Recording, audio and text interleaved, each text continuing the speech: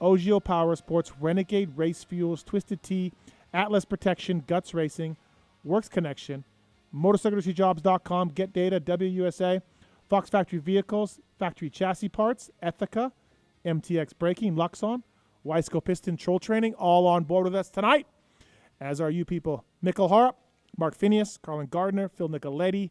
Who knows what else we'll do tonight. But back in studio, huge demand. I think this is his third time in. He's a mechanic at Beta USA for Mitchell Oldenburg. He's a legend in the mechanic circles, some say. Taylor Muto, what's up, buddy? How are you, Muto? Good, man. Thanks for having me back. back. Thanks for coming in. Third time? Third time. Wow. Yeah, third time. Wow. Just rolling now. You're in the mix. Just big pulp guy. Yeah. Big co-host. You met some listeners at the races, though? Yeah. Week? Yeah. I guess I was kind of addicted to one at Washougal at the end of the race, he said, but I apologize. I was like, hey, dude, I was end of the day washing the bike, starting to tear it down. He's like, I got it. Dude, trust me, I've been there. Yeah. And that is the worst part of the day. Tearing down at a national at the end of the day, especially if a rider doesn't do that well. And you got a lot to do, so you don't want to spend a bunch of time talking. Right. But the guy was cool. All right. Okay. Thanks for coming in. Appreciate it. Straight from Unadilla. I wasn't there this weekend. You probably didn't need to be there either. Oldenburg, first turn crash with Freddie. Yeah. Hits his arm and goes numb. Can't feel his clutch and everything. Yeah, he couldn't really just grip with his left hand anymore, and he was nervous. He might have rebroke it because it's the same arm that he broke in San Diego, but it looks to be okay. Now it's just kind of just make sure it's working as it normally should as the week goes on. But yeah, it was a lot of work for a little day. But it happens. It happens. Right? Yeah, absolutely. I've been there. Ferry too. Butts Creek, 05, put his knee down. He already had a bad MCL or ACL. Put his knee down early in the first moto, and we were done. And that was done for the year. He never came back for the year.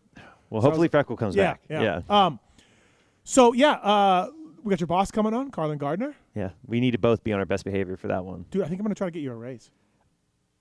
I'm not going to say no to it, but they take good care of me. Yeah, but you can take better care of you. Yeah. We know your outdoor bonus program hasn't been amazing. Yeah. Hey, Freckle's been getting better though. Yeah. We've been making progress. It started off horribly. Yeah. We had been getting better. Well, we peaked at Washougal, got a really good suspension setting, and he really liked it. And then it's like, all right, let's go see what we can do at Dilla. And then, the sight lap, it looked really good. The bike was handling great on the sight lap. And, if he wouldn't have hooked up so well on the start, maybe he wouldn't have got caught up in the carnage. No, that happens. So on Twitter, you asked me about framing the bike. Did we framed it? Yeah, we framed it. I didn't. When you replied, though, I didn't realize, too. I didn't think about it right away. I was on a dog walk when I saw that. You went through qualifying, so you did do 2 15-minute sessions or whatever. So. Well, we didn't frame at Washougal because we were worried about getting the semi to Loretta's in time. Yep. And I was like, if I framed at Loretta's, it was going to take it would have just taken way longer, the urgency, build day, the urgency's there where you're going to hammer it out. So I took the harness off, put a new engine in it, and looked it over, but I was like, no, I should do it. There's only a couple more build days left outdoors. Yeah, if you hadn't done it, if you had done it before Washougal, maybe not. But. Yeah, it would have been questionable if I would have done it. Sure. Hey, Loretta's winning crew chief for you, just crushing that event. Oh, yeah. The story of the week, Zach Osborne. I think I found my calling. I think I need to aim to get promoted to crew chief at some point in my tournament beta. Yeah, we can work on that because, as we know, we're how Phil on tonight. The two-stroke championships didn't go so well, but, you kind of redeemed yourself at the biggest amateur national in the country. I've never been more back. Beta USA just has the best vet amateur program in the country, if not the world. Yeah. And, some say the world. Yeah, me and Carlen spearheaded that, Yep. So what are you going to do? Zacho's mad at me right now. Shocker. A couple reasons. We'll get into that later on, but Zacho's mad at me. So we'll try to address that, later on. Taking your phone call, holding things down in the corner over there. Tits Legendary. What's up, Tits? I'm back, and it feels good. Thanks for coming in, buddy. Yeah, I'm glad to be here. Some people say you don't like working here, but I don't see that. Sometimes. Yeah, okay. But today I'm happy to be here. Great. So yeah. Good to have you here. Okay. Good to see you again, Tits. Yes. Nice to meet you. Yeah. Unbelievable, huh? Unbelievable. Expect nothing less. Dude, he's a concrete king of Vegas. Little people like you and I, we don't register. Yeah. When you're the concrete king. He's probably upset I didn't kiss his feet first. Yeah. No, so I get it. That's that's my bad. Yeah. Can you fix what's going on at fucking Dean Martin in Warm Springs? Yeah, I'll work on it. Damn construction. I'll make some calls. All right. Working the cameras, holding things down over there. I think we're on YouTube. We weren't on Thursday. I hope we are today. Nobody knows. The Travis Marks. What's up, Marks? Probably, maybe. I don't know. How are you? I'm fine. Yeah, you good? I'm always happy to be here, by the way. Oh, really? Yeah, always. Thank you, buddy. Appreciate Every it. time. Yeah. And I miss being here when I'm not. I don't think that's true. Who's looking for a raise here today, me or Marks? You'll never know. You'll never It's know. unbelievable. By the way, Taylor Muto brought to you by the folks at OGIO. Our guys, OGIO. Whatever you need from those guys, whether it's travel bags, whether it's gear bags, they've got it. Pulp15 is a code to save at OGIOPowersports.com. Don't go to OGIO website with the golf bags, all right? OGIOPowersports.com. Use the code Pulp15, saves you money. Get yourself a backpack for traveling. Get yourself a carry-on bag or a big-ass gear bag, or get the dozer bag. It's got 3 wheels on it, Muto. Oh, wow. Huge. Bringing you Muto from Beta, OGIO Power Sports. Pulp20 code saves you at Maxima and Pro Filter too as well. Love those guys. And Pulp20 code gets you a pre-oiled, ready-to-use air and oil filter for your dirt bike, side-by-side, street bike, whatever it is. And then, of course, 927 for your 2-stroke, which the Beta, that 350 is selling out everywhere. Oh, yeah. Hot It's commodity. Hot commodity. Use 927 in your Beta 350, or use one of the 4-stroke oils they got, Monster Energy Pro Circuit or Monster Energy Kawasaki, using that as well. All right, Pulp20 code. Yeah, man, Hunter Lawrence. If there's one place you don't want to crash, it's right there, dude. That was not good. DNF. All of a sudden, this thing goes from 12 up to Hunter controlling it to basically, needing to kind of just win maybe one more moto because he won the first moto.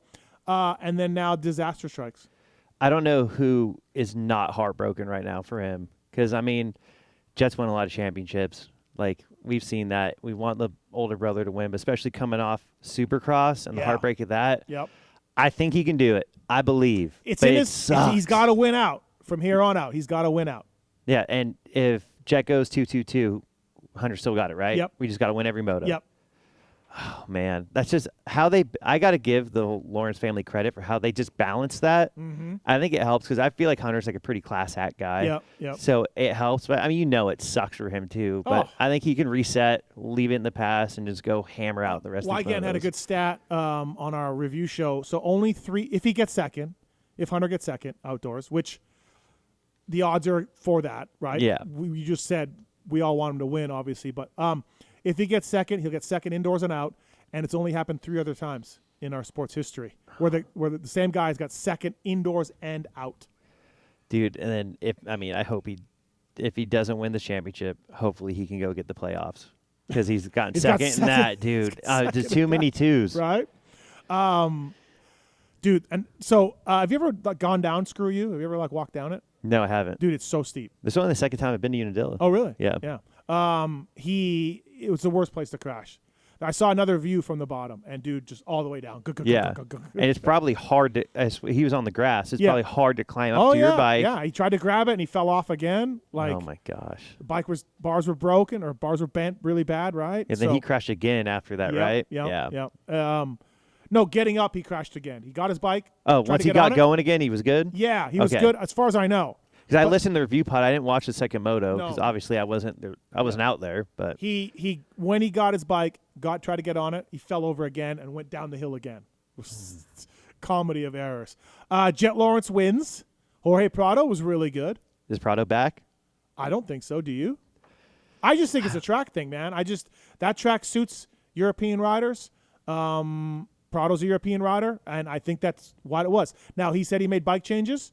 So the proof is in the pudding coming this weekend. If he can at least run with the brothers a little bit.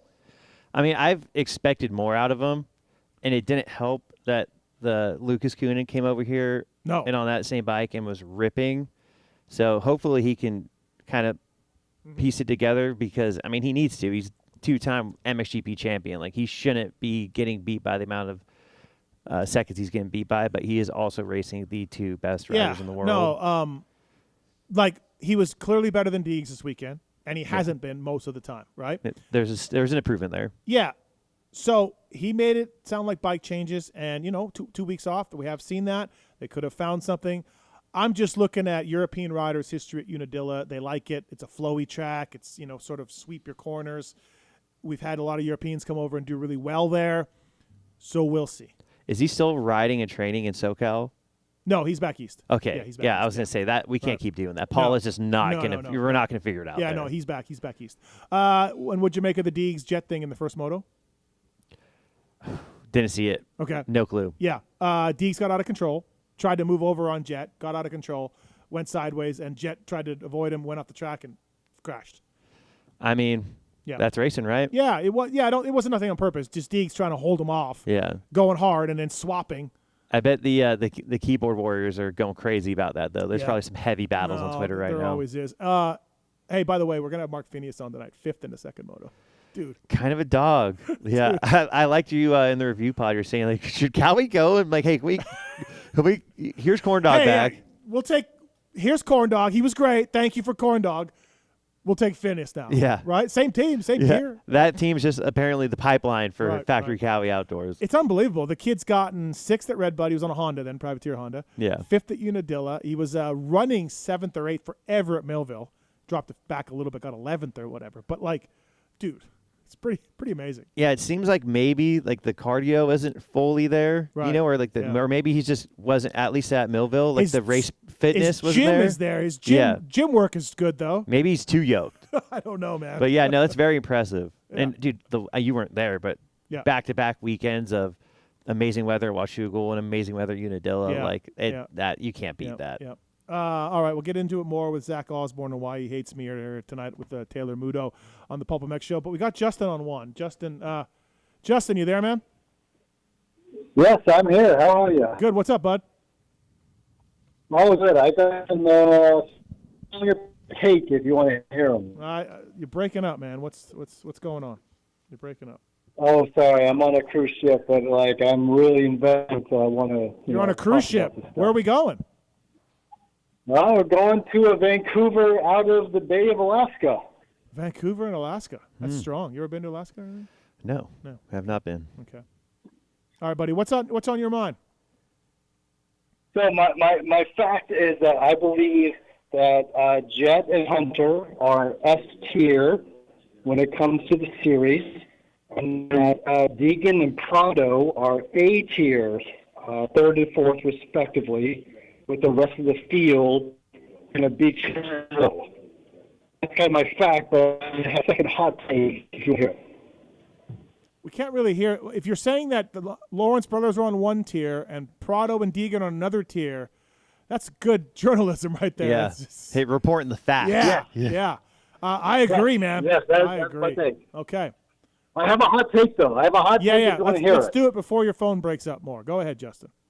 Thank you. My hot take is Deegan will be 3rd tier, just like the LaRocca and a 3rd tier for the rest of his career. Okay. As a Lawrence along to the line. That's all right. We're breaking up, but we got you, Justin. Deegan is 3rd tier at the rest of his career. I mean, sure, dude. One outdoor season. Yeah, he's never going to get to that level. Like, come on, man. I mean, he's based off what we're seeing. You've chosen to be a co-host. What we're seeing right now, he's not factually wrong, but I mean, it's way too early to call it. Look, Deegan's putting up a good fight. He's riding well, but at the end of the moto, he's pretty fucking far back. Yeah, you know what I mean. Yeah. So like, he's got some work to do, some serious work to do, and I think he'll be worse in Supercross. Yeah, I mean, it's a learning process, right? Like if we judged Coop off his first couple 450 seasons, like, oh, Coop's not going to be good, and he's a 3-time champ now. I mean, we got to wait and see, but I mean, right now he's not at their level. He's getting closer, and depending on the track, he's closer. Sometimes he's farther back, but the proof's not really all laid out there yet. No, you're right, and he'll look. The program is strong. He works hard. He's in shape, so. You got to think they're going to work on all of that. But he does. I think he needs to change his riding style a little bit. Yeah. To me. But you can't rev that thing out, bind that thing up. Yeah. I mean, it's not going to work. Right. 702-586-PULP. Give us a call. Mikkel Haarup coming up here on from the Triumph Show. 250-wise, is that the best moto Levi Kitchens ever raced? Dude, as a pro? When he's clicking, it looks so good. Like just the tall, lanky. I love seeing that style on a bike. But it does seem like, like he's kind of found it. Obviously, he had some bad luck in the second moto, but hopefully, I mean, we're gonna have a good battle. I think in the 250 class, it's gonna come down to the final motos. That second moto start was like another star guy forcing. Yeah. Everybody that went straight. Dude, that was crazy. Like that was crazy. I mean, they're not doing it on purpose. I'm not sitting here saying that. I'm not any kind of conspiracy guy. But, like, the star kids have been making rookie mistakes, and it's costing everyone around them. Yeah. You know? Well, a little bit to me. They're all horned up, man. They're all fighting for a ride. They're on build day. There's 10 easy ups out there, man. Something's got to give. So. Off the track in the first moto or second moto, and then, basically 38th to 6th for Levi. Yeah. Second overall, but I mean, he lost more points to Cole Davies. So, yeah, it's it's just like with Hunter. It's still possible. Yeah. But yeah, he's just got to help himself out in the start, but he can't. I think that first moto was seriously the best I've ever seen him ride. Like, it was so good. It looked easy. Yeah. And like I saw the mechanic break him on the pit board. I'm like, I feel like to Davies. Yeah. Or to Levi. To Levi, like to break Davies. Yeah, got it. Like I feel like he's already done that, but he just kept it on, and I'm like, oh God, like don't make a mistake, like with this gap. Yep. But yeah, he managed it well, and he was on rails out there. Davies' practice crash was pretty good too. I think that affected him in the first moto a little bit. I'm surprised he wasn't hurt, man. Because that's one of those you just stick. Did you talk much to Benny or Zacho? Zacho's bike broke in Moto 2 early, but did you talk much to Benny about the track? Like, what was he saying about it? Did you? Like, it looked brutal. I mean, it was gnarly. Like we made a couple of changes to make him more comfortable, which in the first practice, which helped throughout the rest of the motos. Yeah. But no, I think the main thing was just we went away from the scoop tire pretty early. Zacho stayed on it, but Benny went away from that, and I think that just helped him with just confidence and with traction. Yeah. Yeah, the scoop is, God damn, these guys, they just can't get away from it. Dude, so many people were still running it. I know. I heard most guys were running it, and when you look at that second moto and the way it broke down, but that's what these guys do, man. Now, you talk to Dunlop guys, they'll tell you the new scoop or whatever that came out a little while ago is much better on side angle. They'll tell you that, but I don't know, man. Yeah. I feel like he should have probably stuck with it because, I mean, with the system, the new tech system we run, the Prolock system, like we could just lower the pressure to help with that. But, I mean, if it's when, the riders, like if they think it's going to be better, we can get the same mechanical performance, scoop to non-scoop. If Benny thinks going non-scoop is going to be better, then it's going to help him mentally and he's going to feel better about it. These tracks at the end of the day don't look to me to be scoop tracks. They just don't. Like, I know I get the start. I get it. I think MX Sports needs to look at a little bit of not tilling it as deep. Yeah. All these tracks have their own individual guys that want to make it look like a golf course and just be perfect. But I think if we stopped doing it as much, the scoop wouldn't become as important, and then we can maybe people get away from it. People get away from it a little bit. But you almost have to rip the start. So I feel like half the time they're just doing it just for the start. But look, when I was a mechanic, we made a lot of bike changes and bike setup for the start. Yeah. Like ignition curves back then, we only had 2 to choose from, or gearing. We always said, what's going to go on the start? Let's sacrifice everything else. That's just what you do. That's how Freckle is in Supercross, too. Yeah. He's like, I wanted my bike to be as good as it can be for the start, and then I can deal with it else. Yeah, everything else out there. That's the way you got to do it. So if these starts weren't dissed as much, all right, Taylor Muto here in studio. We got the Race Tech Rant coming up. You have one from Loretta's? Oh, yeah. Got a Beta USA I Don't Know Man. I got that coming up with Phil when he comes on the show. X-Brand Goggle Terrace. We got T-Dog here. Oh. Right in person. Love that. Yeah. He's here. Part of the Moser crew. Hey, watch what you say around him, too. Yeah. Yeah. Absolutely. It's got the Beta USA I Don't Know Man. And then we got the motorsport.com tweet at Tits segment as well. All right. Ron's on one. What's up, Ron? Steve, how you doing? Good, man. Good. Calling from Ohio. First time, long time, all that fun stuff. Just want to say the app's great, and you guys are just doing God's work for the moto community. So kudos there. Very nice. Appreciate that. Thank you. Did have a little bit of a hot take though on the Deegan bed bug comments. Yeah. I'm a big Deegan fan. Us Americans, we got to have a fellow American to root for. He's got a lot of work to do before he catches them Lawrence brothers. But however, I feel the generalization that all Deegan fans are bud bugs might be a bit much. Well, no, you're right. My 2 cents. You're right. It's just there's like even today we did the review show from Unadilla, me, Weege, and JT. We barely talked about Hayden. He had a good race, but like whatever, it wasn't amazing. And dude, they just all you guys flood the YouTube, and it ends up being some sort of argument about Deegs. It's like no one cares, man. He had a good race, pretty uneventful, and then it turns into this fucking slop of bed bugs. Yeah. So I do feel for you, Ron. You know, you seem like a nice, well-spoken, nice gentleman. He sounds like Ron. How old are you, if I can ask?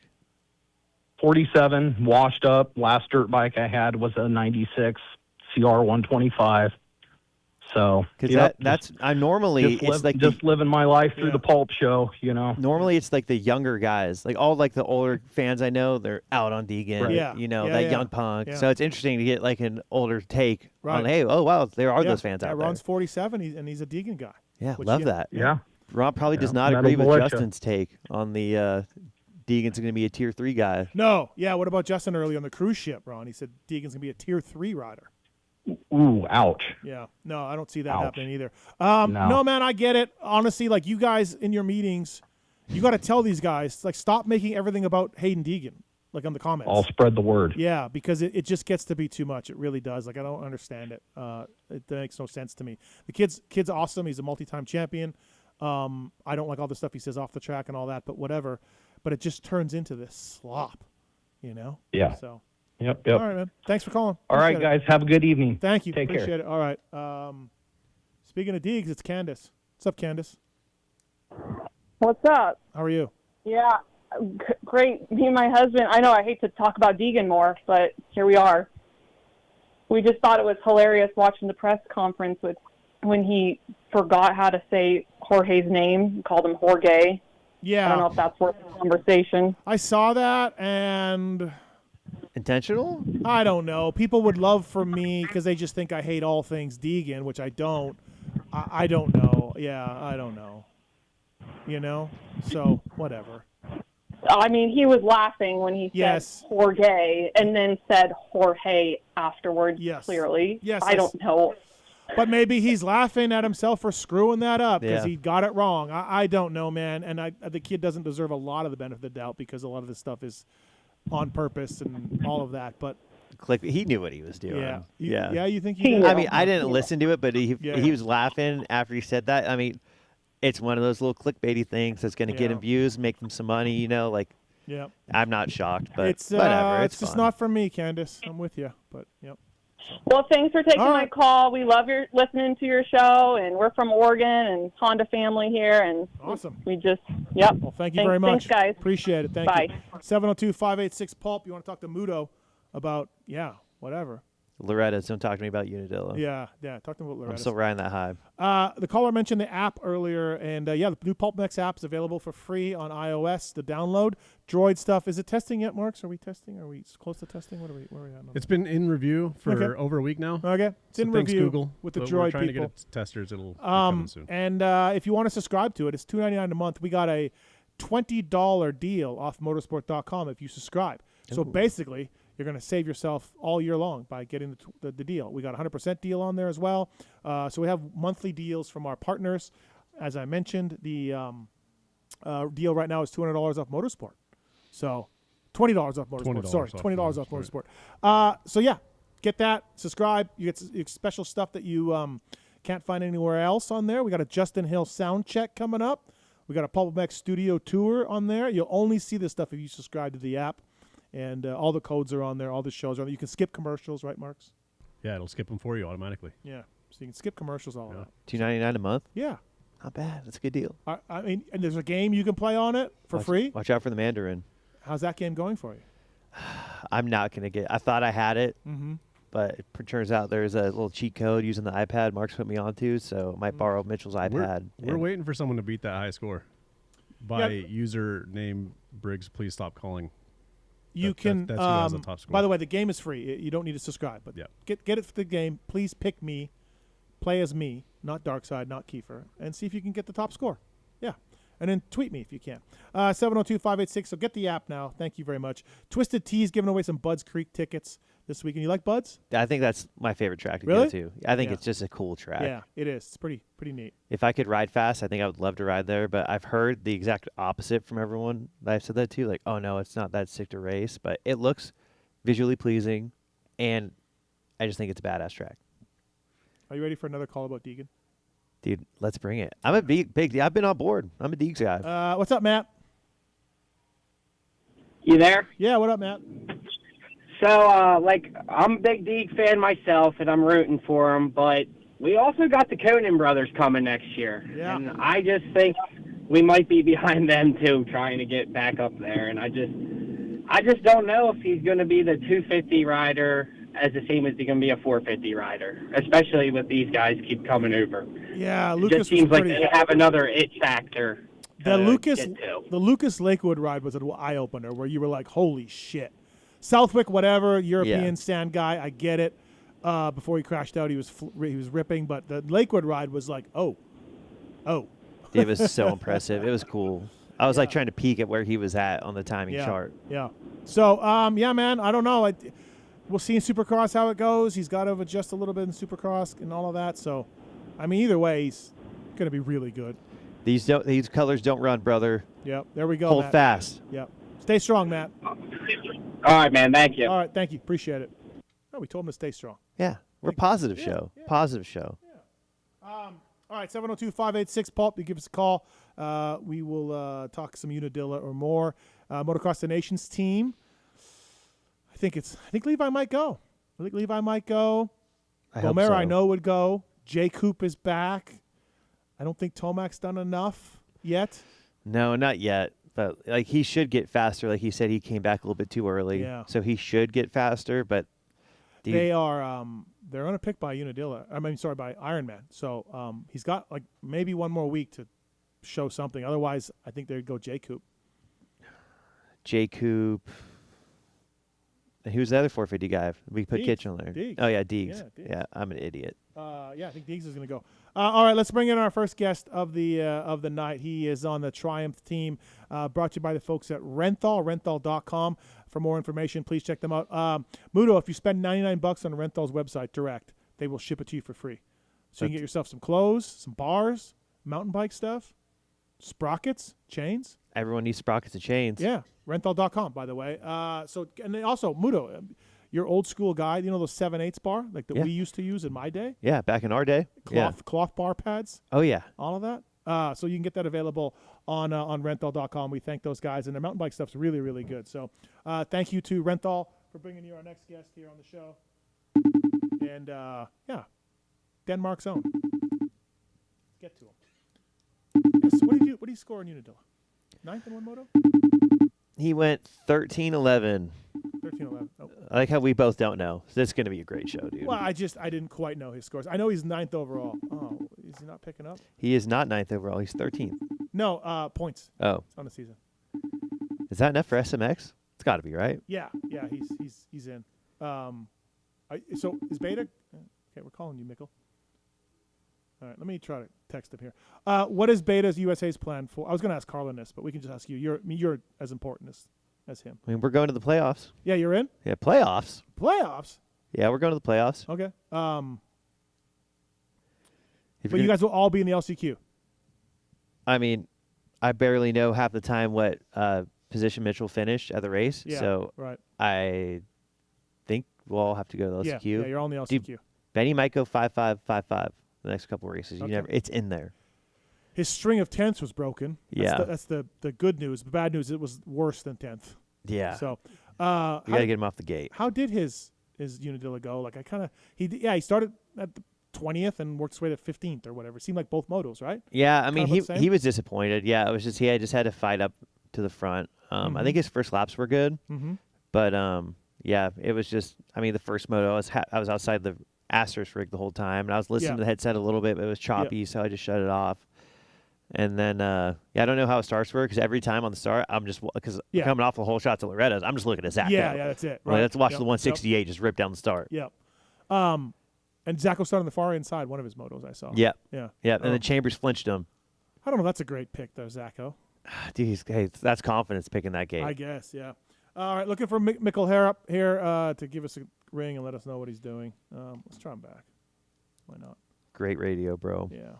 This is what happens with the FaceTime. MTX Braking, by the way. Use code PulpMX to save at mtxbraking.com.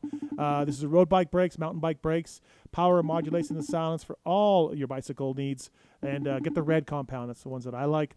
mtxbraking.com. Use code PulpMX when buying direct.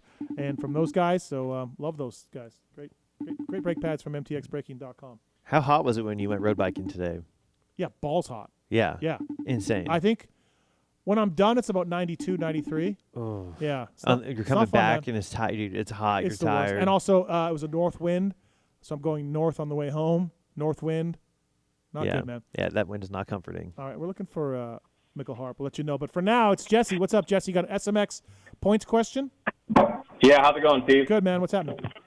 Okay, correct me if I'm wrong here, but they award a championship for Supercross, they award a championship for motocross, they give one for SMX, but there's not one for the guy that gets the most points for everything combined. I mean, that kind of is the SMX. You go into SMX stage, but there's no championship. No. Yeah, like Hunter's, who knows what's going to happen with this championship for outdoors, but I was looking at the standings the other day. It's like a couple 100 points ahead of everybody else. It seems so insane to me that they wouldn't give somebody something for sticking it out through the whole thing. They've never done it, right? Like that's how they did national numbers forever. They looked at your season point totals, and Andrew Short was number one for a few years. Timmy Ferry was number 2 or 3 one year I worked for him. They just never done it. They've never given an overall award for the combined points. They probably should. Like, why not? I mean, now that they combine the series, it just seems like somebody should get something for all that effort. You know what I mean? That's a better point, Jess, because when they didn't count it, Supercross and Motocross didn't like each other. Yeah. So why would they count it? You're right. But now everyone loves each other. So why not give them something? I mean, we don't have a sponsor. That 511 people, those camouflage clothing guys, can't they step up and make a trophy? I mean, some recognition would be nice. Somebody's got to do it. Yeah, it's be a nice good idea. that. You know what? We got Mike Mewey from Supercross coming in studio next week. He will be in All studio. right, put it on the list. Bring it up. I'm going to put it on the list, man. Look, you know what? I'm writing it down right now. Combined championship. Because you're right, man. Like, look, it's really fucking hard to stay healthy in our sport. It's really hard to go fucking fast. So if you stay healthy and you go fast, like, you should get something. Yeah. Yeah. And why are we putting that graphic up all the time? It's just for a seed position, right? Like, it is seeding, right? Yep, it is seeding. Well, let's make it mean something. Well, there's a benefit to it in the aspect if you start with more points, obviously. But like Justin Cooper, like you do. Okay, just think of this. Like Justin Cooper last year, like number 1 ranked overall rider, you get 3 points. Thanks for coming out. Here's 3 extra points over everybody. Right? Yeah, like they should maybe just give a bigger gap. You know, but then obviously it's only 3 race playoffs, so that makes it harder to. If Jet's still not healthy and he just dominates it all, then it's like, oh well, he's obviously going to win. But we got double, triple points, so whatever. I don't know. I'm with you, man. And it doesn't have to be $1 million and a massive thing, but like give the guy something and like a trophy for overall points for the entire season. I just think that's I'm with you. A huge accomplishment to stick in there and hey, I scored more points than everybody. In Hunter's case, an extra couple 100 points than everybody right now. It seems so silly. No, I'm with you, man. And again, like I said, for years, Supercross and Motocross never talked. They never really liked each other. But we're all together now. We're kumbaya. Right. Give them $50,000. That's cool. Where are we getting $50,000? Make it 100. 511. The rest. Yeah, listen, 511. Yeah. $50,000. The 511.50. Yeah. Right there. Hey, you're welcome. welcome. Muto. All right. Thanks, buddy. Appreciate the call. Guys. Thank you. I appreciate it. All right. 511, you cheap bastards. Now we're just railing on 511 for like no reason. Probably a good brand. I'm an OGIO guy. Probably a good company. No, but let's step they up. don't make bags. They make clothing. I'll be honest. I have no idea what they make clothing. But they just need to give somebody $50,000. What about Liquid Molly? They need to $50,000 from Liquid Molly. They're doing great. We can keep that resources at Beta. Okay. You know, Fiji could come back in. You know, hey, I'd love that. Everyone would win from that. What happened to Fiji? Dude, I'm at the bottom of the totem pole, Steve. I have no idea. Do I need to ask the dog in the Instagram videos? Dude, Melly Mondays is a hit. Who is that dog? That's the owner's daughter's dog. Okay. Little shop dogs cruise around. We got multiple shop dogs, dude. Okay. Real inclusive space. Yeah, I really like it. I'm a big fan of dogs, so I look forward to that. Yeah, Chad, our media guy, dude, he crushes it. Like he's got so many good ideas. Like he absolutely crushes it. So he's above you? Probably, yeah. like I mean, physically, his office is above me. Oh, yeah, okay. I mean, every time he rolls in, it's just Chatty Daddy has some just absolute banger of an idea. Listen, I like dogs. I'm an animal guy, so keep that up over there at Beta USA. Dude, not going anywhere. Hey, by the way, flyracing.com. Cooper Webb wearing Fly Racing, crashing on the sight lap start. That was great in his Fly Racing gear. Yeah, I heard people going crazy. I'm like, what happened? I had no idea. And I saw the video. I'm like, oh, Coop. Oh, that's tough. I like that he made fun of himself, though. Yeah, you have to. Yeah. You have to. There's no way to Chance handle Hymas really rode well this weekend in Fly Racing gear. RJ Hampshire, of course, as well. Code PulpMX saves you with Fly Racing. They got new Blueprint protection line out, and check it out, man. It's really, really good stuff. It's got the Rheon technology in it. I wore it at the 2027 Honda test. I wore my Fly Racing stuff, so Underguard, I liked it. And they got new Adventure Touring gear as well out there. And, of course, the 2027 gear is out. So flyracing.com. No answer from Haarup. No text back. No anything. He's out. Tits. Let's see if we can just move right to our next guest, Phil Nicoletti. Unless Mikkel texts us, and then we'll dump Phil again. Dude, speaking of Fly, that solo shot and Lux Turner just pushing his bike off. Yeah. Like, dude, hey, we don't need to do that. That's not good for anybody. How about AP coming back this weekend? Bike problems in both motos. That's such a bummer. Like, I saw him walking by the Asterisk Unix. I was out there waiting for Mitchell to get out, and I'm like, dude, you all right? And he's like, yeah, man, sometimes it just happens. Yeah, he was like, sometimes. He's all-timer. Yeah. He's an all-timer. I feel like he's had bad luck this summer. Yeah, he kind of has, right? I feel bad for AP, but it's good to see him back, and hopefully you can figure it out. Poor Jay. I doubt it was Jay's fault, but as a mechanic, it is your bike. Yeah, you just can't wait until they figure out that it's not your fault, because you're just spinning like, oh my God, what did I do wrong? What did I forget? We've all been there for sure.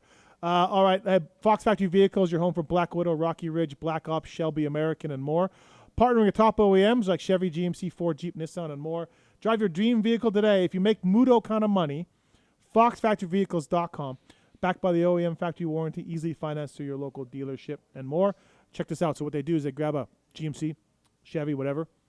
They got 40 aftermarket companies. They bolt it all in the truck, and then they sell it to you like that. Still no Teslas?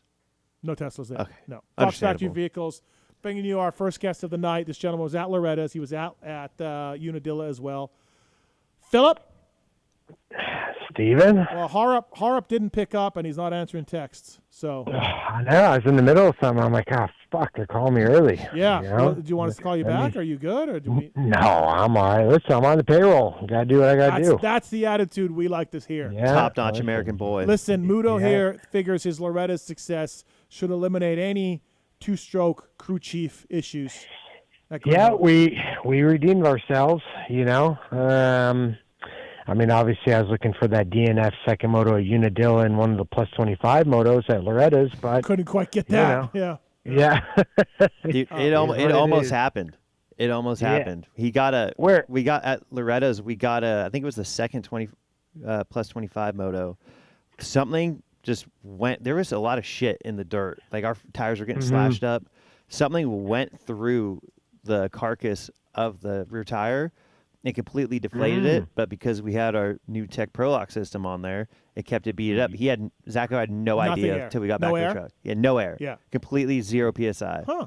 So Dude, that's crazy. I wonder if it was all the riverbed shit that kind of, because when the track gets flooded, if it just like washes up onto the track, you know? It has to be something. The dirt's normally pretty good. Huh.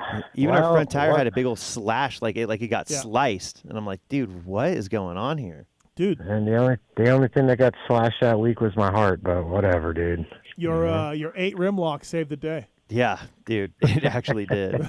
The progression of Phil in the Zacho and Phil videos they did after each day. Yeah. The last one you just got a Coors Light. Yeah. The final one, no shows. I'm like, dude, beautiful, as it should be. Yeah. No, Muto's pretty stoked on that Loretta's performance, Philip. So yeah. Yeah, I mean it was one for the memory books, you know. Listen, if I could talk shit on it, I would, but they did good. You know? Same bike, Dilla and Loretta's? Same bike? Yeah, okay. Yeah, we just got Mitchell's spare bike ready for him. Okay. So it was just the same thing. We just put a new engine in. So whatever you had going wrong at Dilla, which we don't really know, I asked Zacho, he told me his power band broke.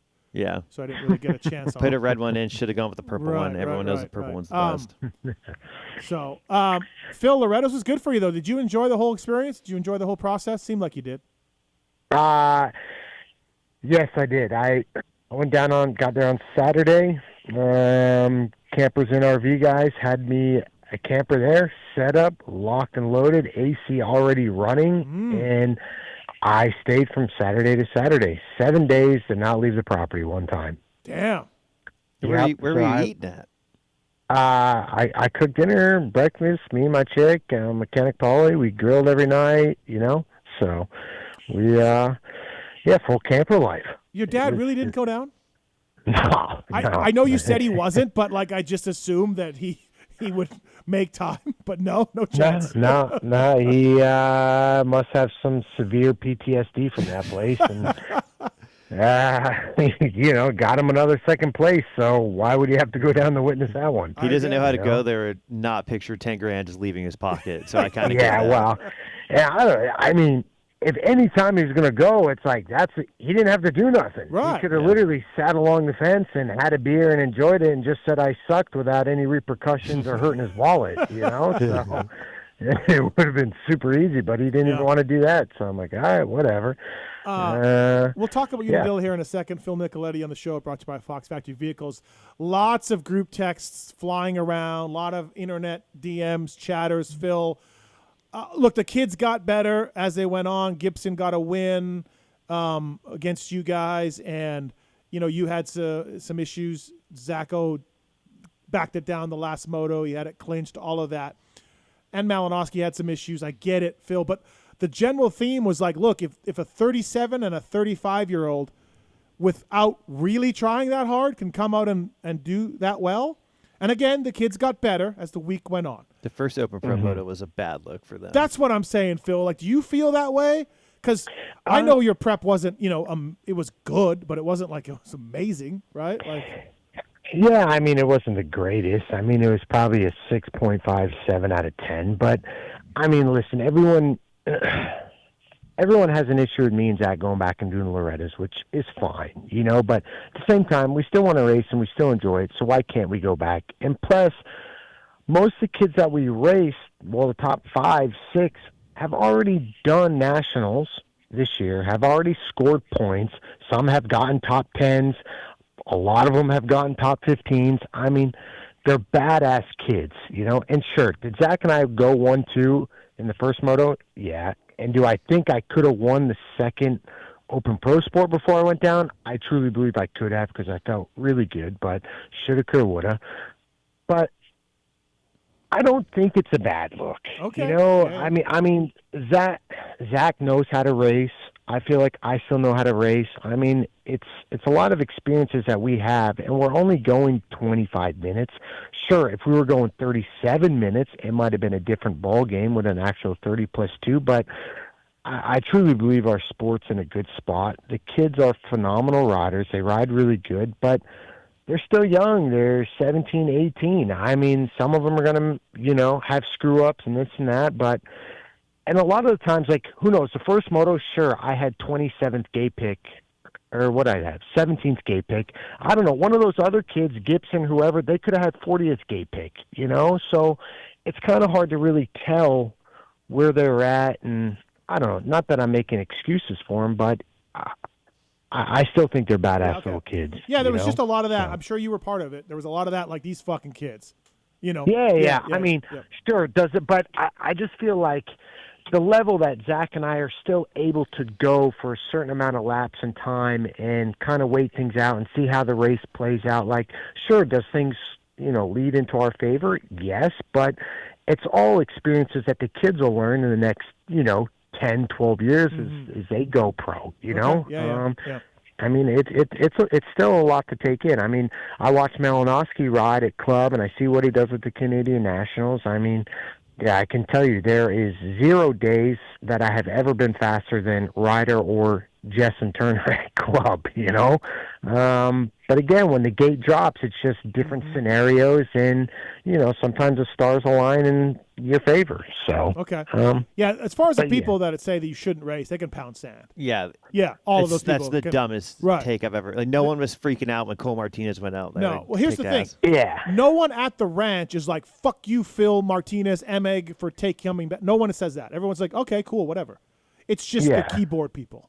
And I get it. It's fine, but sure. And plus 25, is that a little bit of flack? Okay, because a lot of them are just normal guys that enjoy working. But to be honest with you, 99% of the dudes on the line for plus 25 are rad fucking dudes, and they just enjoy riding to ride. Not a lot of them are bitching, and they would come up and talk to Zach and I and have normal conversations.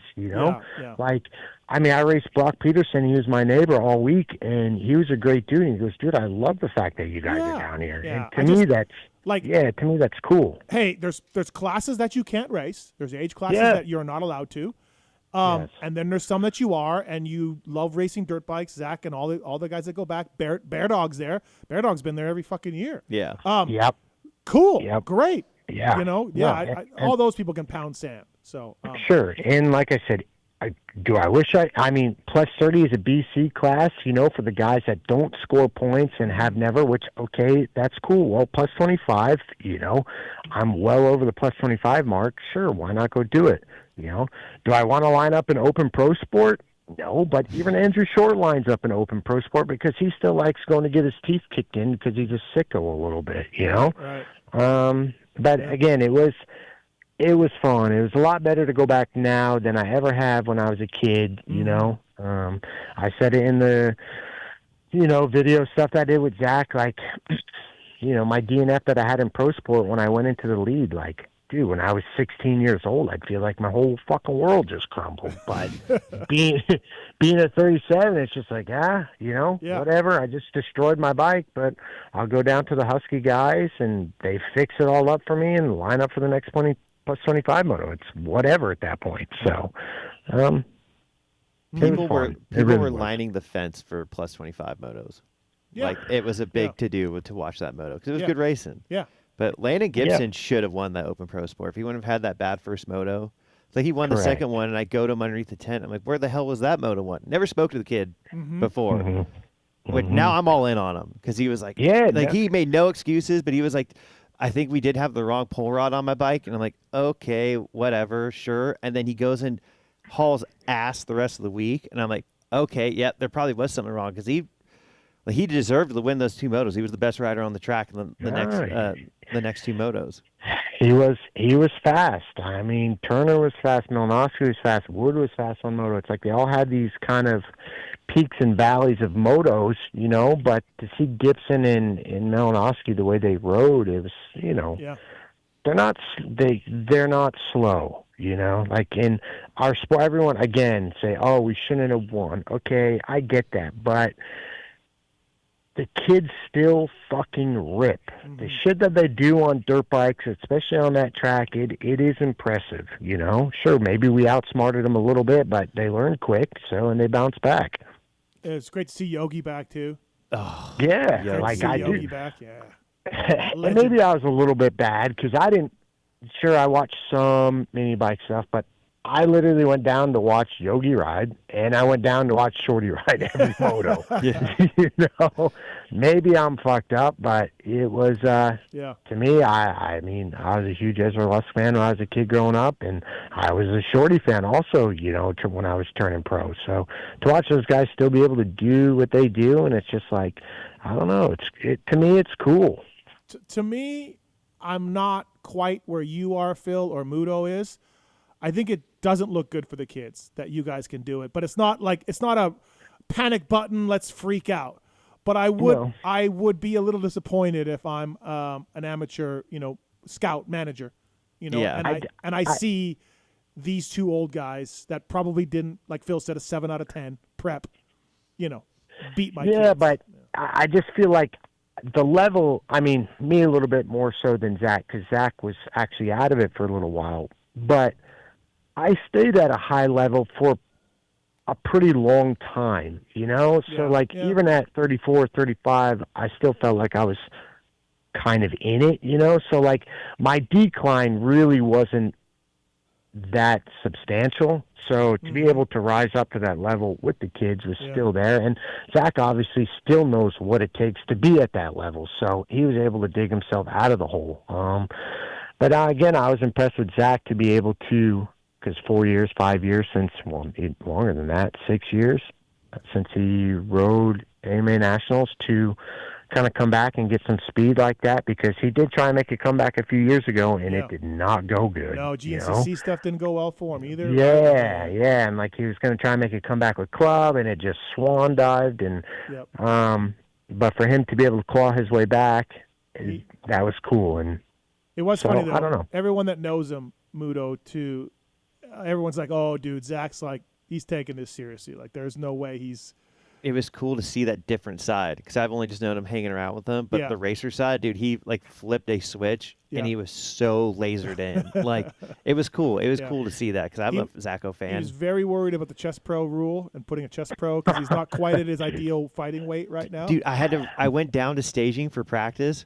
And then he's like, Muto, I just got down. Muto, perfect. Dude, you got to run in my camper and this back drawer right here. I had to run all the way back. We're at the top of the hill where Dunlop is. I had to run all the way back up there, come back down there. He's like, oh, I'm not sure if I need it. Go see if Phil's got his on. And Phil's like, dude, they got to put it on. Tooley said they're checking him.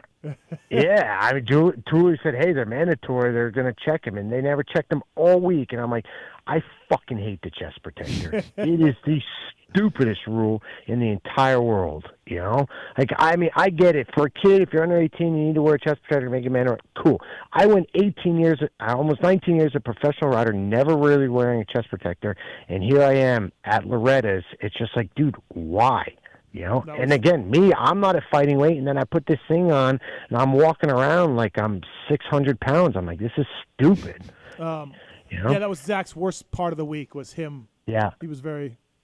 Yeah, and it was A-Ray's. Yeah, A-Ray's worst part, too. It was all of us. Dad bod in full effect out there. A-Ray was just on fire. Dude, I saw his bike smoking in practice. I'm like, dude, no way. And then he goes, and the sight lap, his bike breaks in the first corner. As soon as he gets it fired back up, full elbow drop, just blah, blah, blah, blah, blah, just down go to do the first corner. And then he's abandons the sight lap, just goes straight.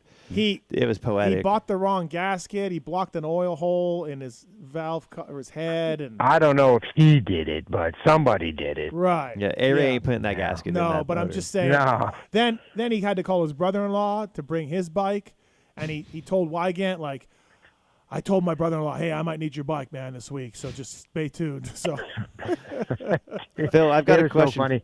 Go ahead. Yeah. No, after practice, his bike was smoking, you know, and he texted me. He's like, I fucking hate this sport. I hate the people. 25 people had already texted me before I even got back from practice that my bike was smoking. How is this possible? And I was like, it's probably Muto. Yeah, I think I might have broke that news, dude. I had to. He rerouted a vent tube wrong up against his header pipe, I guess. Yeah. Yeah, but it doesn't smoke the whole time when he's firing up in the pitch. It just happens when he's riding the course. I don't know, man.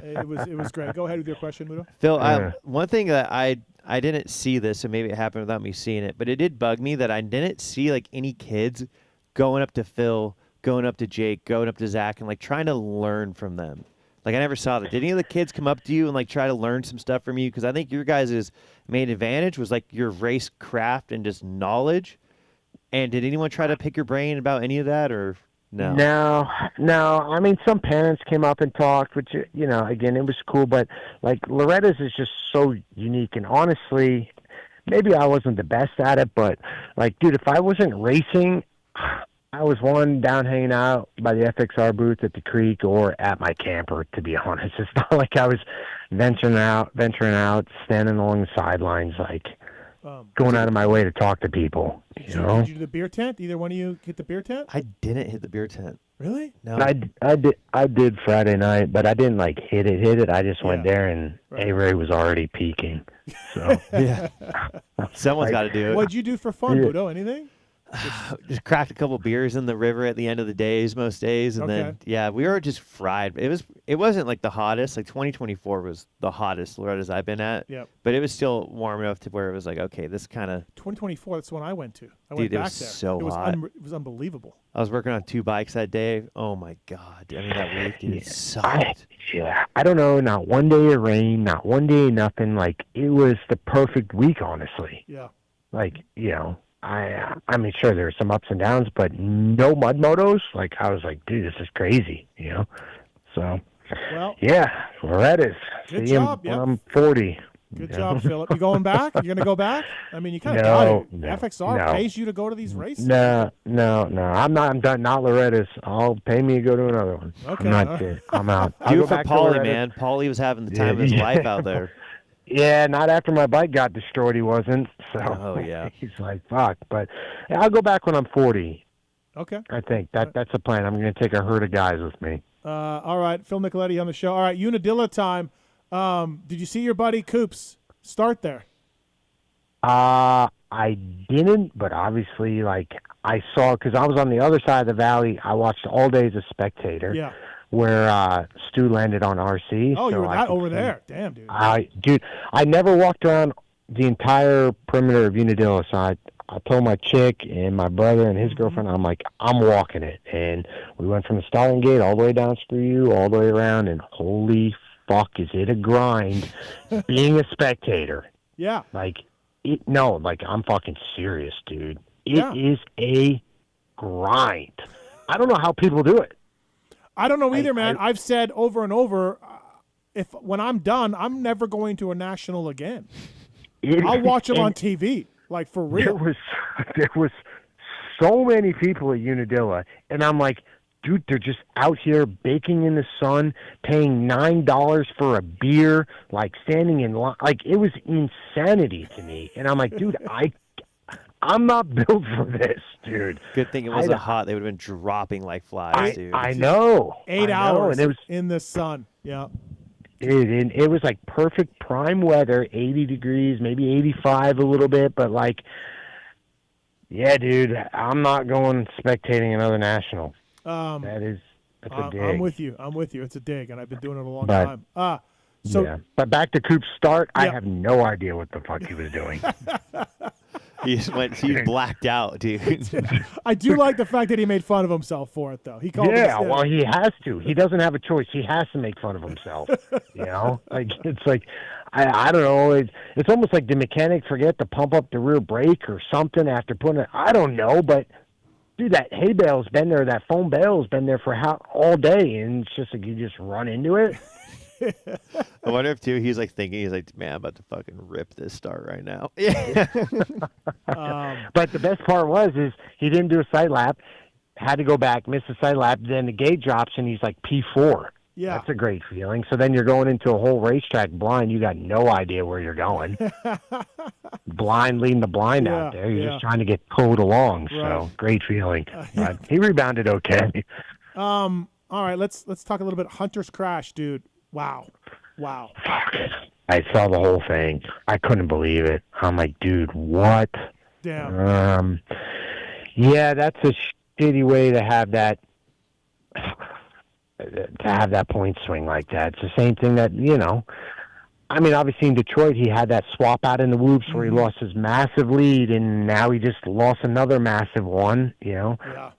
Obviously, there's still 4 motos left, but now you're going up against Jet. I mean, what are the chances he really throws it away? I mean, it's racing. Anything can happen, but it's kind of like slim to none. You got a 22-point swing. Fuck. I saw it from a spectator's view at the bottom, and dude, it was worse than I thought. I was like, oh. Yeah, it was a high side and a half. Is that a paddle? Is that a paddle thing? And second moto tracks baked, and you just. Yeah, I mean, just baked. I don't know if the rut gave out at the top because it kind of normally funnels into one rut. I just think it's same sort of thing that happened to me at Loretta's, only a lot worse. Yeah, true. It just was kind of there and then gone, and then you're just like, you're a passenger. And obviously it happened to him on a, 6-story cliff. So, And then he went to get back on his bike, and then he fell again. And it was just like it compounded, and I felt so bad because Hunter rode so good that first moto, and obviously he got freight trained that second moto. I don't know if that was part of the deal. Maybe he just lost a little concentration. It's odd because to me the track changed a lot. It was so bad, second moto, but whatever they did to Jet, adjustment-wise, obviously worked great. So then I'm like, wait, did they miss a mark with Hunter on the bike change or whatever? Because he didn't look even close to the same. No. So then I was like, wait, what's going on a little bit? Yeah. Yeah, he kind of got freight trained pretty quick in the beginning. But then again, I mean, Jet's first moto really wasn't that bad either. Like, he was ripping as well. Obviously, Hunter got up to an 10-second lead and was able to manage it. And for Jet to close that would have been, close to impossible. But for him to reel Deegs in, pass him, go after Prado, pass him, in the last lap or whatever, like, he was hauling ass. So I was actually really surprised with Jorge's speed. Like, at first I thought he was going to win a moto for a second. Yeah. No, we got into this on the review show a little bit. Me and JT did, and Weege did. Like, Jorge credited bike changes. They let him take some settings from MXGP that he liked, and they let him do it, and he loves the bike. The great thing is we're going to see at Budds Creek, but to me, this is Unadilla assist. Every European rider that we've ever seen has done really well at Unadilla. So we'll see. I'm leaning that way. But maybe not. Yeah, you think? I do. I don't know. I don't think Unadilla is so Europe-like anymore. I don't know.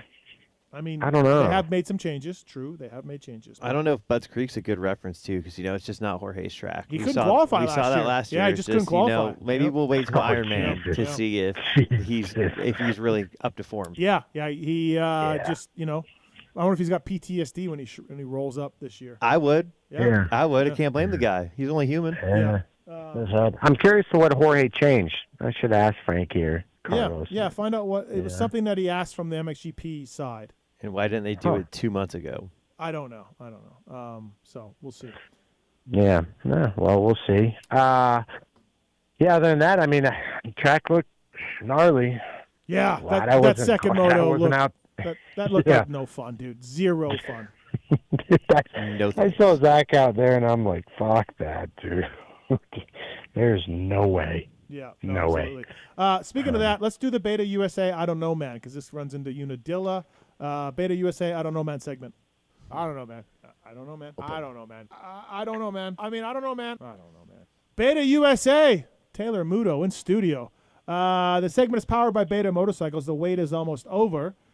The new 250 RXF 4-stroke is coming, or is it here now, Muto? It's here. I wrote it at Loretta's because we displayed it. Okay. Dude, feels so good. Oh, my God. Listen to this guy. What a company man, Phil.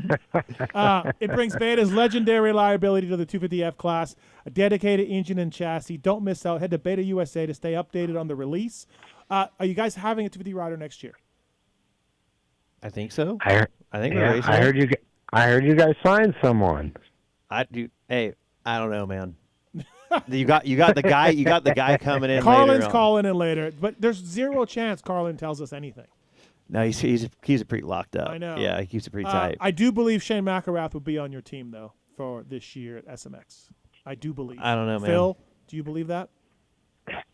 Yeah, I believe it. Okay, so Phil and I believe that. Anyways, Beta USA, I don't know, man. Do you have one, Muto? Yeah. Okay, go ahead. You start.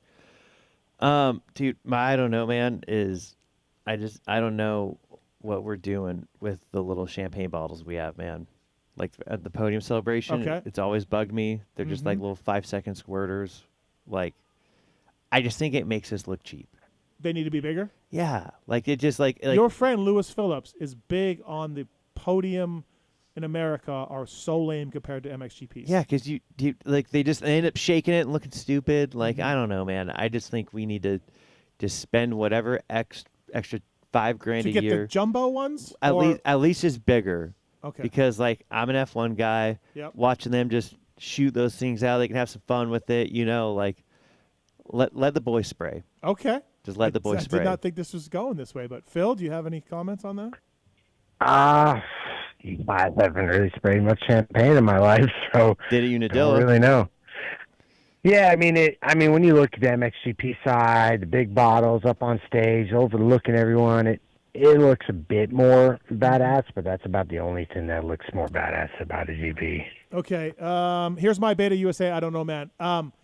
18 riders were penalized for cutting the track at Unadilla. 18 riders. Now, Unadilla is infamous for track cutting. It's easy to do over the years. It's happened a lot. So a little bit of this is Unadilla also.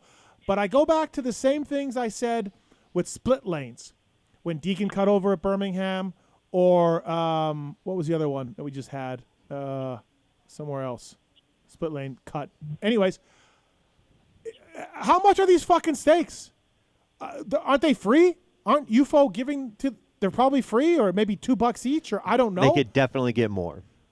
That's what I'm saying. When you go down the 91 freeway on the fast tracks, there's a steak, a plastic, wooden, or white thing, every 3 inches. I mean, it's the United States government has more money than MX Sports, but all right, yeah. Steve, cook it up. Actually, that's more of a private company. That Fast Tracks is a private company. Anyways, it's intimidating to cut over on those when you see so many of them lined up. You're just like, mentally, you're like, nope, nope, nope, like can't do it, can't go there. Now you eventually can because they do just bend over. Yeah. Why don't we just put more stakes everywhere? When we have 18 riders, and by the way, Jessen Turner, I guess, did it 9 times and was penalized 10 license points and a last gate pick. But wait, seriously? Yeah, he had 10 license points. That's amazing. Yes.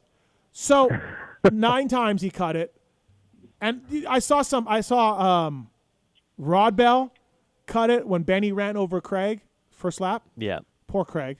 Rod Bell cuts it.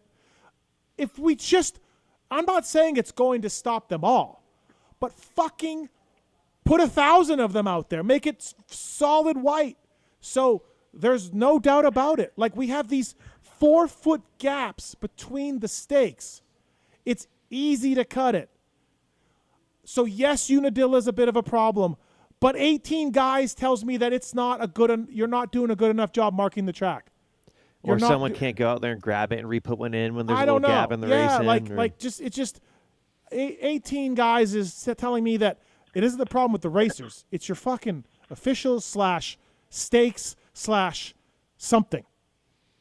That's my Beta USA. I don't know, man.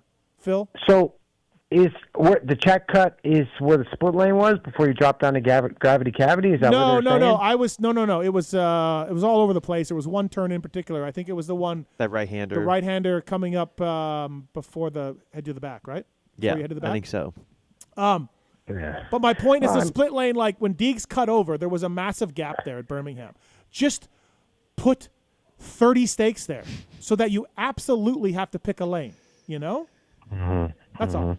Well, I don't know. It just seems like when you're docking that many, it's like High Point when they docked however many people for jumping on the medic flag. Like, do you think there's a problem at that point in time? Like, that's my point. Yes. Instead of looking at promoter or track people or whatever, it's just like, all right, well, obviously it's not just one person that's doing it consistently. It's everyone. It's not like, again, we as riders don't want to jump on a medic flag, you know? But if we can't see it or if it's in a shitty spot and there's fucking 20 people doing it, well, obviously there's a problem. Mm-hmm. Same with the track cut part, you know? Yeah. So, I don't know. It's just like, it's the same thing. Like, there's never any fault on the organization side of things for if something goes wrong. It's just like, oh, dock them, you know? But, again, it's whatever. License points, but, I mean, like Turner getting 10 license and the points last or whatever. Gate pick, the last gate pick is that 10 license points. Yeah, you get it's like, what the I mean,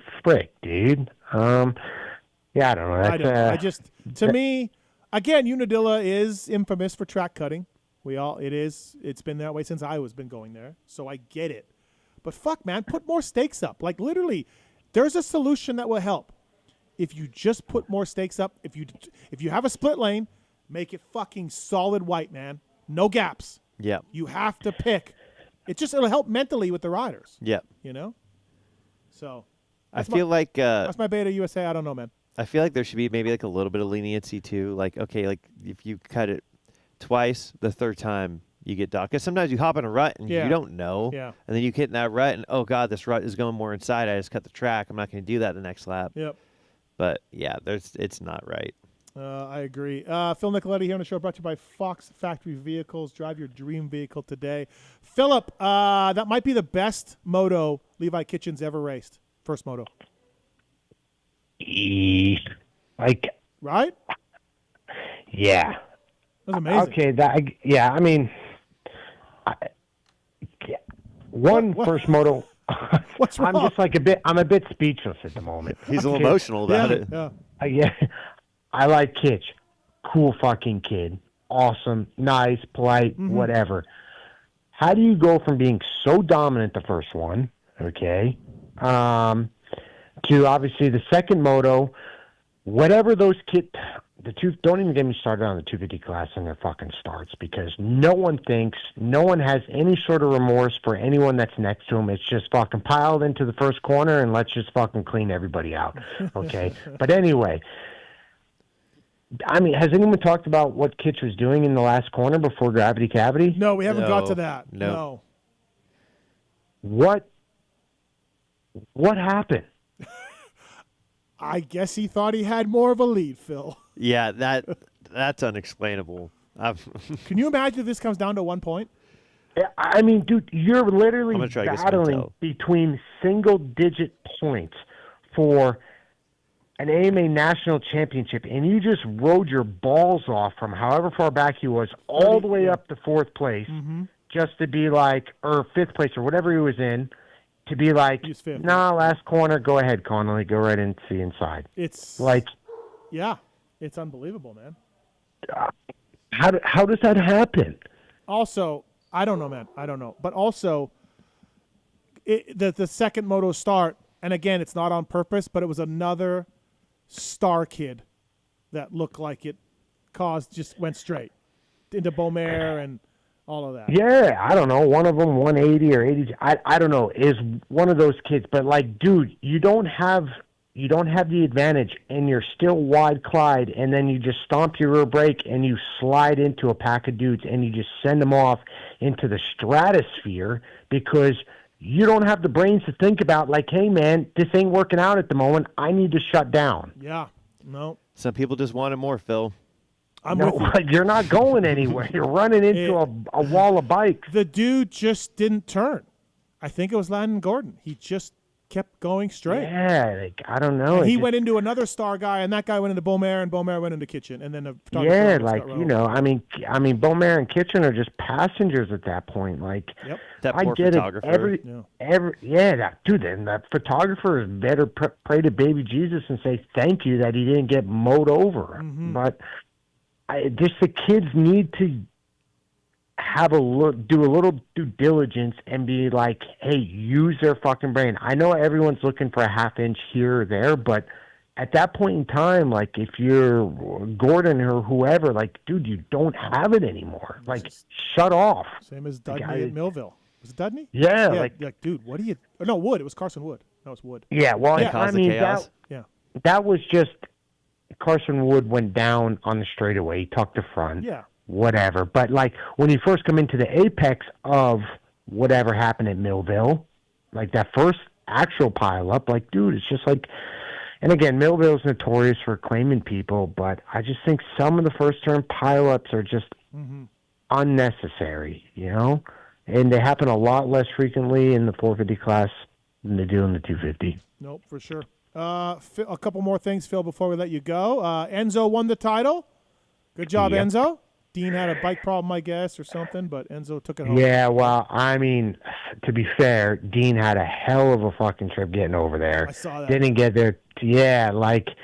I mean, and I think that just kind of put Dean on his back foot, a couple hours of sleep, not having the right prep, whatever. And, like, he was always just a tad off all day. And that just gave Enzo a little bit of an advantage to be able to pounce. And then Enzo went into the second moto second day with a 17-point lead and kind of, pretty easy to manage at that point in time. So, it was good for Enzo. He needed it, and he wanted to beat Dean, and Dean wanted to beat Enzo, and it was a good little rivalry. What about the outdoor title for Enzo? How's that looking? Did I miss a round? He's 6 up? What was that? He's 6 up going into the last round against Kolnoff. Kolnoff's been on a bit of a run. Okay. So they're doing Supercross and Motocross at the same time. They go back and forth, man. Yeah. That's electric.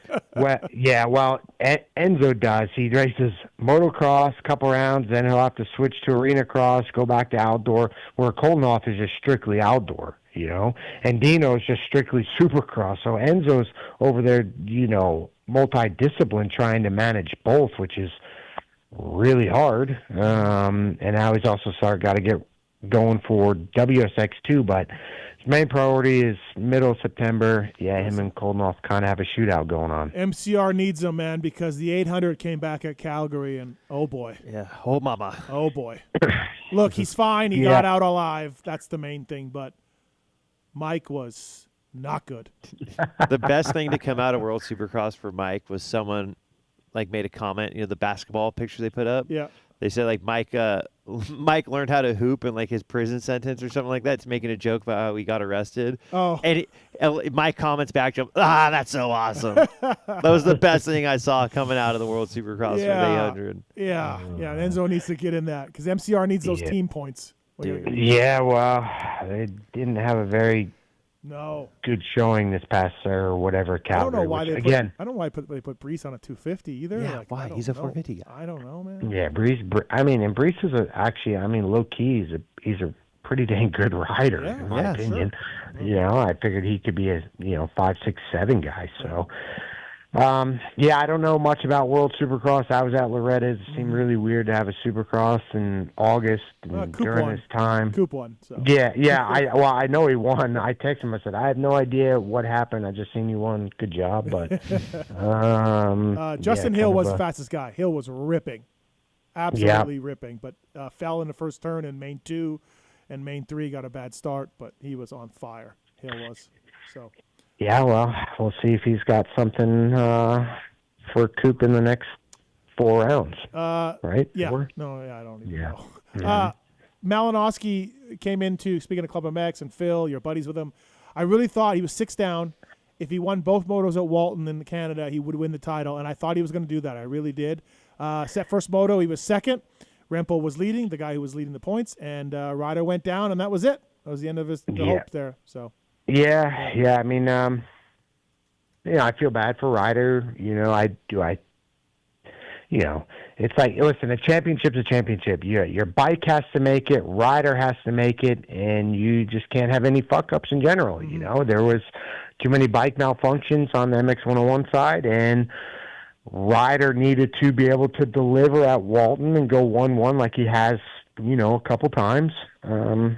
And he's just like, dude, he's like, I lost the front, and he's like, that's on me. I gotta wear it on my sleeve and take it on the chin. So, Renthal did good. Listen, I'm friends with Digger, and I like Dylan Wright, and I am a Dylan Renthal fan. I think he's a little bulldog, so it is cool that they won it. Obviously, I wish Ryder would have won it. But it is what it is. That's a championship. So not that cool of Dylan to move over and just go straight, look over at Ryder, but whatever, I guess. Yeah. I mean, dude, it's racing. I mean, it's some good money on the line for some stuff. So it's kind of, I don't know. That's how Phil rolls. Phil it's not, did that. I mean, it's not how I roll. But listen, you can kind of get a shot. Take your shot, make sure you're good, and then move on. But it's the times where, like Hayden in Vegas against Shimoda, it's like you got one shot, you take it. If it works, great. If it didn't, you carry on with the race and go on to win. But, it is what it is. Phil, I heard you caused that pile up at Loretta's on the start, that one moto. Yeah, right. I don't know. The one view someone posted on Instagram, I don't know. It looks like it was me, but it wasn't me. Someone came to call out Phil. We don't need to get too deep into this, but watching that interaction was peak Phil. It was Phil went from 0 to 100 on the guy, or no? He just handled it with this class and just like, oh yeah, even if that was me, I wouldn't really give a shit. But okay, it wasn't me, dude. I don't know. What do you want me to do when you're 4 bike lengths behind me? I can't control what happens back there, dude. Dude, it was so good. Like, yeah. Fuck, man. I don't know. Rip the whole shot. I was gone. See you later. The rest is on you, fuckers. So. Speaking of Beta USA, I don't know, man. We do have Tom has one on number 1. What's up, Tom? You got an I don't know, man? I do. Oh, I have a few other things too, though. So Phil, just when it comes to watching MX and racing MX, we're in different compounds. Some of us watching, we all go to different compounds and we go train in different ways. So that's probably why you weren't ready, but just how we are. Some people have 401ks and we have bureau Ks to get ready for that one race a year. Mm-hmm. Yeah. But when it came to Loretta Lynn's, man, I got to tell you, man, you should have got 25%. You and Zach should have got 25% of the flow. I mean, anybody over 30 wasn't watching Super Minis. We all bought that thing to sit in our office or sit at our desk and watch pro Phil, sport. maybe I mean, Phil, write Carrie an email and see if you can get some of that Flow TV money. Yep, you got it, man. I've already sent a couple emails, but anyway. Yeah. My I don't know, man. I don't know, man. I'm going to backtrack a little bit. I'm still a little butthurt about the jet penalty back when he just got a little off balance, went off the track, and then got a permanent for the entire race, a permanent one-person, one slot deficit, which I just don't see that being correct. So if we're getting down to the nitty-gritty and it's him and Hunter and there's tied going into the final round, and he goes flying off the course for some reason, it's automatic permanent all day, no matter what. The announcers and everybody are going to tell us, well, he's lost the championship because he went off the track and now he's going to be deficited at one position. Even though he's winning, his brother's going to win the championship. It's stupid. There should be a stop-and-go penalty of some sort, so it's not permanent for the entire day. It has to be some type of thing where if you're flying faster than everybody else, you should be able to have a penalty, to take that penalty off, to come back and win the championship, especially at those speeds that they have. I mean, I think it would be an embarrassment for us to watch the motocross championship all year long, and then because somebody gets clipped or whatever, hits a rut wrong, goes off the track, and we're dirt bikes. There's going to be dirt flying out of the back of our tires. I mean, Cochran went off, ate shit, and the guy went around him. Obviously, there's dirt flying off the back of that guy's bike going up the hill this weekend. I don't know what happened to that guy, but Tom, it might have been a penalty point. Tom, they just want the riders like Hayden at Lakewood. No, sorry, Redbud. No, I don't fucking know. Washougal? Yeah. No, Hayden. Here's the deal. They just want the riders, Tom, It shouldn't be an all-day penalty where we all have to know that he's lost the championship. If it ever came down to that situation, it would be I know, wild. But Tom, they just want the riders there should be a chance for that rider. Okay, cool. All right, Tom. See you later. I just want the riders to put their hand up and acknowledge they went off the track and slow down or look over or something. I've said this. I've said this 14 times. You can argue with that premise. I get that, but I'm telling you what the AMA wants.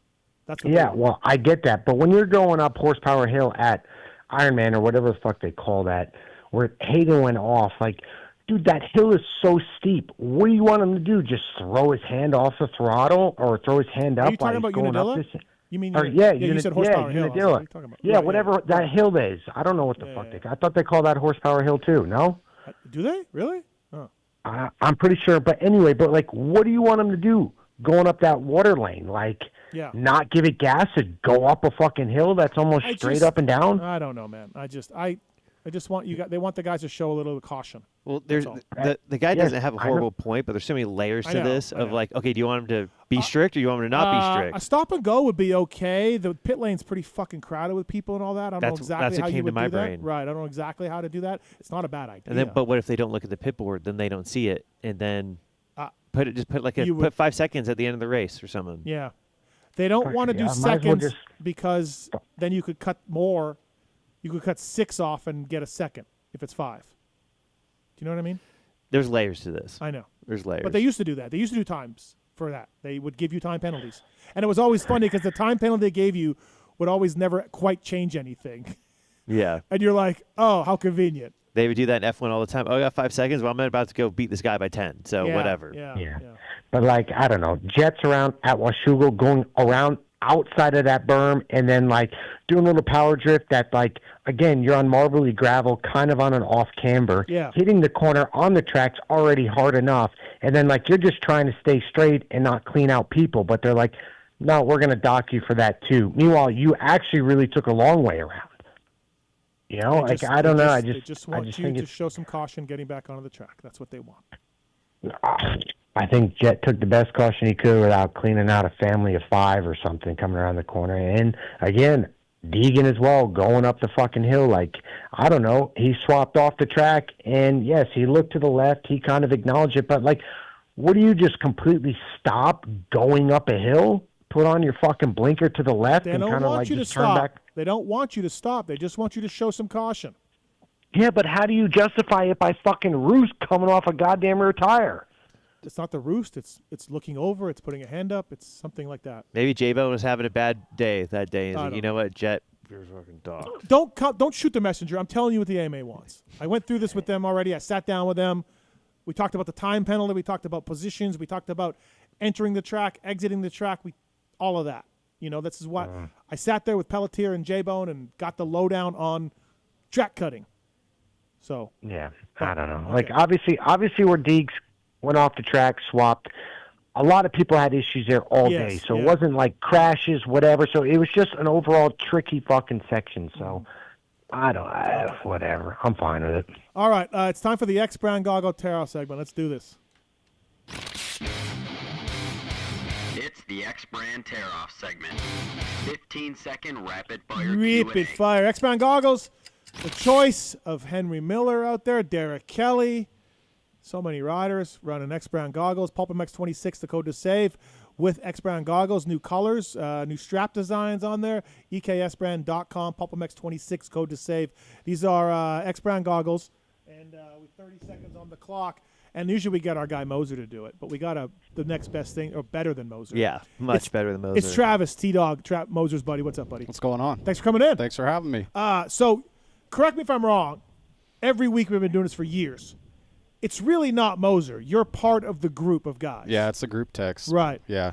And does Moser actually ever contribute a question? It's questionable. Yeah. I mean, I think the good ones come from us, and then you know the Moser questions. Yeah, Homo's in this, you're in this, right? Yeah. The crier. It's a real who's who. Yeah. All right, so you're in studio, you're in Vegas, you're going to the Sphere. Yeah. You're taking your lovely wife to the Sphere. Yeah, we're going with Pookie. Yep. And Backstreet's back, baby. Boys. Backstreet's back. The Sphere is amazing. Phil would never go because tickets are expensive, but you should go, Phil. We can go together, Phil. Yeah, Phil, the buddies. Eagles, Phil. Would you go to the Eagles? Yeah, I actually would. Okay, all right. Okay. All right, T-Dog, here we go. 30 seconds on the clock for myself, Muto, and Phil. All right, Muto, when Steve ultimately gets you fired for something you say on this show, what other career field could you see yourself in? Oh, man. I would probably just go work for UPS. Mm-hmm. Okay. J-Mart style? Yeah. Yep. Phil, if you lined up at Unadilla, are we beating Zacho? This weekend, yes. I got nothing for it. Steve, if you had to choose one, would you rather lose 2 fingers on your right hand or never go to a concert again? Oh, shit. 2 fingers on my right hand, I think. Yeah. Moser lost his fingers. Oh, he did? A water ski rope.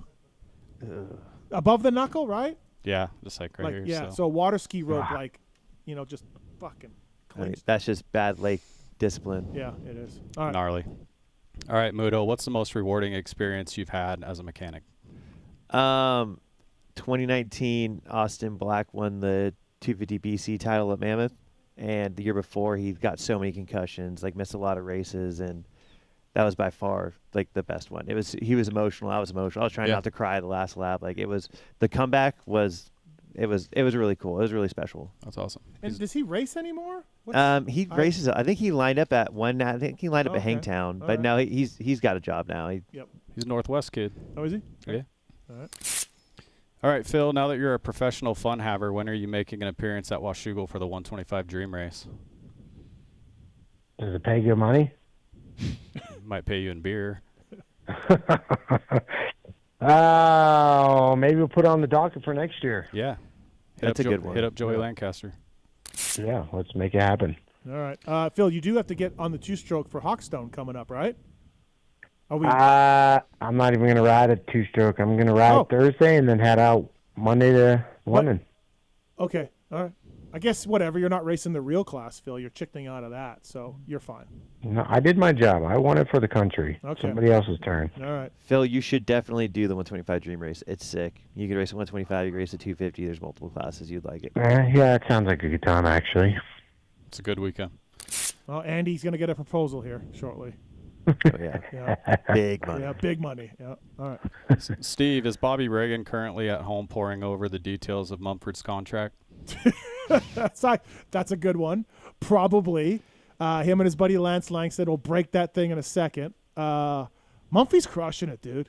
Good for Mumpy. How do you go 3-4 and not get on the podium?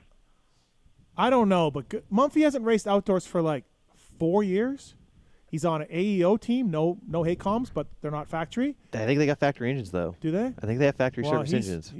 But are those factory? Those are factory services. Yeah, it's probably like 2-year-old. Right, engines, that's what I'm saying. Like, anyway, they have a bay in the factory KTM shop. Yeah, good job for Mumpy.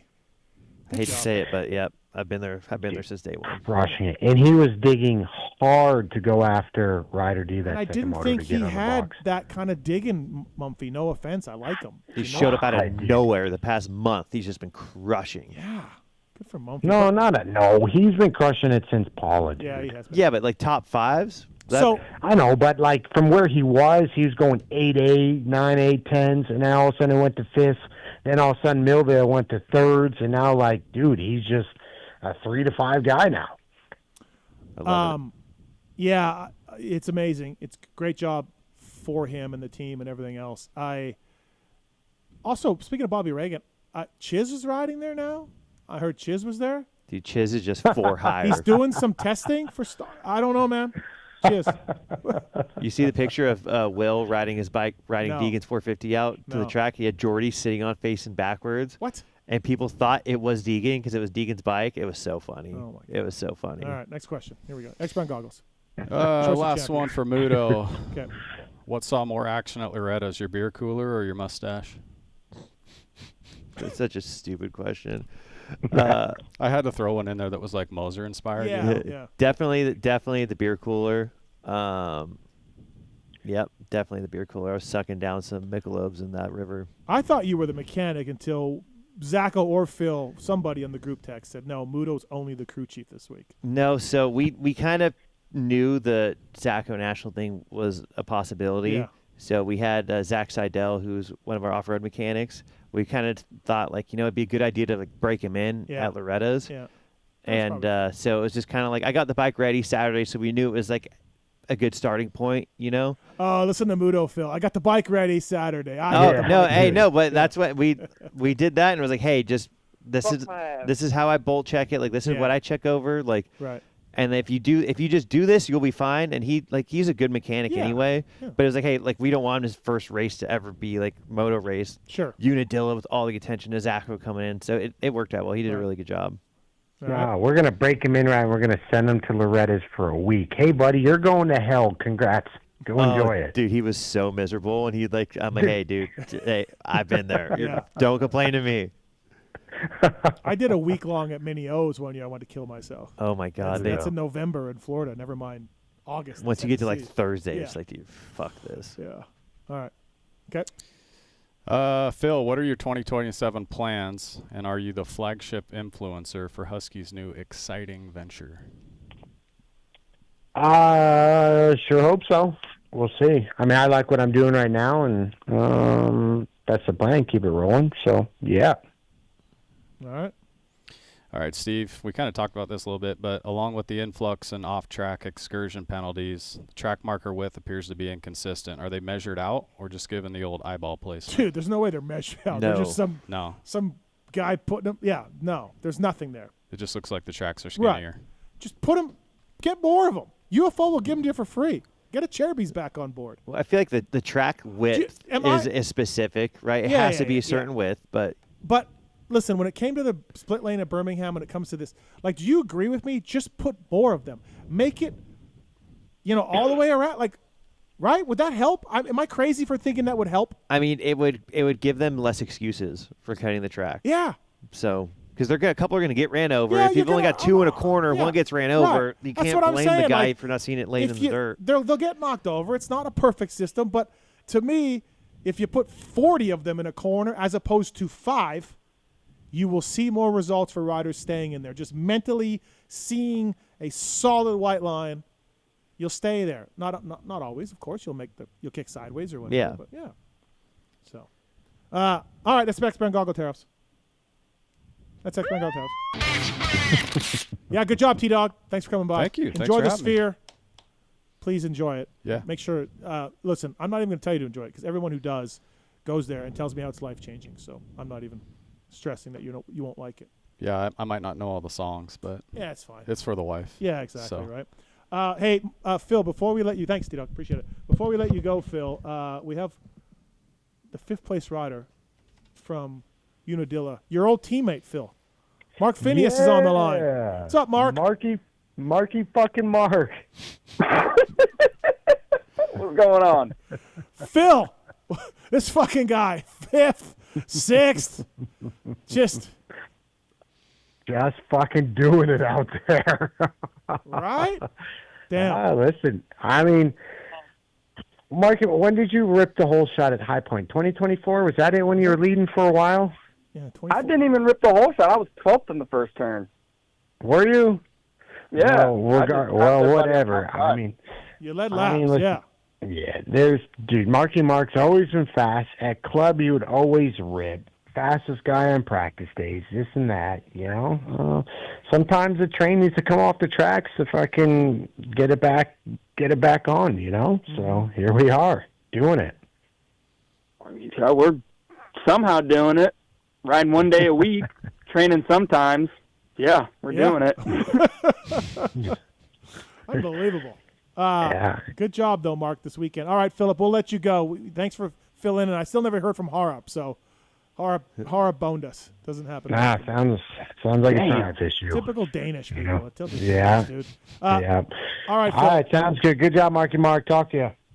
Thank you, Philly. All right, that's Phil Nicoletti, everybody. Phil Nicoletti, brought to you by Fox Factory Vehicles.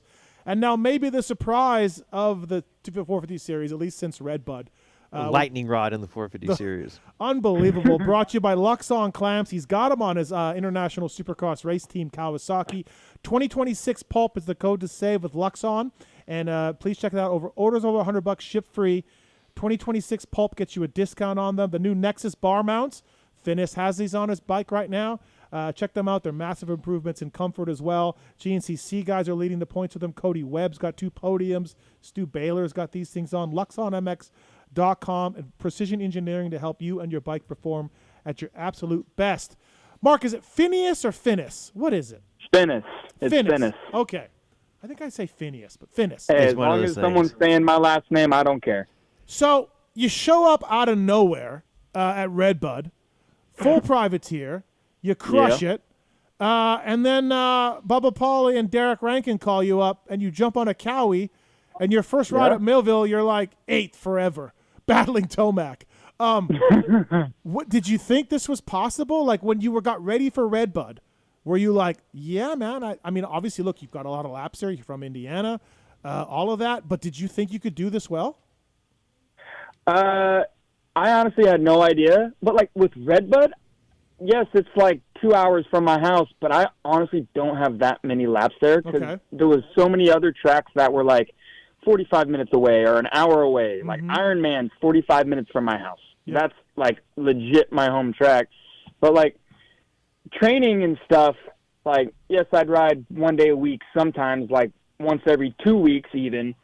But like I'd be the fastest guy here. It's like everyone's chasing me, so I have no idea what kind of speed I need to run to be up there with the top guys.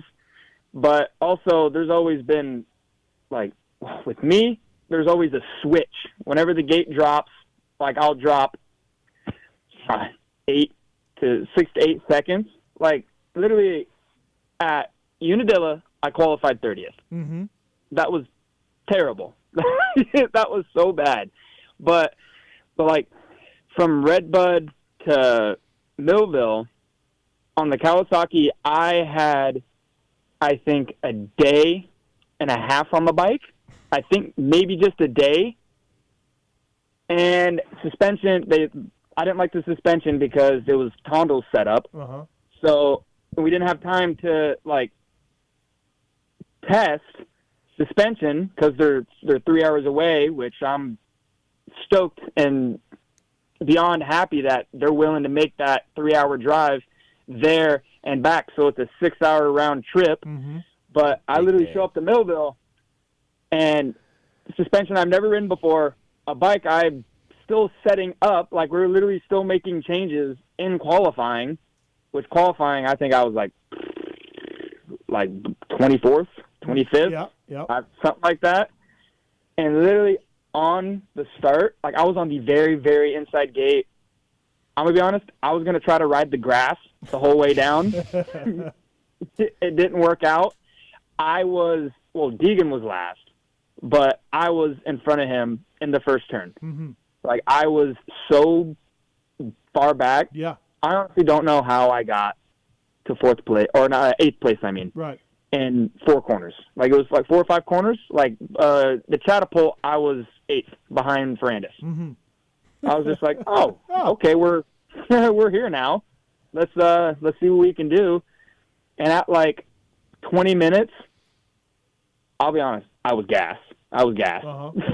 I like, there's such a difference between... Hey, Mark, do you think Tomac was like, who the fuck is this guy? Yeah. Dude, I was thinking about that the whole time. Every time I look back, I'm like, I bet he's like thinking I'm a laugher or something.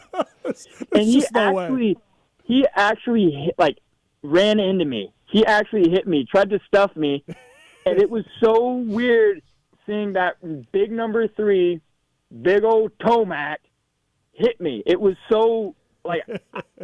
Was it kind of rad though? Like, oh hell yeah! Was it kind of rad? Like, oh dude, I'm just rubbing right now with Tomac. Oh, it was like hell yeah, but also it made me mad. And then I put in like a few sprint laps and tried to gap him a little bit, and then I got tired again. Is your game plan going in, Mark? Like, how about let's talk about Redbud. Was it just like, I'm going to go out here, I'm going to throw the hammer down, and then whenever I blow up, I'm blowing up, and we're just going to see how this works out? Was that kind of the plan? Yeah, pretty much. I was sprinting pretty good, like those first laps. Like, I think I had like top 10 starts in both motos, but I was running 6th for just a little bit, and then I was on a completely stock Honda, so it was a bit difficult for me to hit the leap, and that's what really got me. It's like they all, like the guys in the top 10 pretty much were hitting the leap, and I'm just putting around the inside, and it was I was making do, which I cannot believe. I got such good starts on a stock Honda. Yeah. I was like, dang, okay. And I'm like wide open, everything that thing has got, which like I think stock 450s are just way too slow, especially at like a pro level track. Mm-hmm. Like at all the pro rounds, because they usually tilt super deep, except like the harder pack tracks. You could ride a stock 450 and be fine. Mm-hmm. But it's like Redbud, I felt like I was on a pit bike. That was so deep. It was so bad. But like we can go back or just shoot ahead to Unadilla. Like I said, I was 30th. Yeah. In qualifying. Terrible. I don't know what I'm doing. I feel like some C-class guys would out-qualify me. I'm going to be honest. I literally, my fastest lap was in the last lap of Q2. So, like, what position were you until then? Were you out of qualifying? Pretty much. Oh, boy. Rankin's losing years off his life in that tower. Poor Derek. I was heading to the LCQ, and I literally, if I was, I think, like 6/10 slower, I might have gone to the LCQ. Oh, God. So, first moto, you're 21st. Did you just ride and get 21st? Like, did something happen? No. Okay. You can see me on the start. I'm on the outside. Mm-hmm. And my game plan was I'm just going to hold it on, and I'm just going to lean on all these dudes. Great plan.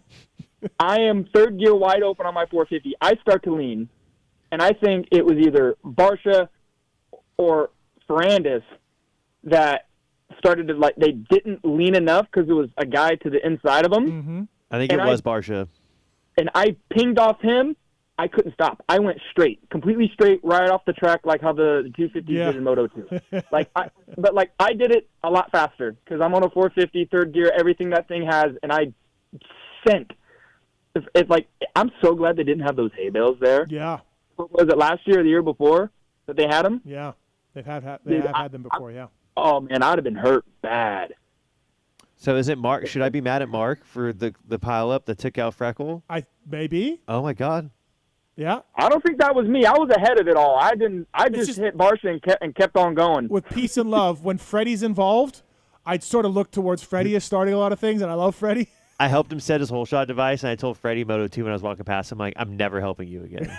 Oh, man, bad juju, bad luck.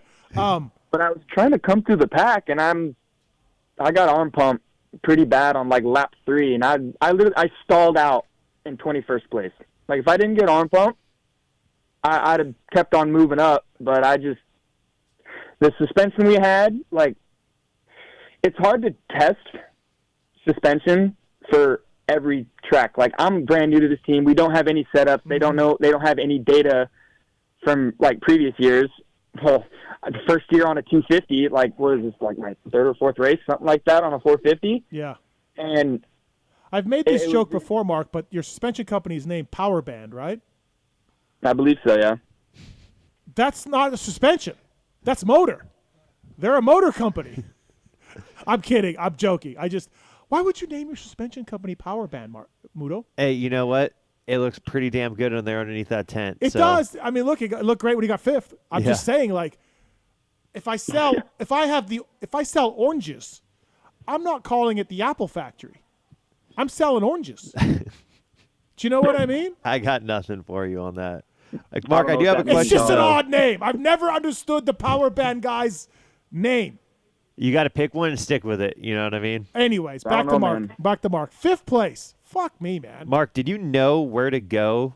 Well, first off, did you know you were in fifth when you crossed the finish line? Yeah. And then did you, like, were they waving at you and you were like, wait, what? Like, where am I supposed to go? What do I do? What do I do with my hands? Yeah. Well, I'll start, like, when I crossed the finish line, like, I was trying to get Garrett back. Like, I knew he had to have been tired after he fell and came back.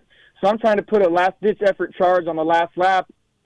And then, like, halfway through the last lap, I was done. Like, we were literally going for it.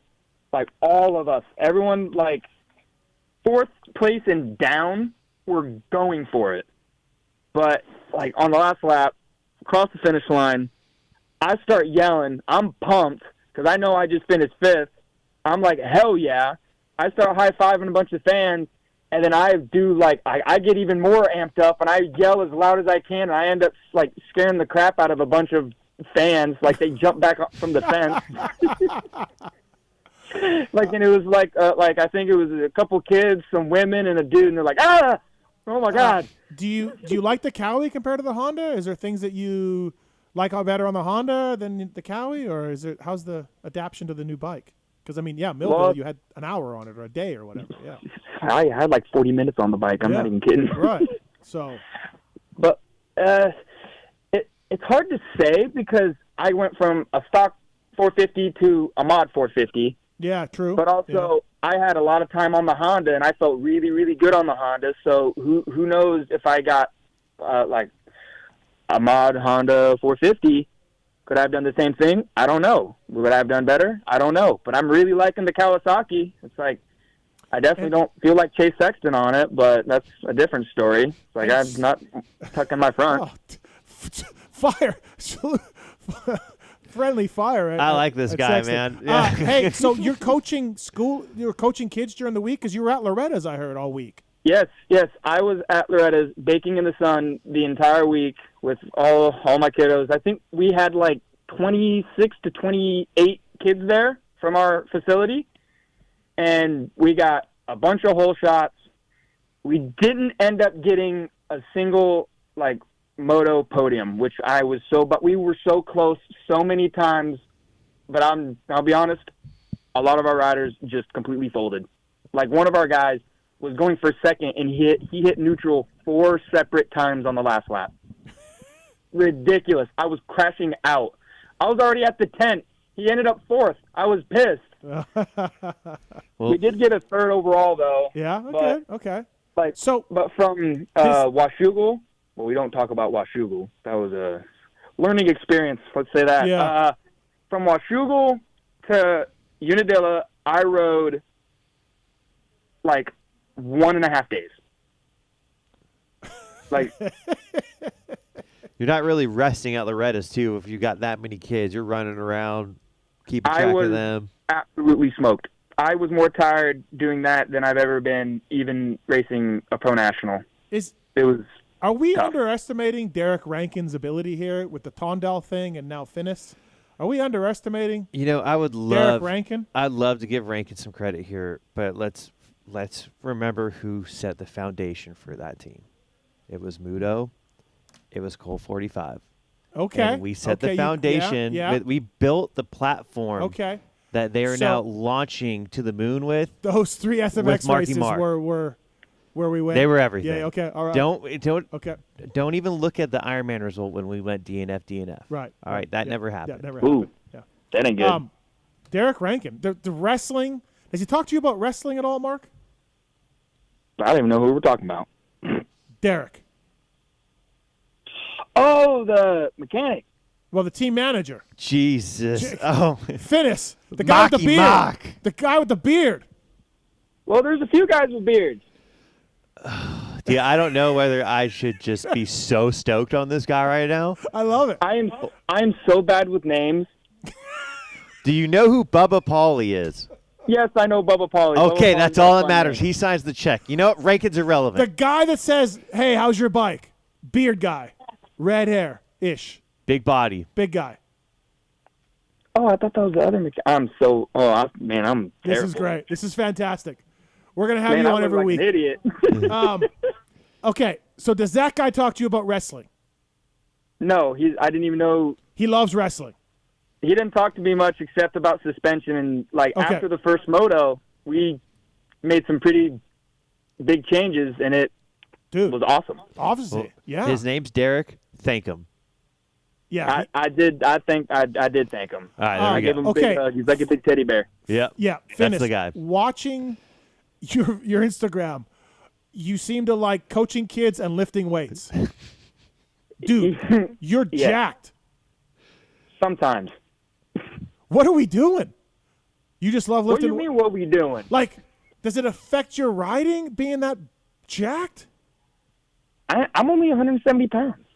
Of muscle. Yeah, dude, it's all muscle. Hey, all we had were 80s. All we had were 80s. That was so funny. Yeah. Well, I usually work with hundreds. Dude. Honestly, though, a lot of guys don't like getting too big for moto, but obviously it's fine for you. I get dense. I don't really get big. My muscles just get dense. Okay. All right. It's like I'll tell you my stats. Mm-hmm. So my bench right now is 255. Okay. My squat is 405, and my deadlift is 465. That seems like a lot, Muto. I'm not a big weight guy. I'm writing this down. I'm going to get this to a guy, and we're going to check those numbers. Okay. I don't know if you can see. I'm not really a big fitness guy. Yeah, I'm not. I'm a more bicycle guy, but we can check that.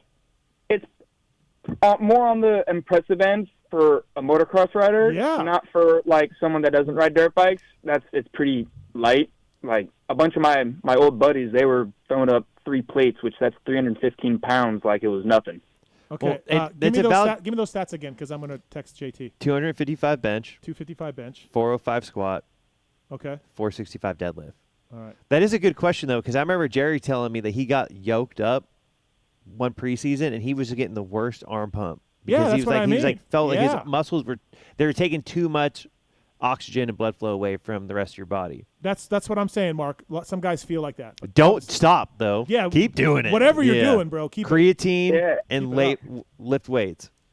Yeah, I don't really take any supplements. I'm just in it. Corn-fed, brother. JT says for a racer, that's really good. Those numbers, Mark. Yeah, Let's get JT's numbers. I don't know what Ken Roxon would be. He's pretty jacked. Dude, I think you're more jacked. Ken Roxon's jacked. No. I don't even got a 6-pack. I ain't that big. So are we taking this, obviously you're coaching the kids. You had some success at club. you're having to. Are we going a little? Are we taking this more seriously? Are we going soupy in 27? I don't even know. I am literally just taking this day by day. But I am just here. Would you do whatever happens? Would you would you want to do it? I'd be open. Okay. All right. I'd be open. I've never ridden a 450 on a supercross track. I have no idea, but we got a supercross track here that's kind of not active right now. But Moto Speed Factory.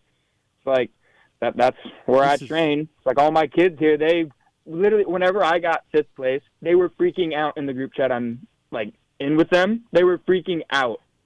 Okay. Yeah, I would be too. Yeah. Yeah, and then before this is funny. Before the second moto, like we're on the line, Malcolm Stewart lines up next to me, and I have my phone listening to music, and I'm like, "Hey, Mookie," he goes, "What's up, brother?" I'm like, "Can I get a selfie with you real quick?" He said, "I got a selfie." I posted on my story after this. It's funny. Everyone was laughing at me on the line. I felt stupid. Well, it doesn't happen often that people get selfies on the line. And then was that for Moto 1 or Moto 2? Moto 2. We're on the line for Moto 2. And that was the only time he saw you. That's crazy. Yeah, I had never. I think he don't even remember this, but this is at like Loretta's in 2017, 2018, and I was at his camper with Big James, and I think James Stewart was there, Malcolm was there at Loretta's, and I was riding like straight cheeks, and Big James was trying to get my head out of my butt. Mark Fineis on the show, brought to you by LUXON MX, by the way. Same clamps. I know Mark probably doesn't know about his clamps on his bike, I'm guessing, but he has LUXON clamps on his bike. Way to call me out, dog. 2026 Pulp is the code to save with those. I was going to ask you about these new bar mounts, but I wasn't sure. Like, do you know about these Nexus bar mounts you're using to help the vibration? Dude, he just shows up and shows out, dude. Yes. We actually did. That was one thing I did. Yeah. Like complain about when I got on the Cowie is it had a lot of vibration, and then they put those on, and it was like, oh, okay, this is awesome now. Done. This is a dirt bike. There we go, done. So hey, why did you step away from racing? What was the deal initially with the club guys? Like what kind of happened there for you? Oh, this is a story. Every time I talk about it, I get a little emotional. Well, I don't want to trigger you, so you can say none of our business. This isn't like any like trauma where I'm gonna like freak out, but it's PulpMX. Like I was there, and the environment definitely was not for me. Mm-hmm. I feel like I got picked on a lot. No one really, like, I was living there by myself. I would invite people to come over to hang out at the house. No one would come over. I'd get stuff ready. No one would come over. I had snacks and everything. No one would come over. Snacks. It was very depressing. Yeah. It was very depressing. But then, like, this is 2023. Yeah. I am there with my parents. This is when I first started riding for them, 2023. And, or was it 24, I think? 24, something like that. And I have always done my own gym program. Like, since 2021, I've always done my gym program, and I love it because no one knows my body better than me. It's like I know when to push, when to not. But also, at this point, my mentality was, like, on the bike, off the bike, someone is always outworking me. Someone's doing more. No matter, like, it didn't matter if I gave 110%. That wasn't enough. And I pushed my body to the absolute limit and beyond that. And it, like, for a very short period of time, I'll argue this to the day I die, I was the fittest dirt bike rider out on that track because I did not get tired at all. Like, I was able to sprint the entire 35-minute moto, and my fastest lap was on my last lap, and I had no muscle fatigue. My heart rate stayed the same the whole time, and I'm giving everything I possibly can out there. And I do that 2 times, like 2 35-minute motos. I was an absolute animal. But, like, leading up to that, like, I remember my mom, she comes up to me because, like, I was literally killing myself. And she comes up to me and she's like, Mark. I'm like, yeah, what's up, Mama? She goes, why are you doing this to yourself? You're literally you're killing yourself. You're sore beyond belief all the time. And I'm like, listen, Mom, if I said, and then I correct myself and I go, when I get over all this soreness, I'm going to be a monster. Yeah. And for a very short period of time, when that soreness went away, I was unstoppable. Literally, we showed up for our high point. I almost, my qualifying was terrible. Mm-hmm. I was one spot away from going to the LCQ. Mm-hmm. Joey Savacci and I get together. We're top 10. Joey Savacci and I get together on that weird tunnel jump thing into those turning rollers. And we're way, way, way back. I come back up to 15th. Second motor comes by. Mm-hmm. I'm 12th in the first turn. And I'm picked through the pack and I'm leading, which is awesome. Then made a mistake and then my bike went. But then after that, my body just started shutting down. It was so bad. I got really, really, really sick. And and I didn't know about any of this stuff at the time. And PulpMX didn't do a very good job at identifying what was wrong. They just kept calling me a baby. I need to push harder and I'm out of shape and what I'm doing isn't working. And so I'm just trying to push even harder than I was before. And that made things even worse. And then it got to a point where I had nothing. My tank was beyond empty. I didn't even have a tank. My tank was gone. My engine was... And then I stepped away just for a short bit because, you can't be gone for very long because then rides are getting filled up. Sponsors going to give up on you. You're going to get outcasted. Mm-hmm. And so I go get some treatment done, hook up with a health doctor. I come back, and then I try to get back with club, and it was a deal where you kind of had to pay a little bit to be on, which is that's where surprisingly a lot of riders are doing now, which I hate to see because there's always going to be that one guy that's better than the other guy, but that worse rider is going to have the money and is going to outbid that better rider. So I'm losing my train of thought. Well, what was wrong with you? What did they diagnose? Did you? No, I can't even talk. I can't even talk about that. It's a little more secretive with that one. But I came back, a little bit of a pay-on ride, and they said no parents there, and I'm like, what? Okay. It's they literally, my parents got me to this point. Mm-hmm. It's why are we taking away the parents? You look at James Stewart, Malcolm Stewart, his dad's always there. You look at the Lawrence brothers, his dad's always there. Mm-hmm.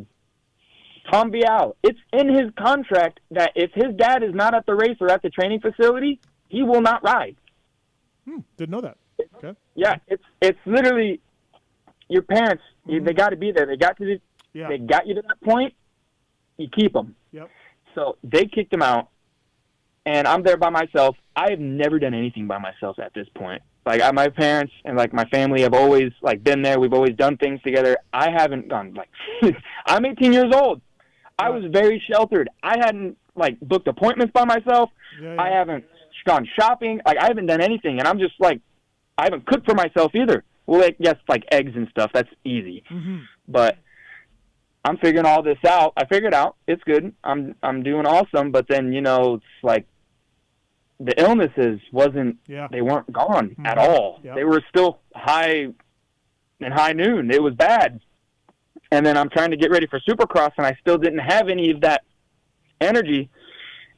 And then they're kind of looking down on me, saying basically implying I don't know anything because you did this to yourself. Now we gotta you do our gym program. And I'm I don't want to do your gym program. I made the mistakes. I know what to do, what not to do now. Yep. Because I've already paid the price. I learned the hard way. Yep. I know what to do now and what not to do. And they're nope, if you want to train here, you got to do our gym program. So I'm fine, do the gym program. Terrible. It if you know me, the gym program, or the gym for me, is more important than riding. Because, like, if you're strong on the bike, if you have good cardio that you built in the gym, you can do a lot more things on the bike. Yeah. You can perform all these tricks and stuff, like wheel tap and stuff, wheeling through the bumps, hopping stuff, but you got to have, like, the core, the legs, the arm strength to do that. So that's why I say it's more important for you to focus on gym really, like, over riding. We can see that. You're focused on gym, for sure. And only had 80s. Yeah. Only had 80s. Ripped, and then I end up just petering out. I get hurt a lot, bike issues, concussions. Yep. The typical stuff comes with, like, teams. And I end up, like, calling with Brandon. And I'm like, hey, man, I think this is it. And he goes, yeah. It's like, I think so, too. It's like, but I said, but I would stay if you let me do my own gym program. And he goes, no. And I'm like, well, that's it. It's like, if they would have let me have my own gym program, I honestly think I would have done a lot better, because we were hitting upper body like 4 days a week, like different variations of upper body. And we really never hit legs that much. And then cardio was more sprints, not any longevity stuff. Like, there was no endurance. Yep. So I'm just shot after 15 minutes. And then I leave, go to Partzilla, do all right there, set P1 on my first race, but it's a mud race, so that don't count. And then I'm living in Florida. It's just getting worse. I'm still sick, and it's just getting worse and worse and worse. I get into, like, this depression that I'm not, like, believing in myself, like, what I'm doing isn't working because I'm not getting any better, not getting any better shape, but it's like I'm still sick.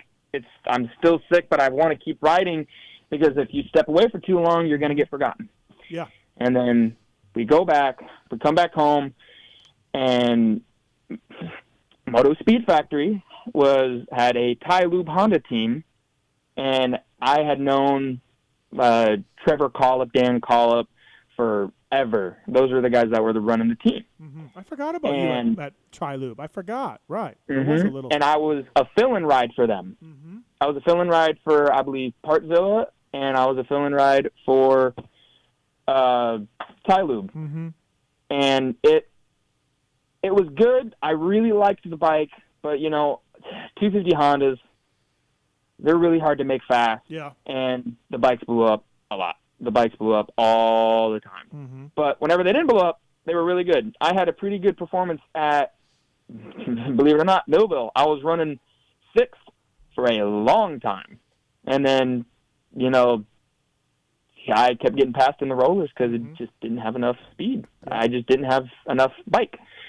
But then at Ironman that year, 2025, I'm still sick. And it was the first moto.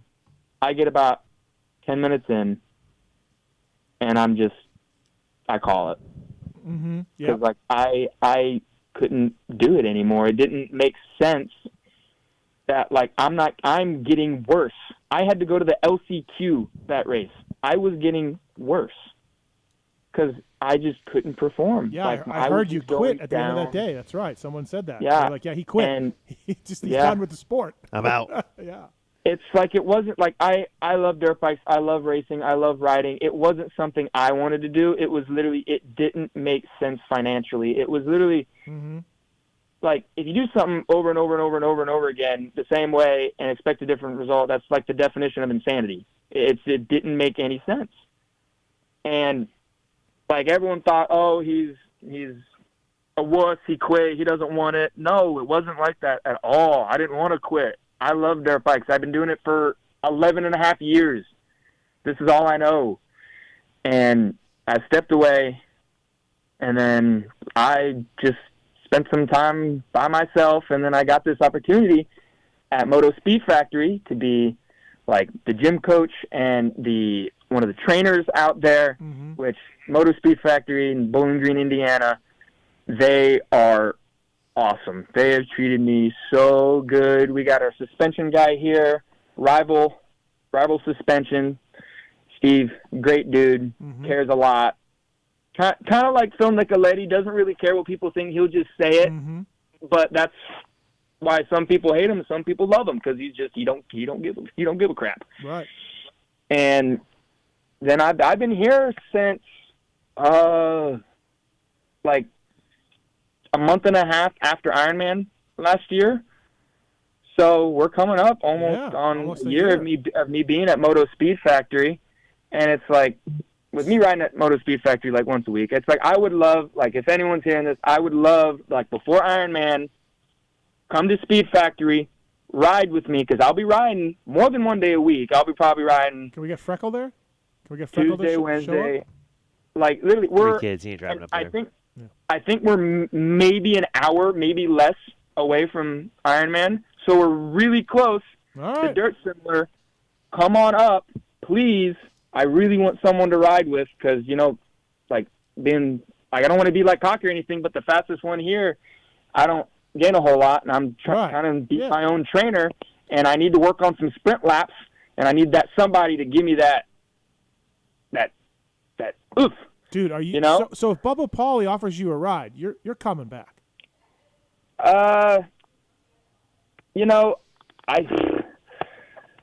Dude, you got fifth. Come on. You got fifth. You got a sixth. Let's just do outdoor only.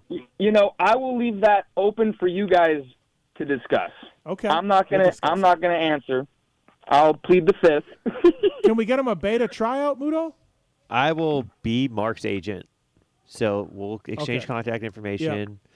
I'm not going to ask a lot, but I'm going to get you a lot. Yeah. There we go. There we go. That's a good. And then bang. Yeah. Bang.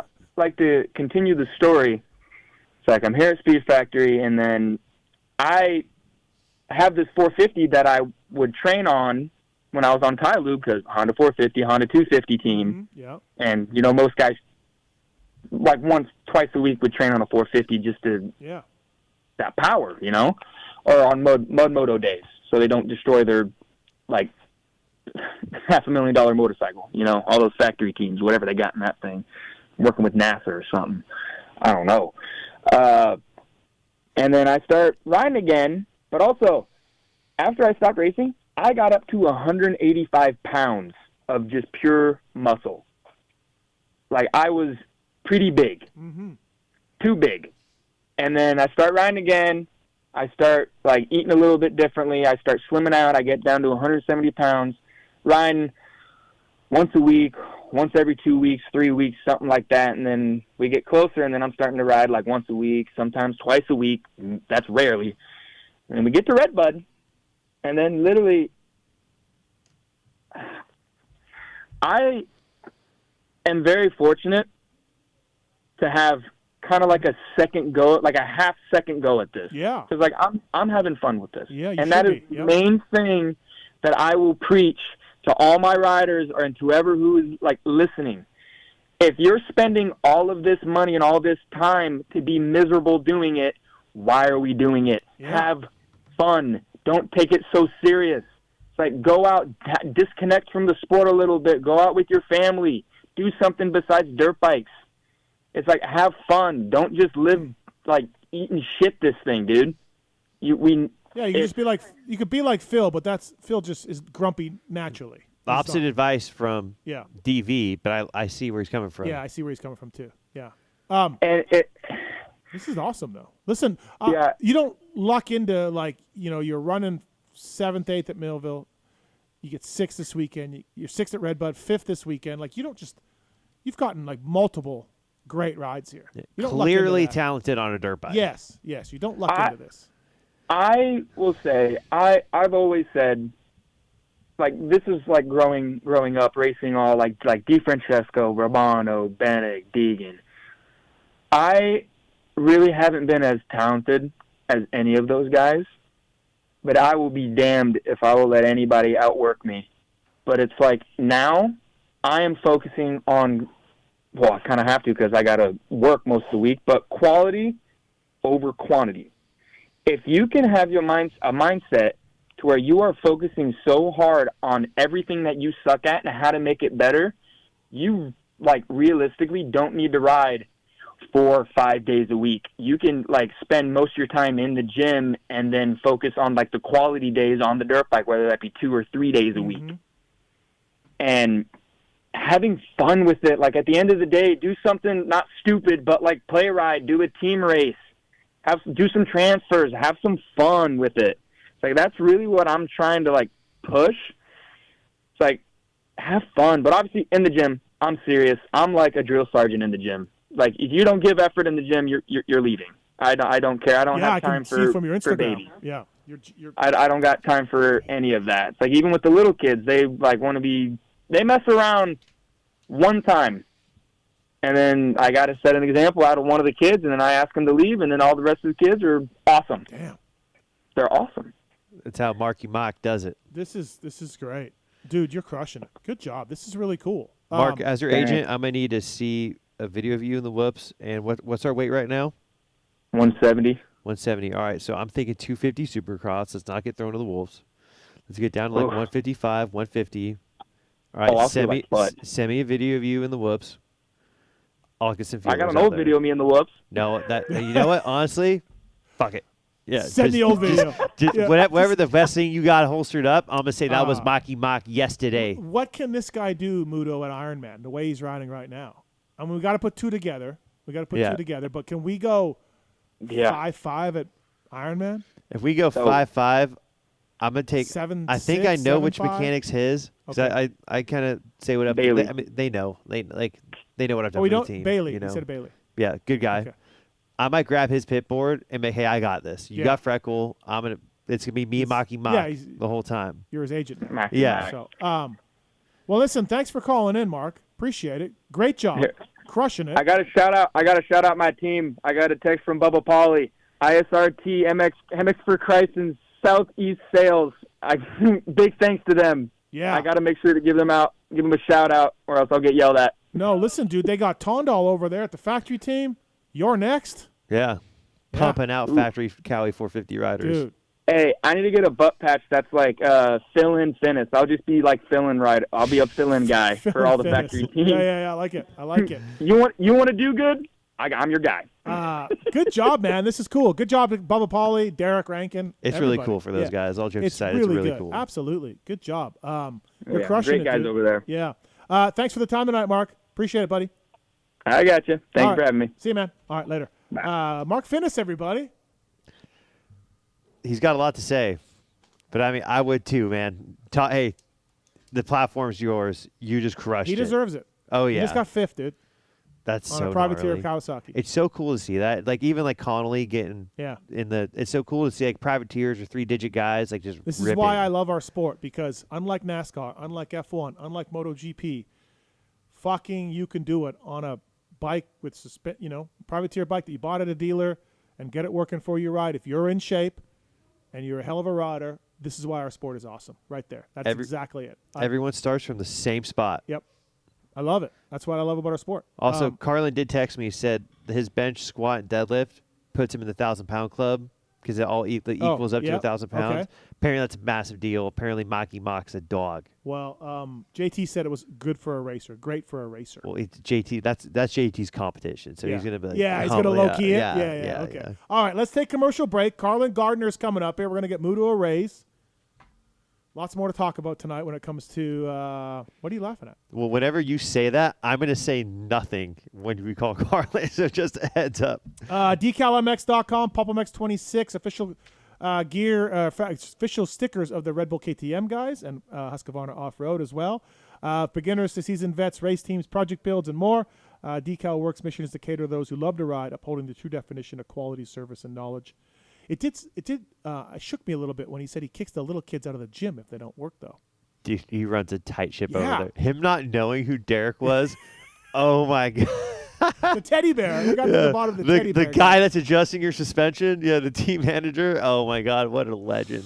DeCalMX.com, PulpMX 26, code to say. Want to thank T-Dog for doing the X Brands, Phil Nicoletti, Mikkel Haarup, no show, I guess. Yeah. Maybe he cried. You know what? Honestly, I did text him today. We texted today. He confirmed he was coming on.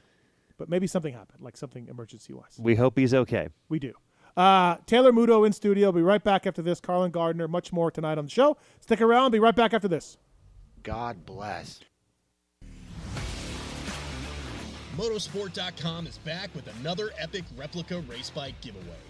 The ultimate quad-lock Honda race bike sweepstakes is here, and we've teamed up for 14 weeks of fresh prize packages from some of the biggest names in moto, including Quadlock, Fox Racing, FXR, O'Neill, and more. It all leads up to the grand prize, a brand new 2026 Honda CRF 450R. Enter to win each week at motosport.com/win or in person at the Quadlock Honda pit during each round of the Pro Motocross Championship. Stack your chances and you could be the one riding away on a brand new bike, courtesy of Quadlock Honda and motosport.com.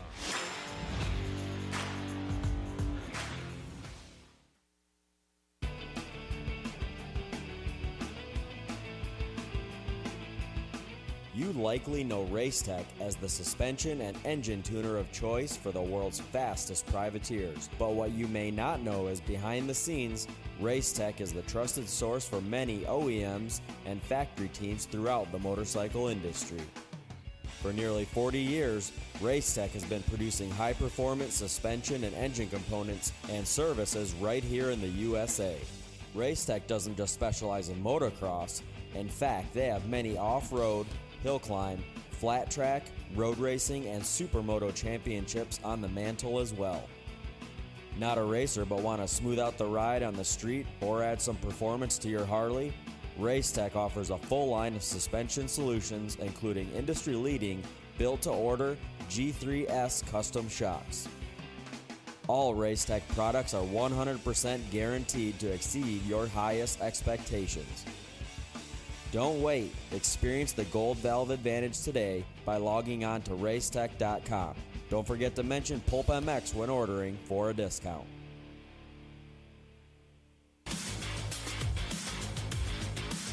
Established in 1989, Eric Phipps had the idea to manufacture factory-styled products for the everyday rider. Working out of his garage, Eric quickly gained a reputation for producing quality products and having great customer service. In just a few short years, the factory team started calling looking for products as well, and as the saying goes, the rest is history. Fast forward to 2024 and they are on their 35th year of producing high-quality products while still providing exceptional customer service. While they are no longer working out of a small garage, they are still producing the finest products available. Teams like HRC Honda, Star Racing Yamaha, HEP Suzuki, Phoenix Honda, BarX Suzuki, AJE Motorsports, Solitaire Yamaha, and countless privateers still rely on the same quality products that are available to you too. Products like their Pro Launch start device, radiator braces, skid plates, clutch perches, and tons more continue to be a staple in the pro pits and amateur scene as well. Check all they have to offer for your ride at worksconnection.com. Use the code PulpMX20 to save 20% off your order.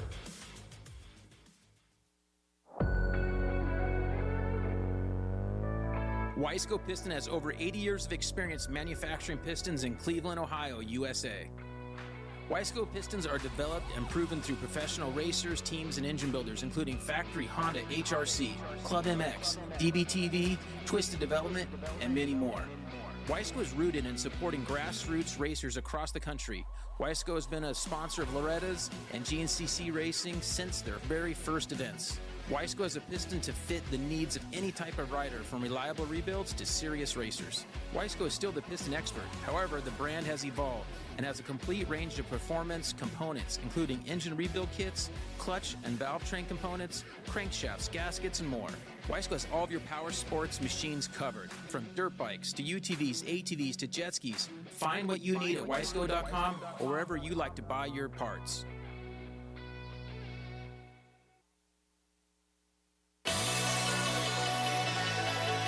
Factory Chassis Parts was founded in 2018 with one goal in mind: to offer the highest quality works level upgrades to the average rider. With the success and popularity of FCP engine mounts, we're excited to announce our latest chassis item, the FCP Race Cups. Offset steering races have been used by top motorcycle professionals to adjust the geometry on race bikes for years. Now, Factory Chassis Parts offers an impressive way for you to experience the same improvements in handling and traction by changing the rake, trail, and wheelbase of your bike. Whether you ride the track or trail, these bolt-on parts drastically improve the comfort, cornering, and experience on your motorcycle. Check out fcpracing.com to view the entire product line and learn how to improve your bike today. PulpMX 25-chassis is the code to save. MAXIMA Racing Oils was created for world-class racers who challenge the limits of possibility. Their demands on equipment drive us to look beyond conventional ideas and to exceed industry standards. It's in our DNA to identify problems, formulate solutions, and execute at the highest levels of competition. Case in point, the championship-winning factory Kawasaki race team, longtime MAXIMA partners who extensively use MAXIMA throughout the bike. MAXIMA's USA-made products exceed JSO requirements and can be used in all motorcycle brands: Kawasaki, Honda, Yamaha, Suzuki, KTM, Husqvarna, and more. MAXIMA Racing Oils. Experience the difference. Visit MAXIMAUSA.com for more information.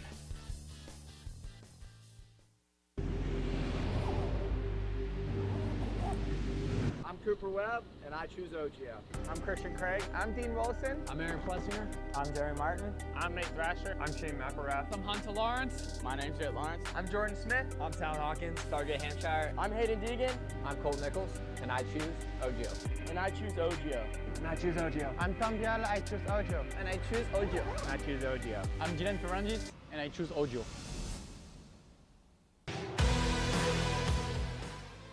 In 1990, my dad, Jamie Gregg, started Guts Racing. Guts stands for Greg's Ultra Trick Seats, because I was just a little kid that wanted a trick seat. And if you're out there looking for a trick seat, go to gutsracing.com, your local dealer, or Motosport, and place your order. Support the people that support PulpMX. You can use Pulp 2025 for 20% off at gutsracing.com.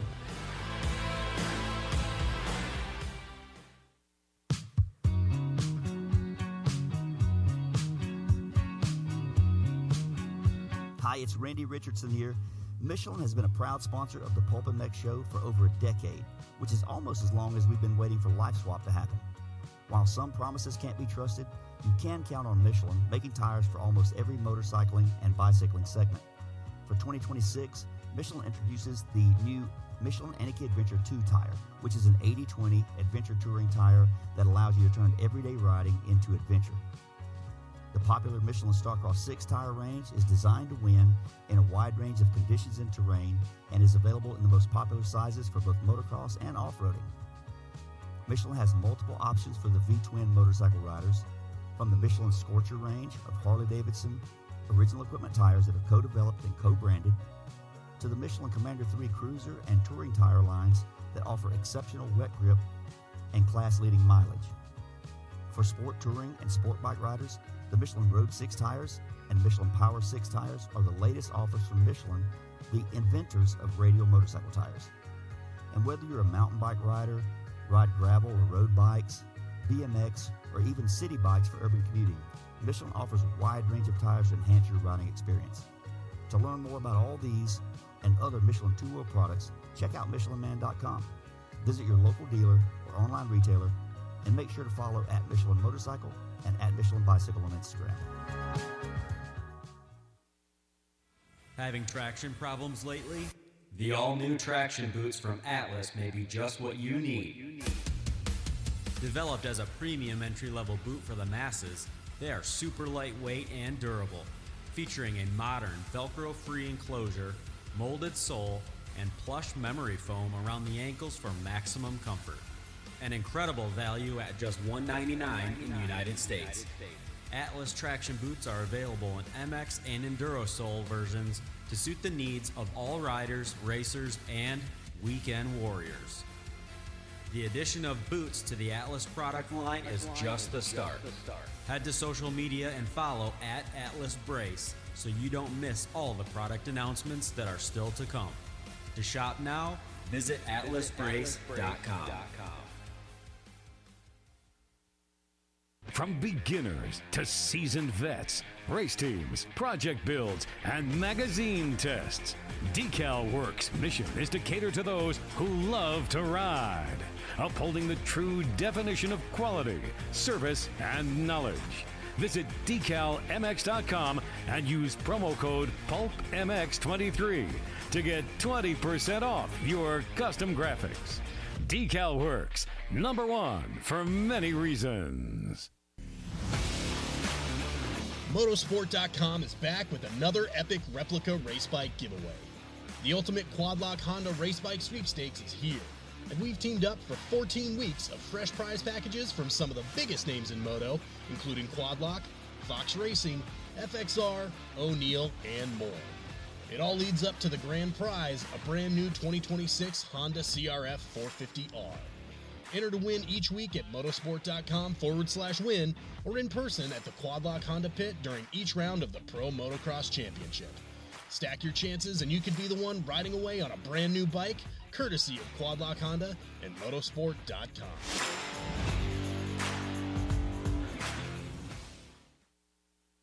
MAXIMA Racing Oils was created for world-class racers who challenge the limits of possibility. Their demands on equipment drive us to look beyond conventional ideas and to exceed industry standards. It's in our DNA to identify problems, formulate solutions, and execute at the highest levels of competition. Case in point, the championship-winning factory Kawasaki race team, longtime MAXIMA partners who extensively use MAXIMA throughout the bike. MAXIMA's USA-made products exceed JSO requirements and can be used in all motorcycle brands: Kawasaki, Honda, Yamaha, Suzuki, KTM, Husqvarna, and more. MAXIMA Racing Oils. Experience the difference. Visit MaximaUSA.com for more information.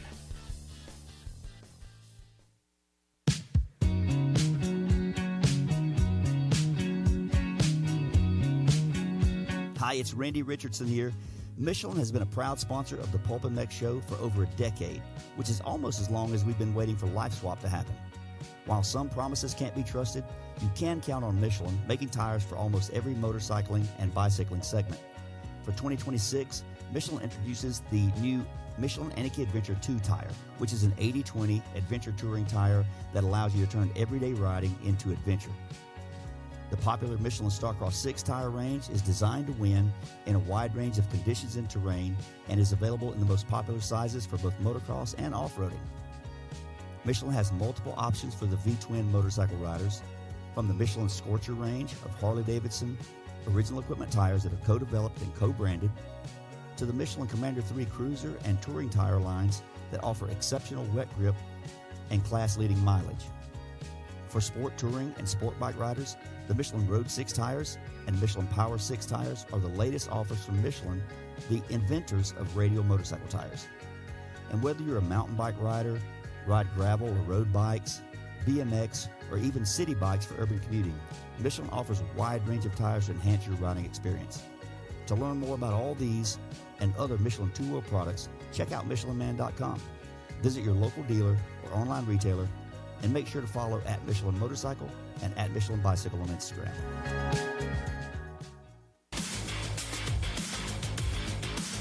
Established in 1989, Eric Phipps had the idea to manufacture factory-styled products for the everyday rider. Working out of his garage, Eric quickly gained a reputation for producing quality products and having great customer service. In just a few short years, the factory team started calling, looking for products as well. And as the saying goes, the rest is history. Fast forward to 2024, and they are on their 35th year of producing high-quality products while still providing exceptional customer service. While they are no longer working out of a small garage, they are still producing the finest products available. Teams like HRC Honda, Star Racing Yamaha, HEP Suzuki, Phoenix Honda, BarX Suzuki, AJE Motorsports, Solitaire Yamaha, and countless privateers still rely on the same quality products that are available to you too. Products like their Pro Launch start device, radiator braces, skid plates, clutch perches, and tons more continue to be a staple in the pro pits and amateur scene as well. Check all they have to offer for your ride at worksconnection.com. Use the code PulpMX20 to save 20% off your order.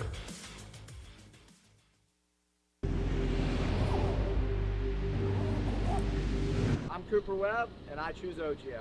I'm Christian Craig. I'm Dean Wilson. I'm Aaron Plessinger. I'm Jerry Martin. I'm Nate Thrasher. I'm Shane McElrath. I'm Hunter Lawrence. My name's Jet Lawrence. I'm Jordan Smith. I'm Tal Hawkins. Stargate Hampshire. I'm Hayden Deegan. I'm Cole Nichols, and I choose OGIO. And I choose OGIO.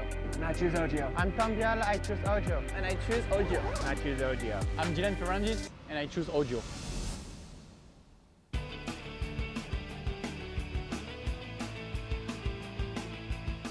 You likely know Racetech as the suspension and engine tuner of choice for the world's fastest privateers. But what you may not know is behind the scenes, Racetech is the trusted source for many OEMs and factory teams throughout the motorcycle industry.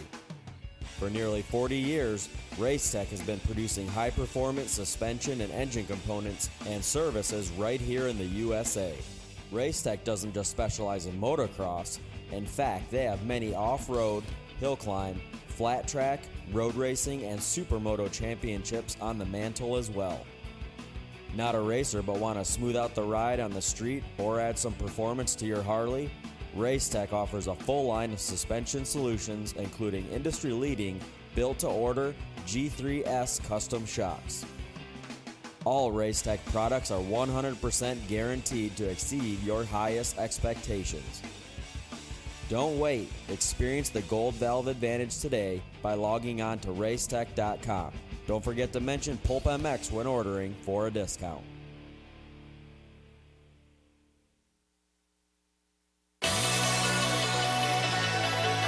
Factory Chassis Parts was founded in 2018 with one goal in mind: to offer the highest quality works level upgrades to the average rider.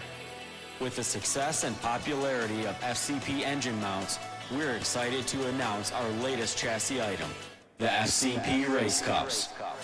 Offset steering races have been used by top motorcycle professionals to adjust the geometry on race bikes for years. Now, Factory Chassis Parts offers an impressive way for you to experience the same improvements in handling and traction by changing the rake, trail, and wheelbase of your bike. Whether you ride the track or trail, these bolt-on parts drastically improve the comfort, cornering, and experience on your motorcycle. Check out fcpracing.com to view the entire product line and learn how to improve your bike today. PulpMX25-chassis is the code to save.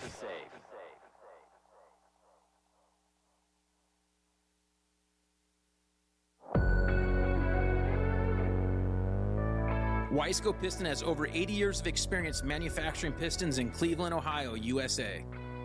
Wiseco pistons are developed and proven through professional racers, teams, and engine builders, including factory Honda HRC, Club MX, DBTV, Twisted Development, and many more. Wiseco is rooted in supporting grassroots racers across the country. Wiseco has been a sponsor of Loretta's and GNCC Racing since their very first events. Wiseco has a piston to fit the needs of any type of rider, from reliable rebuilds to serious racers. Wiseco is still the piston expert. However, the brand has evolved and has a complete range of performance components, including engine rebuild kits, clutch and valve train components, crankshafts, gaskets, and more. Wiseco has all of your power sports machines covered, from dirt bikes to UTVs, ATVs to jet skis. Find what you need at wiseco.com or wherever you like to buy your parts.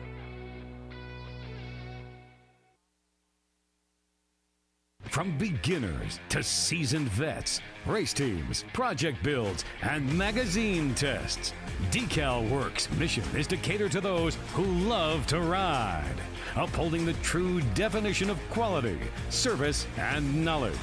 Visit DeCalMX.com and use promo code PulpMX23 to get 20% off your custom graphics.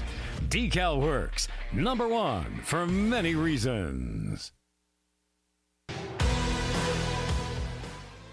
In 1990, my dad, Jamie Gregg, started Guts Racing. Guts stands for Greg's Ultra Trick Seats, because I was just a little kid that wanted a trick seat.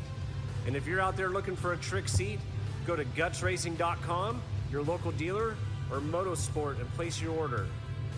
Support the people that support PulpMX. You can use Pulp 2025 for 20% off at gutsracing.com.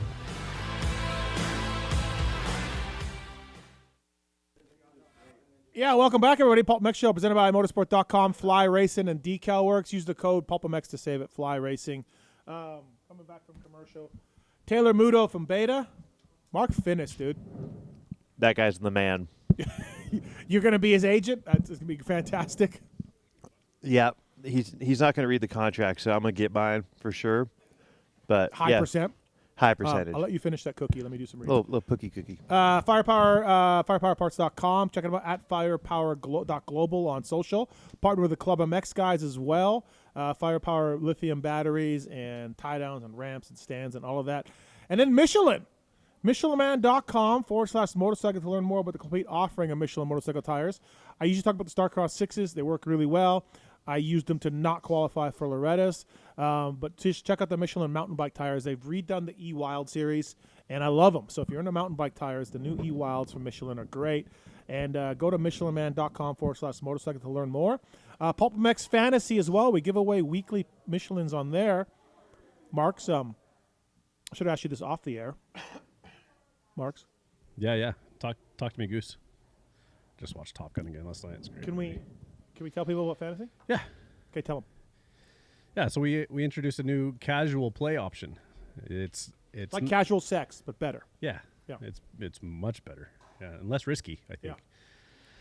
So it's not free anymore, and there are no prizes, but you can sign up to play. No geo restrictions. Mm-hmm. You can play from anywhere in the world and not be eligible for prizes, but again, no geo restrictions or anything. So yeah, that's an option for you. We've had so many people over the years say, I don't care about prizes, but I want to play.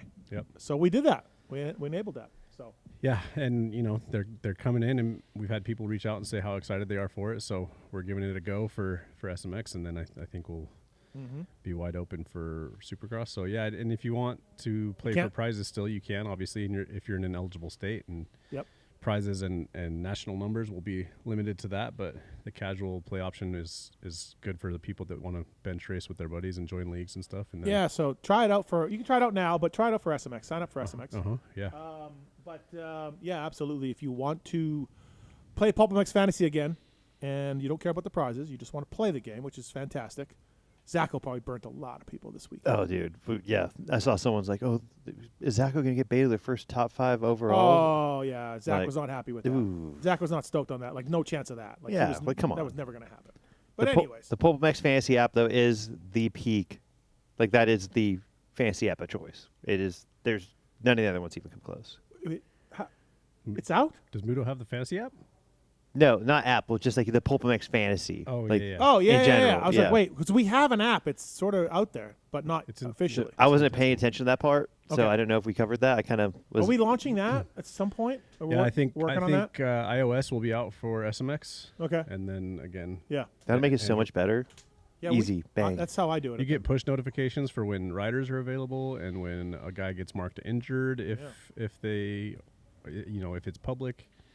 Stuff like that, I think is going to be really nice for people that are really in it. So, before commercial break, I noticed that Tits' kid is in here, and he was munching down on some Icon meats. Yeah, Little Tits. PulpMX 26 at Icon Meats. These are great guys. These are motocross people. They're rancher and rider owned. Most snack brands built in boardrooms. Icon Meats. Oh no, built on 600 plus acres with 3 MX tracks and a guy who actually rides and works bison. Chris is a good guy. He was at the Millville test as well for the Honda thing, hanging out with Trey Kennard, who's a big part of the Icon Meats. Bison, elk, venison, pork, one savage 1.ounce stick called the Beast Stick, 16 grams of clean protein. Have you had one of these? I don't think I have. Do you like that kind of stuff? Do I like meat sticks? Yeah. Steve, I love meat sticks. Can you just try one right now? Dude, I just had so much. I know, but can you just open it and have a bite, and then you can throw the rest away? I'll give the rest to Little Tits. He's hungry. Yeah, he can have it. All right, so which one, what brand, what flavor is Just that? the OG. Okay, the original? Yeah. If it's good, you don't need to sauce it up. Tits, don't tell me that, Marks, don't tell me you need another box, because Chris listens, and he's, like, seriously, we just gave you 2 boxes. Dude, I'm not kidding, and we've had a lot of good meat sponsors over the years, but I go through at least 1 stick a day. because it's like my substitute for other snacks. I used to go for chips. I used to go for other things, and now I just go grab a meat stick instead, and it's fantastic. I'm not sick of them even one bit. So, Muto? Visually, it's a little veiny, which is kind of weird. But how does it feel? It feels great. Yeah. It's going down smooth. It's good, right? It's a good stick of meat. Fantastic. That's the beef stick, the OG version. I like honey barbecue. It's my favorite. But PulpMX 26 is a code to save with Icon Meats. Check it out. Phil Nicoletti also is a part of these guys, and Trey Kennard and more. And they're a big part of the Lawrence VIP program as well. So if you go to the races, you'll see them there. You can try them. But then he said he was going to have one bite, and look at him. He's like a little fucking gremlin. No, I don't want to disrespect the brand. Well, you said you give it to Little Tits. You don't have to eat the whole thing. All right, Little Tits. LT, get over here. But I won't spoil it then. He's already. Oh, look at him! Look at him grab it like Dude, a little. yeah, he's a little hyena. Right? Dude, 17. Kind of a little prick, just like his dad. Yeah. But he's a good kid. PulpMX 26 code to save with Icon Meats. Thank you to that. Add a Cherubies USA as well. Whether you're simply needing, aren't you guys at Cherubies? Yes, we are Cherubies. Yeah. Whew. I thought so. A Cherubies USA to get your beta plastic as well. World leader in accessory dirt bike plastics. Check out the latest styles and colors. Add a Cherubies USA. Actually, I'm gonna save this for. You see the all-white bike at Washougal? Yeah. The Cherubies USA. Okay. I want to ask Carlen a question about beta, but I'm going to save it for that. All right, Race Tech Rant. 48% pick trend on Zacho at Unadilla. Oof. Yeah. Oh, wait. Before we get to the Race Tech Rant, you talked to Levi. I did. And you're like a real journalist. Yes. You got real information. Did you tell him that you were going to say this on the show?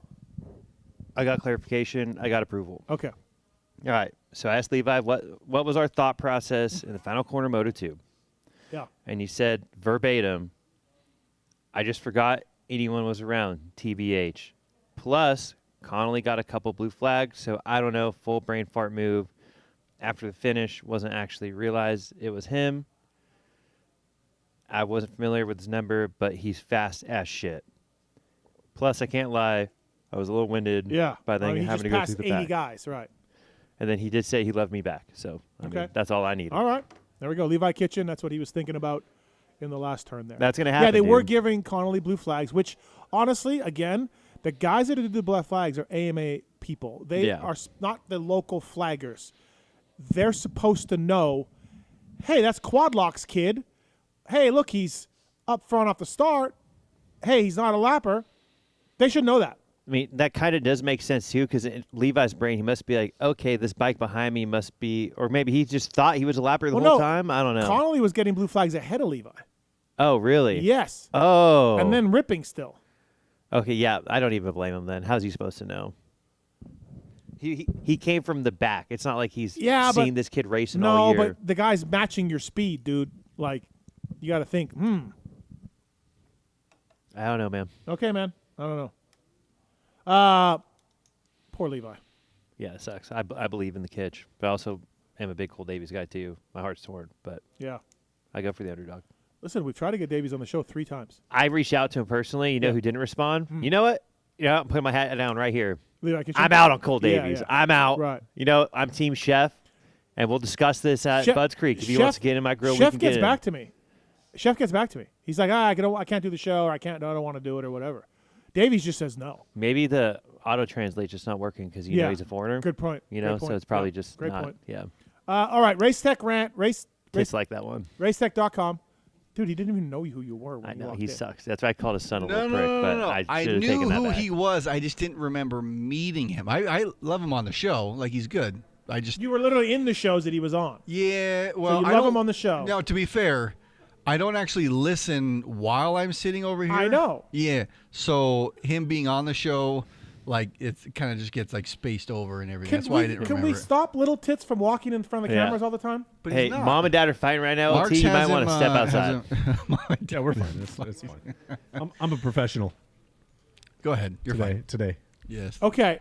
Racetech.com. Tell me you listen to this show to save on motor work and suspension work.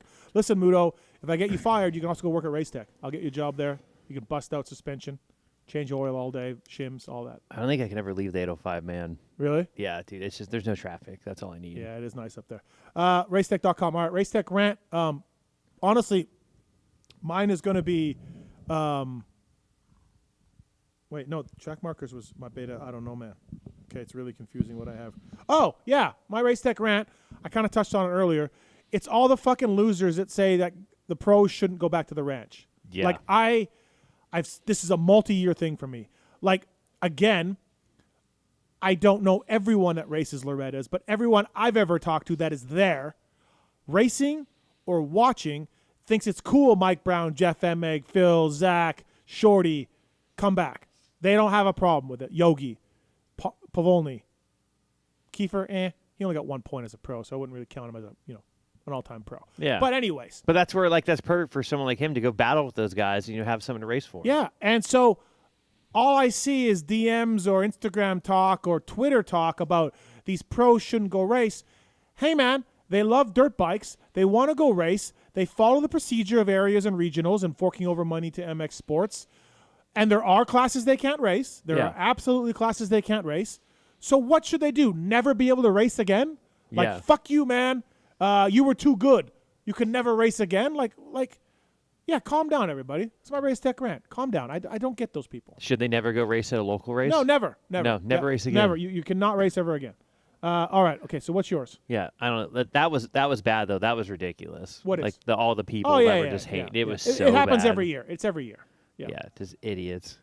Idiots. But, no, my Race Tech rant is also Loretta's oriented. Mm-hmm. And I hate to be the old man yelling from my porch, but, dude, these kids with their just moto win celebrations. It's like these kids are planning out, man, if I win a moto, I'm going to pretend like I'm smacking their ass, or I'm going to go do whatever, do this or that. It's like, dude, okay, that's cool, but you just won, a moto. I've been there as a mechanic a lot of times. I've won plenty of motos there.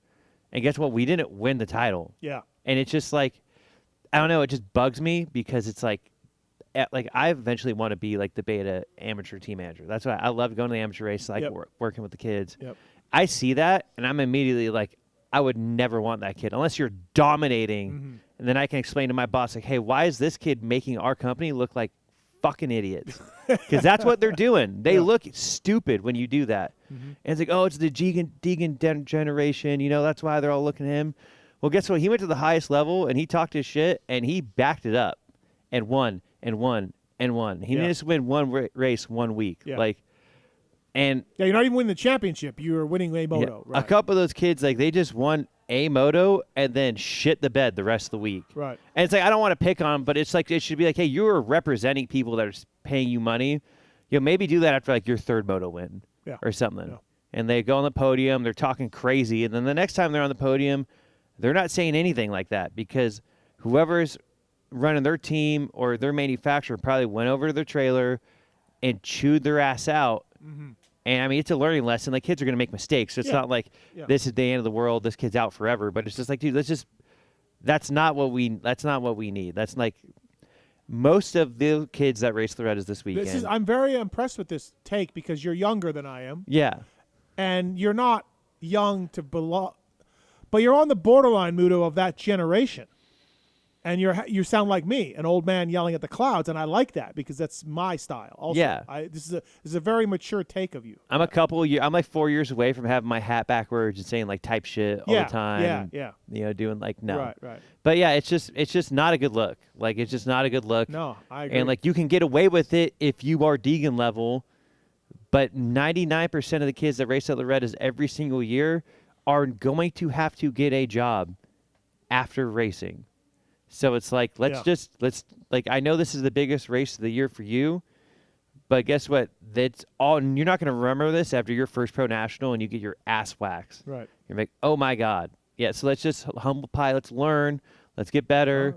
But I don't know. It drove me nuts. This is dude. great. It was I love it. Embarrassing. I'm on board with it, man. It's because also, again, Deegan backed it up somewhat, but now he's in a 450 class and he's getting beat, and he's not doing anything. Yeah. And it's yeah, man, where's that T-shirt and those tough words and all of that?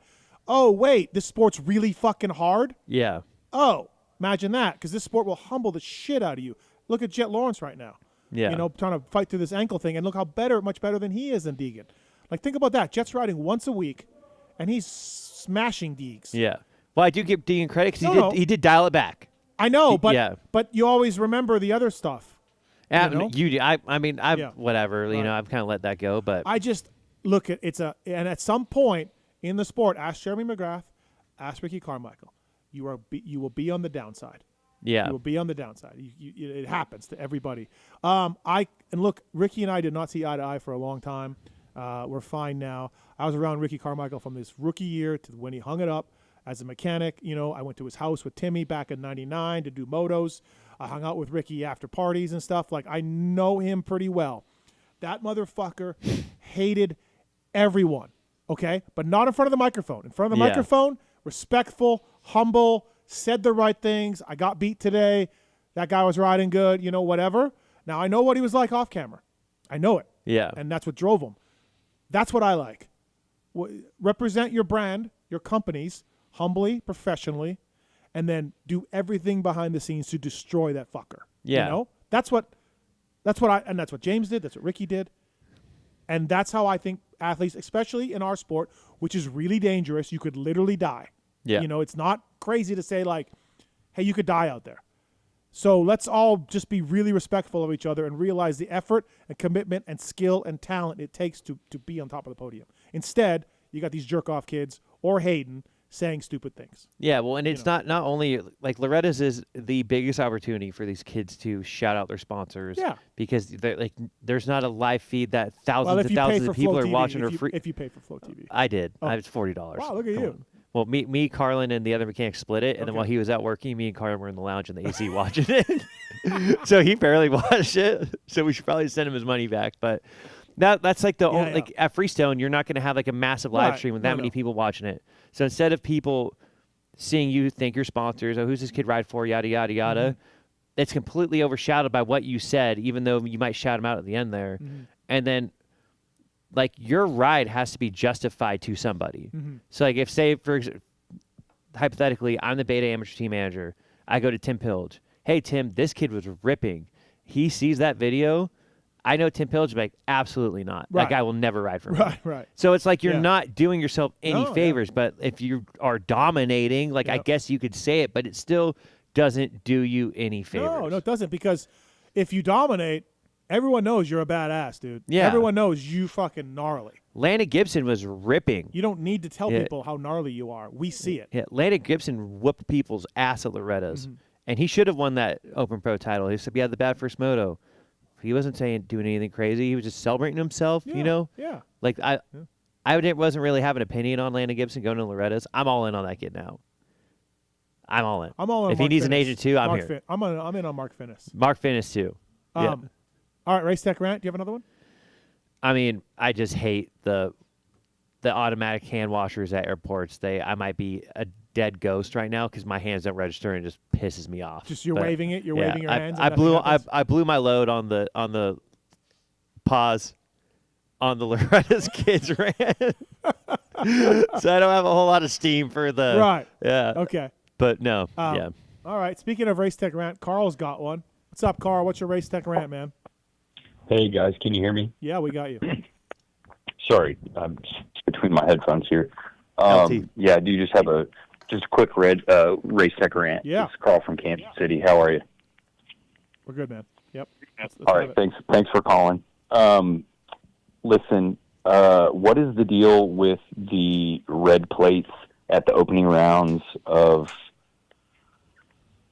specifically WSX, but well, Jason Anderson didn't even have one. He said nope. He didn't want the red plate or the number one.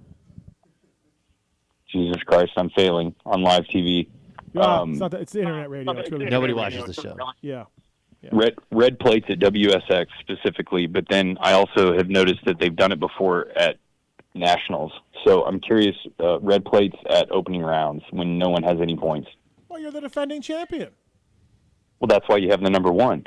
Okay, but you're also, I don't know, it's a little nod to the defending champion. But isn't it a nod to leading in the points? Sure, but I don't know, man. If nobody has any points, how can you lead in the points? Muto, do you care? I mean, Carl has technically he is right. Yeah, he is right. I do not care, but he is right. Yes, I do not care either. I don't, Carl, I just don't, yeah. But he's right. He's right. It's a strong point. He's right. They That's don't have all I no wanted to points. hear. Yep. All right. Thanks, Carl. Appreciate it, buddy. Thanks, guys. Appreciate See it. you.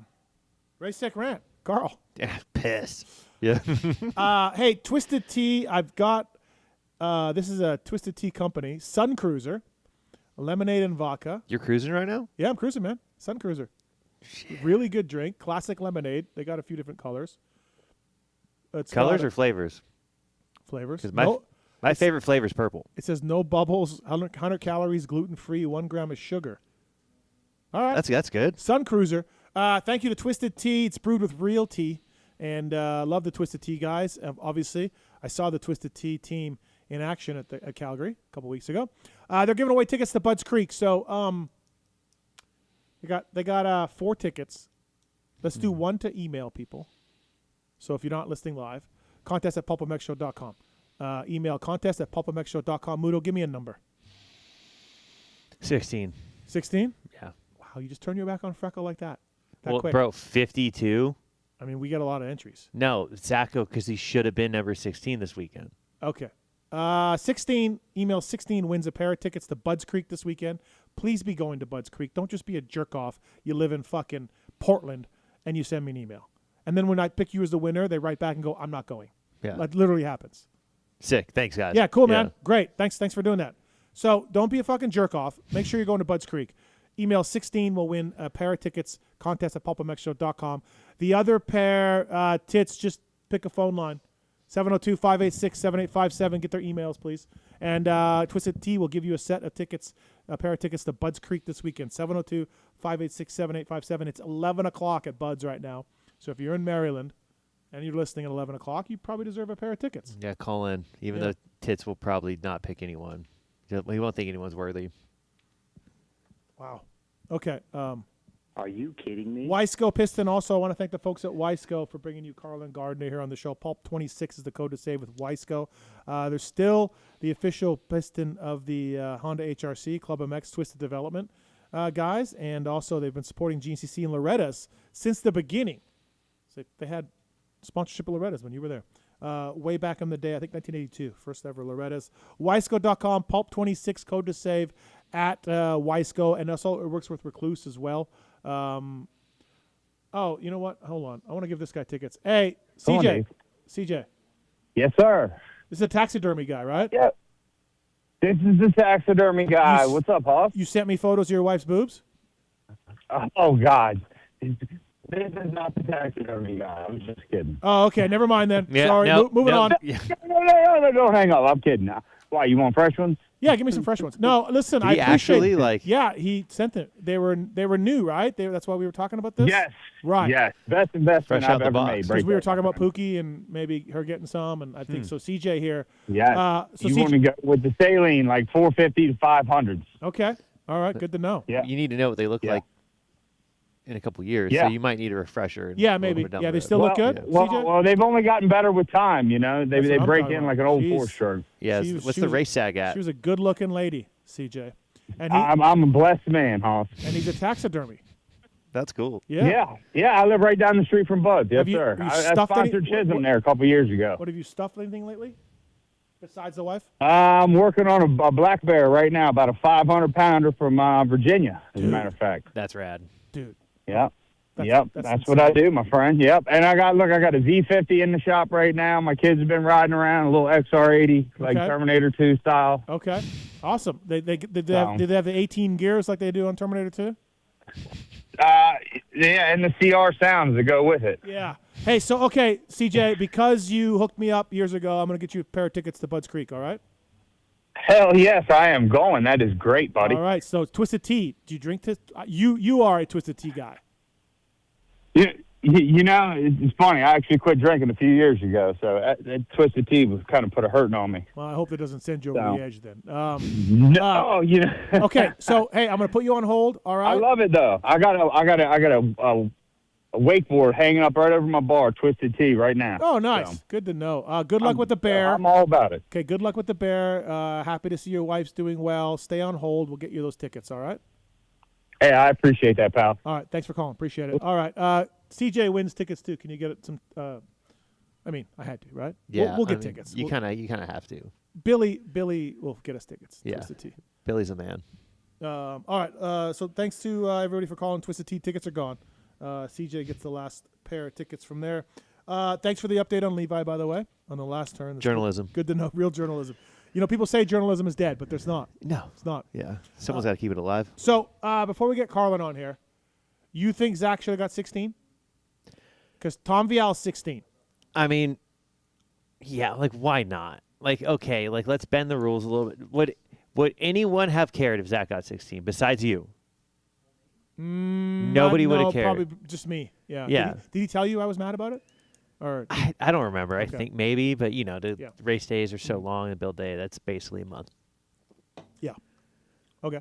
But yeah, no, I think he should have got 16. I put J-Bone's feet to the fire and Pelletier's feet to the fire. Okay. And they both put a leash around me, put the collar on, and then took me a walk around the park reading the AMA rules, and I was like, "Yep, I got nothing for it." Yeah. Okay. Yeah. J-Bone's done that a couple times this year. Hey, J-Bone's, we're gonna get him on the show here because when Yogi left, he's like, "Hey, I'm gonna take Yogi's spot," and he said, "Get me back on the show in a few months and tell me what you think about how we're doing." So I'm gonna take him up on that offer. I'm gonna get J-Bone on the show. I mean, I think they're doing good. They're trying. They're not perfect. Like I will never agree with that red flag and the finish line and all that at Dallas. Like that, they fucked that up badly. So I'll never agree with that. But in other instances, yeah. I mean, mistakes are always gonna happen. Yeah. I mean, even like it was like the British Grand Prix was supposed to end. The safety car was supposed to end with 1 lap to go, and they just had a little glitch in the system, so it ended under safety car, and it completely ruined the race. But I mean, like as long as you own the mistake, then it's that people are still going to complain, but that's all that matters. No, for sure. And again, so what they've told me, and I believe this, the teams are tired of discretionary rules. So Pelletier looking at off the track and thinking, that's 4 seconds because we timed it or whatever. Yeah. That's probation. Remember years ago? Yep. That's probation. That's not. That's a strike. That's not. They don't want discretionary penalties. They want it, from what I've been told, the teams want, this is what we want. That's a license point. That's a license point. That if that's a position penalty, then that's a position penalty. That's what they want. Yeah. So they're trying to get rid of that. And it's going to be high, like the track hunting was high at Unadilla, but eventually over time it's going to whittle down because people are going to be more serious. Yeah. The only thing is the license points reset after a year, so I don't know. We haven't seen Vince has the most right now, although maybe Justin Turner is up there now. Yeah. But I think Vince has the most, and they should maybe have it like cut in like half or something, so there still is a little bit of layover into next year, but you kind of get a chance to redeem yourself. Yeah, maybe. All right, Weisco Pistons again. Pulp 26 code to save with them. Let's get the man on. He's a former top privateer. Now he's a Beta USA team manager. Carlen Gardner. What's up, buddy? How are you? Oh, we're doing good. Got one baby down, and the mom's out partying right now with the other baby. Oh, boy. So jeez, it's just a Monday night. Okay, yeah, well, listen, thanks for the time. Appreciate it. Muto, this is Muto's third time in. Have you noticed an increase of Pulp fans coming around the truck and yelling Muto and Muto sucks or Muto rules? Have you noticed this? Not at all, but he walks around with a bigger chest. Yeah, exactly. Yeah, I can see that. Hey, listen, Carlen, what is he going to tell me? Can we get Muto a raise? Let's start with that. Seems like a hardworking guy, Carlen. Works really, digs deep. He represents the brand well. Every time he's been on here, a lot of beta talk, and it's all positive. Well, I'm not the guy that makes those calls. Okay. But I am the guy that puts in a good word when a guy works really hard. Mm-hmm. So okay. As long as people just continue to put their head down and work hard, good things come. Muto? I love this guy. Okay. All right. What's the worst thing about Muto on the team? What's the best thing, Carlen? Be honest. Yep. I don't have a worst thing. Everyone has their flavor. I'll tell you the worst thing. Okay, what's the worst thing? What's the worst thing that you do? Pisses him off? Okay. Sometimes I have an opinion when I do not need to have an opinion, and that's a character flaw. That's a character flaw, and he will let me know when I do not need to have that opinion. Yeah, this is not the time. Yeah, it's deserved. Right. But that is by far I can relate to thing. that. I think at Yamaha I got in trouble a few times for having opinions that were not wanted. So I can really relate, Muto, to that. Just put your hand out, give a little smack, and then I go back to work. Carlen, true or false? It's not the opinion thing. It's more so if we have to make a change that is a not normal change on a race day, we normally will exchange some words. Yeah, that's true too. If the cycle gets broken, I tweak out. You were Yeah. I had the same thing too. I freaked out at Mount Morris on my team manager, and Timmy had to on Jimmy Perry. Yeah. And Ferry had to step in and be like, "Hey man, can you just do this?" The radiators. Yeah. Yeah. Radiators. Yeah. All right. And so, what's the best thing about Muto, Carlen? I'd like to think he won't leave me. Oh, okay. He okay. A couple things. He said he loves the 805 area, so he loves that, and he really likes the team. He said that many times. So, Yeah, it's hard in an industry like this to commit, year after year after year after year in a grind, and that's why we kind of pride ourselves on kind of the schedule we have and the freedom we have with the company and how my boss lets us kind of run things, and so we try and let people do it a little differently than some other teams might do it. Yeah. But it's still a grind, right? So I mean, it's hard to keep people that want to just stick it out, for better and for worse, and are there till the 3 a.m. nights and are there when we got nothing going on. So the plan for 27, Supercross only again, like usual? Yep. Yeah. Yeah, we'll do Supercross and playoffs. Right. So same as that. I mean, it is pretty sweet if you're living up there, Muto, and you got no nationals to go.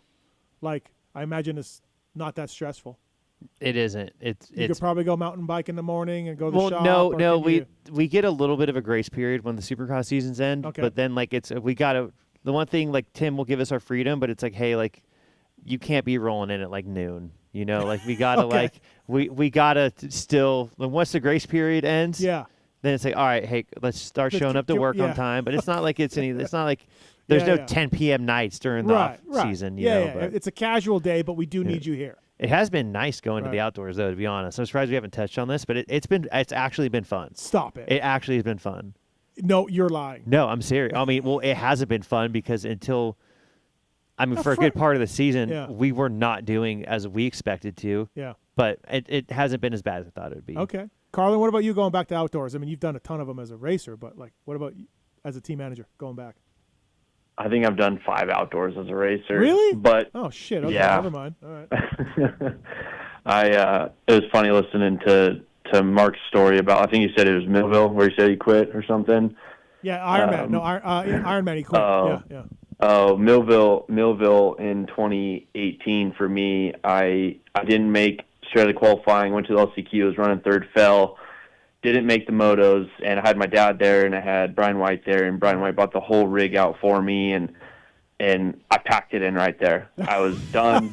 I told him I was done. I didn't have it. This was so embarrassing, and I went on to have the best year in my career the following year. So sometimes you got to go through it. Yeah.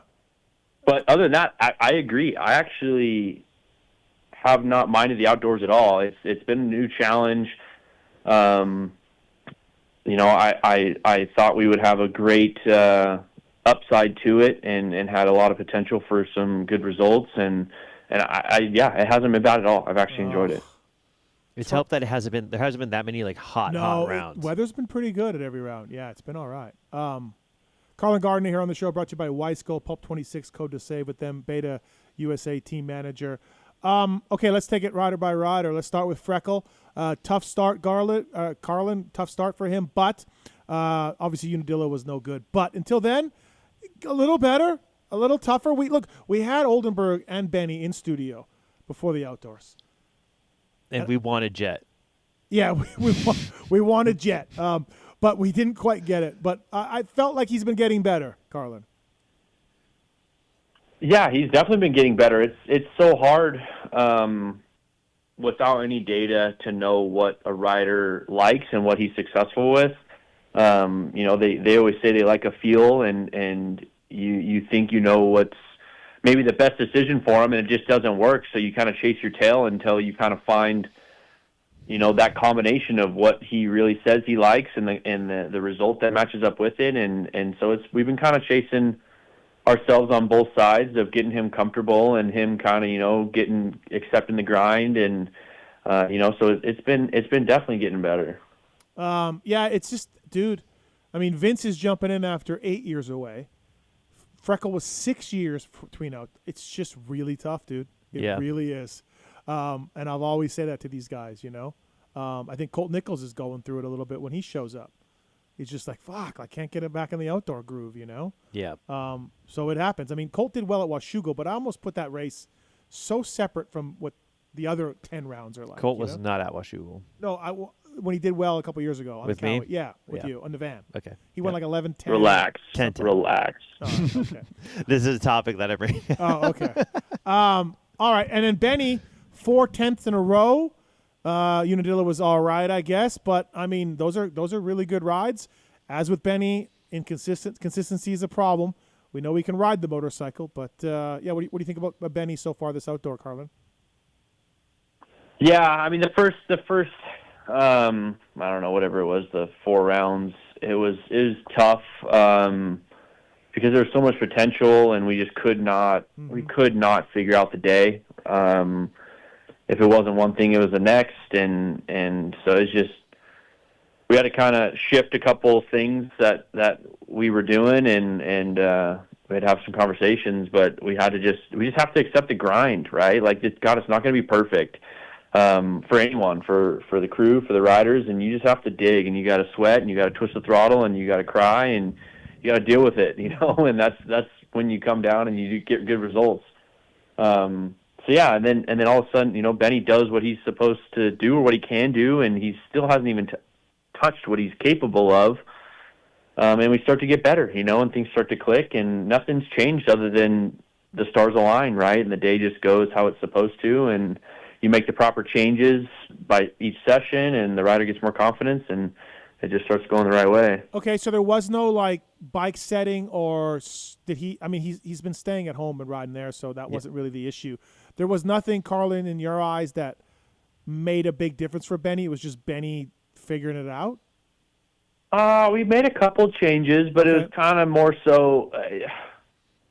It's mental, and whether the changes helped or not, the rider thought it helped. Yeah, right? that doesn't That's all matter. that matters. Right, yeah, that doesn't matter. So yeah, we made a couple changes that, in my eyes, weren't huge, but it just made him feel a little bit more confident and made him feel like he can push a little harder in some areas. And if you can gain 1%, right, then that could change the whole world. So. Yep.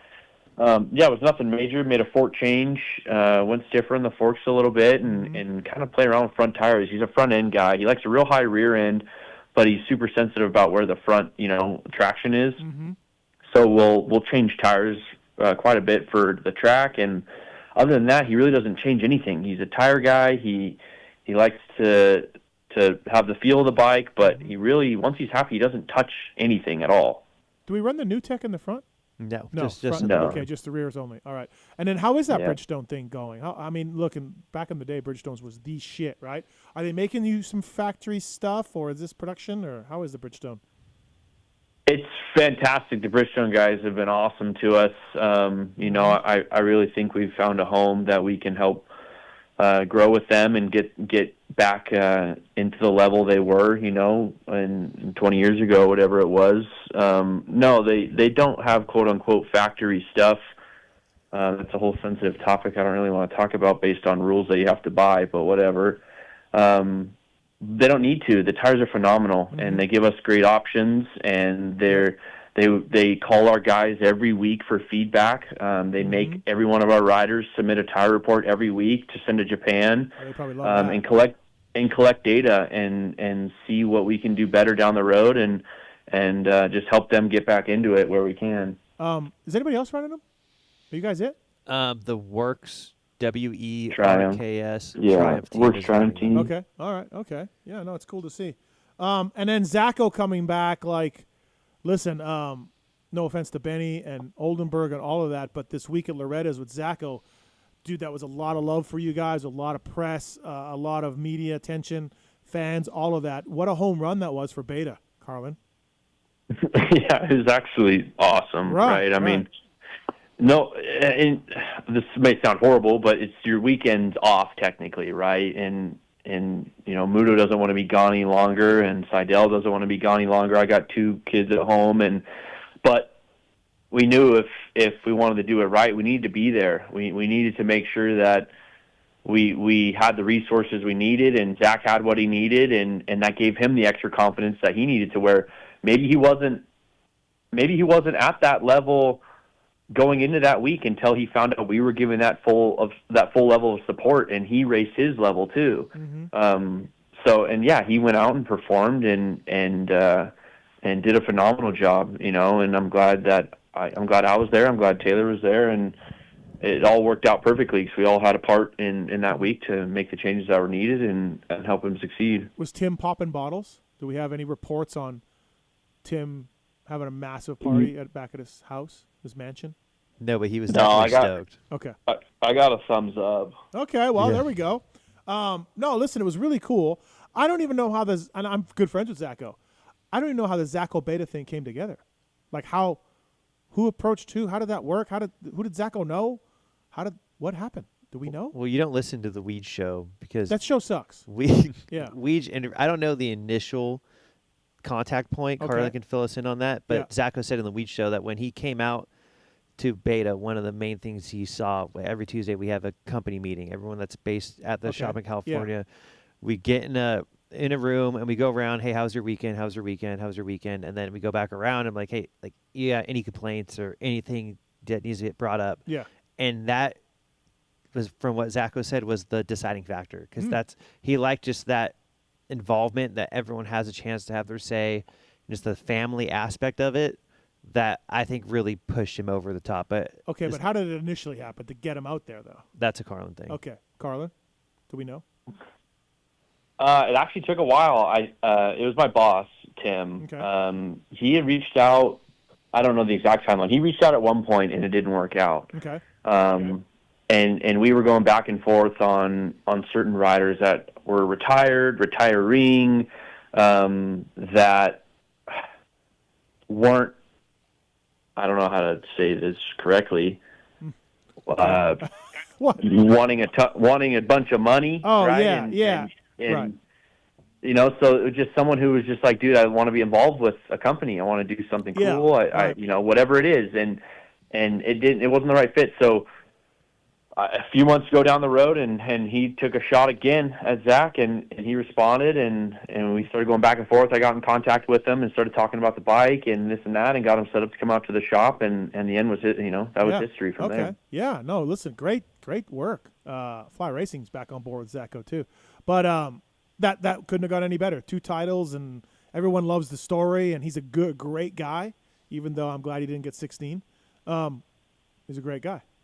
Well, it's cool how much he cares too, because a lot of like his interviews or whatever, it's a lot of we, and this is what we want to do, and talking about the company. Like he is fully invested. Yeah. Well, you think about it us. too. He rides off road. He's got a trials bike, right? Moto. He's really a perfect rider for you guys because you have these models that all.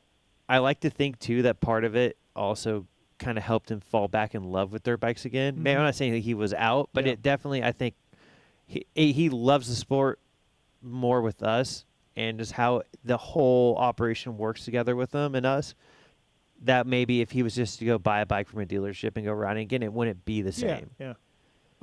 Carlen, do you have plans for the 250F next year for racing wise?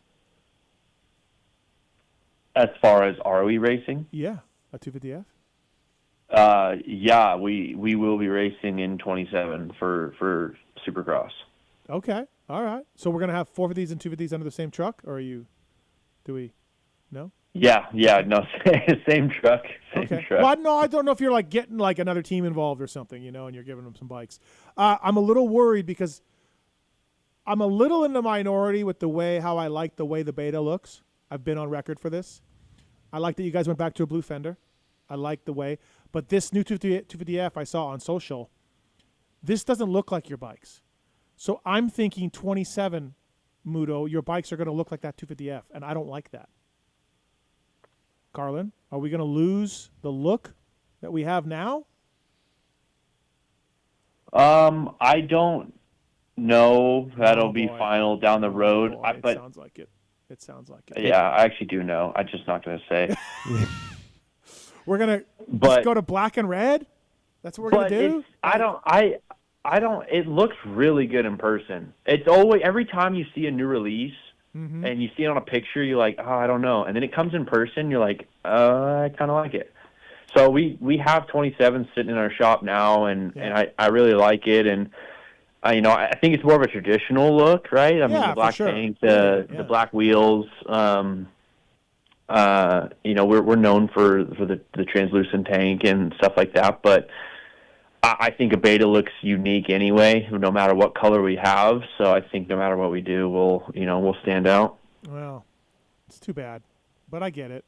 But you know what? Talking about that, I rode the 27 Honda, right, at Millville, and I did not like the look of those bikes. And I'm still not really stoked on the way Honda is written on the sides. But when you actually see the bike all day and you're looking at it, you're like, ah. Yeah, you get used to it. It becomes normal. Yeah. You get used to it. So, all right, so 250Fs. Who are we signing, Carlen, 250-wise?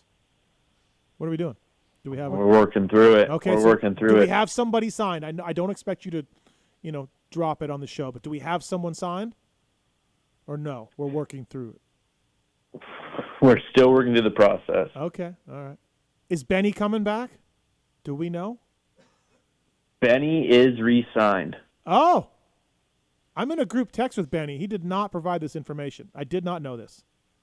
Benny has signed an extension and will be back with us. Yes, and he's done phenomenal for us, and he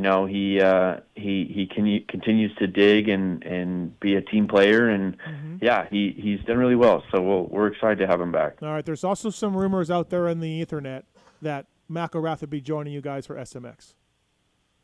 Yeah, I don't have that information yet. Okay. But you will be at SMX in LCQs, it looks like, for both guys? That's the plan? Yep. We'll show up no matter what. Right. I like that. I like that attitude. Racers race, dude. Racers race. Right. Hey, Carlen, so in your time, and obviously your brother's involved a little bit too on the testing side still and all that, right? Is he still doing some of that? Not anymore. Benny's a mechanic, yeah. Okay. What do we – and I witnessed this firsthand. So I went to KTM in 2000, right? First time they've ever had a factory team. They were obviously known for off-road stuff.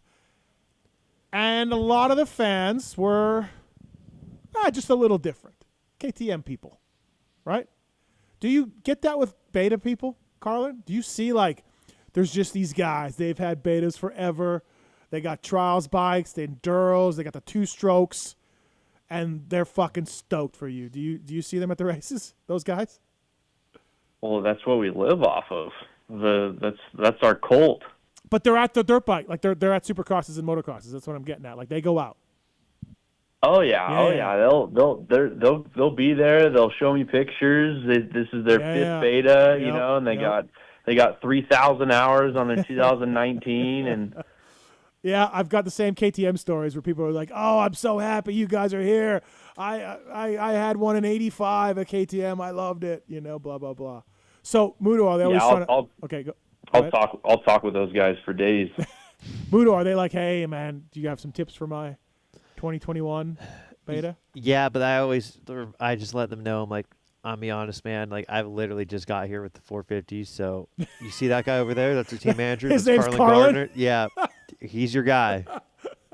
And then they wander over to Carlen. Yeah, I just ship him on off. Right. I got to work on the bike, man. If you go talk to Carlen, he's got you. Yeah. How many 352 stroke questions you get, Carlen? Good God. 350? Yeah. Dude, it's just in general that people just ask. They want to ask questions. I try to give them the information I can. I don't have a ton of time on the 350. I only have a day, which really stinks. I rode the 250, 350 briefly, but I mean those things came in, they sold out, and I haven't heard much about them since. Yeah, so. we had Billy Hardo, Kenny's mechanic. He's a beta dealer. Did you know this, Carlen? Yeah. Oh yeah. So he wins a Supercross title. He can't get a 350 for his shop. We were very upset about that. If he would have won that title on a beta, he would have had 2 350s. We had him on the show, and he was just like, I can't get any 350s. Sad. I know, it was a hit. It's cool. It's super cool. Oh, absolutely. That thing popped off. No, it's cool to see. Listen, Ducati, Triumph, Beta, it's a really cool time in our sport to see this right now. It's more jobs, more racers getting paid, more colors, more brands. I love it. I don't see, there's no negative to it, to me anyways. I think it's pretty cool. So, Carlen, 2 450 riders and 1 250 guy? 2 250 guys? 2 450, 2 250, one on each coast. Shit. Here we go. It's going to be tight in the semi. Yeah. Yeah. Muto loses a locker. Yeah, that's the biggest devastating thing about that. Is that been official? Yeah. You're losing a locker? Well, we just need to for the riders, right? Right. Yeah. I'll sacrifice. I love to see it for the team. I love to see it, Muto. People say that you're, there's no I in team, but I definitely didn't complain when I got told that information. That wouldn't be me. Yeah, I would never do that. There'd be no negativity from you at all. Is it something I've always wondered? I was going to ask Muto this, but I may as well ask the team manager. It's usually better that way to get myself in trouble. You guys have always worked on your bikes parallel to the semi. No other team really does that. What's the reason you guys do that? You just answered your own question. Just we're parallel. We're matching the. No one else does. No one else does it. Oh. Yeah. So this was. No one else does it, So when we were coming into the racing in 24, my boss was like, "Oh, you guys said it's a pit design." Yeah. I'm like, okay. I was like, well, what am I going to do? Put the bikes facing forward? I mean, everyone else does, but sure. Well, that's the so you can't get a look at the bike. Yep. We're there displaying our motorcycles to the fans and to the public. Yeah. They should be able to look at the bike. Welcome to the big league, Steve. Yeah, listen, man. I'm always like, why do they do that? And I guessed it was just to be different and to show the bike off, but it's a purposeful thing. And then is that a 350 on display? What is that on display? No, it's a 450. No, we have a 2-stroke on display, I thought. That was last year. Oh, last year? No, well, we did Anaheim. The first 2 Supercross rounds, we had the 350. Okay, so I like that. And then also. the moment we stopped racing, we sold it and got it out of there. Hey, our riders are hurt. Sell that thing. Yeah, fucking sell it. I like that you guys put one on display because Beta's different. Probably a lot of the crowd haven't seen one or don't know one. Muto's blocking the Beta, so no one can really check it out because he's got to fix all the things that he fucked up on the bike. So, hey, fans, just go over here and check it out, Well, and they can. A lot of people don't realize this. I end up having, because I'm at the back near the bike. Yeah. Anyone listening, you can go sit on that bike. You can go put your hands on it. Like, that's what it's. Yeah. That's what it's there for. No, I like it because that's something cool because people are probably, honestly, like, would you say half the people would have no experience with a Beta or don't know what the fuck a Beta is, right? Yeah. That's great because you can see it's made with KYB and good components and it's put together well. Again, the look is, I really like that idea. I don't know if that was Tim's idea, Carlin's idea. Definitely wasn't Benny's idea. No. So I like that, Carlen. It's a good idea, It's probably TP's idea. Yeah, Tim's idea? Yeah. Go check out the bike. Here it is. You guys are scared of Betas. You don't know anything about them. Well, just like you said, go get your grubby hands all over one.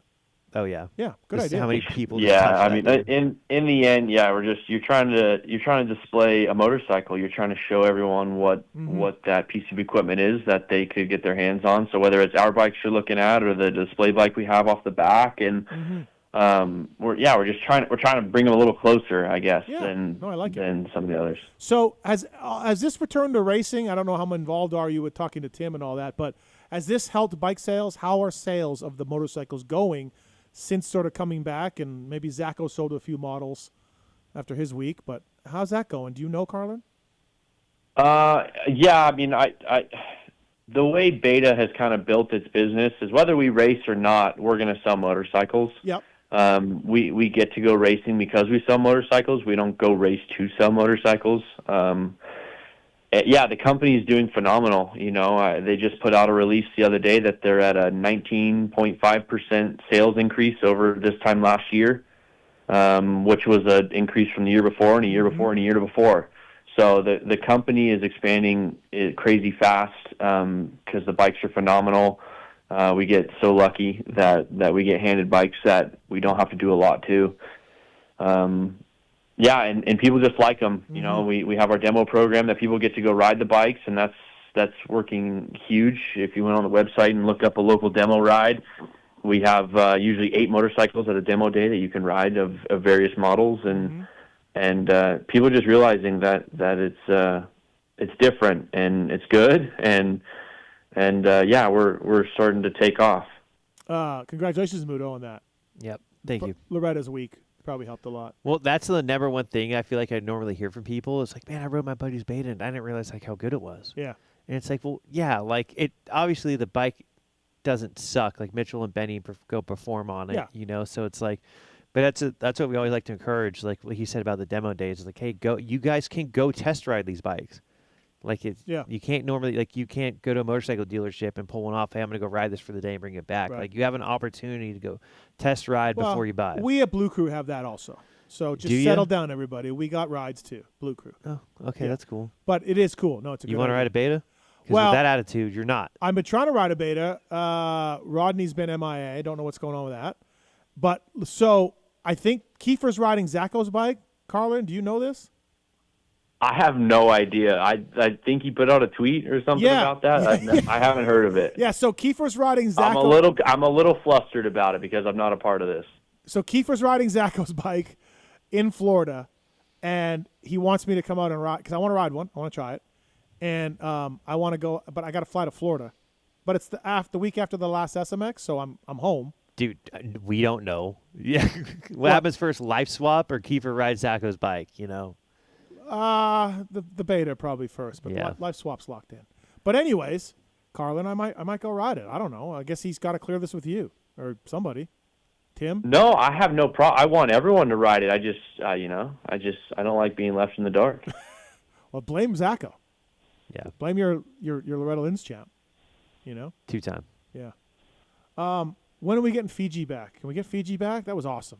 I grabbed a bottle almost every weekend. We try every year. Got to get Fiji back. But Muto, last time you were here, you said there's cases in the warehouse still, or they're gone. I mean, there's probably a couple bottles still floating around at this point, but you said we burned through it. Okay, yeah. I think you said, Muto, one time there's a few cases left. You guys are still drinking them. I like that sponsor. That was it lasted a while. It was sick. Lewis goes and gets Monsters, and like that's just disgusting. Yeah. Sugar water, like no thanks. I'll take a Fiji. Yeah. You know. So we got to work on the Fiji sponsorship for sure. I'll get right on that. Yep. All right. How many? What's it like with Jeff Blosser on the truck? How's Jeff? He's awesome. I haven't seen Jeff in a bit, but I get along with Jeff really well. I really do. He's a legend. The first is a horrible story to tell, but the first Supercross in 24. You guys had fuel problems, right? No. Oh. Yes, but no. Oh, okay. I thought this was going where like our bikes weren't running and Jeff was freaking out. He'll get there. Well, it's part. Yeah, it's part of it. But we thought we had an engine issue. So in between the heat race and the LCQ, or the heat race and the main, we swapped an engine. Yep. Yeah, heat race and LCQ. We swapped an engine, and that was the first time, obviously, Jeff watched us work, and we banged out the engine swap and got him on the line, and ever since that night, he basically left me alone, or not in a bad way, but he witnessed what we were about, and that we actually work on dirt bikes for a living, and this is our motorcycle.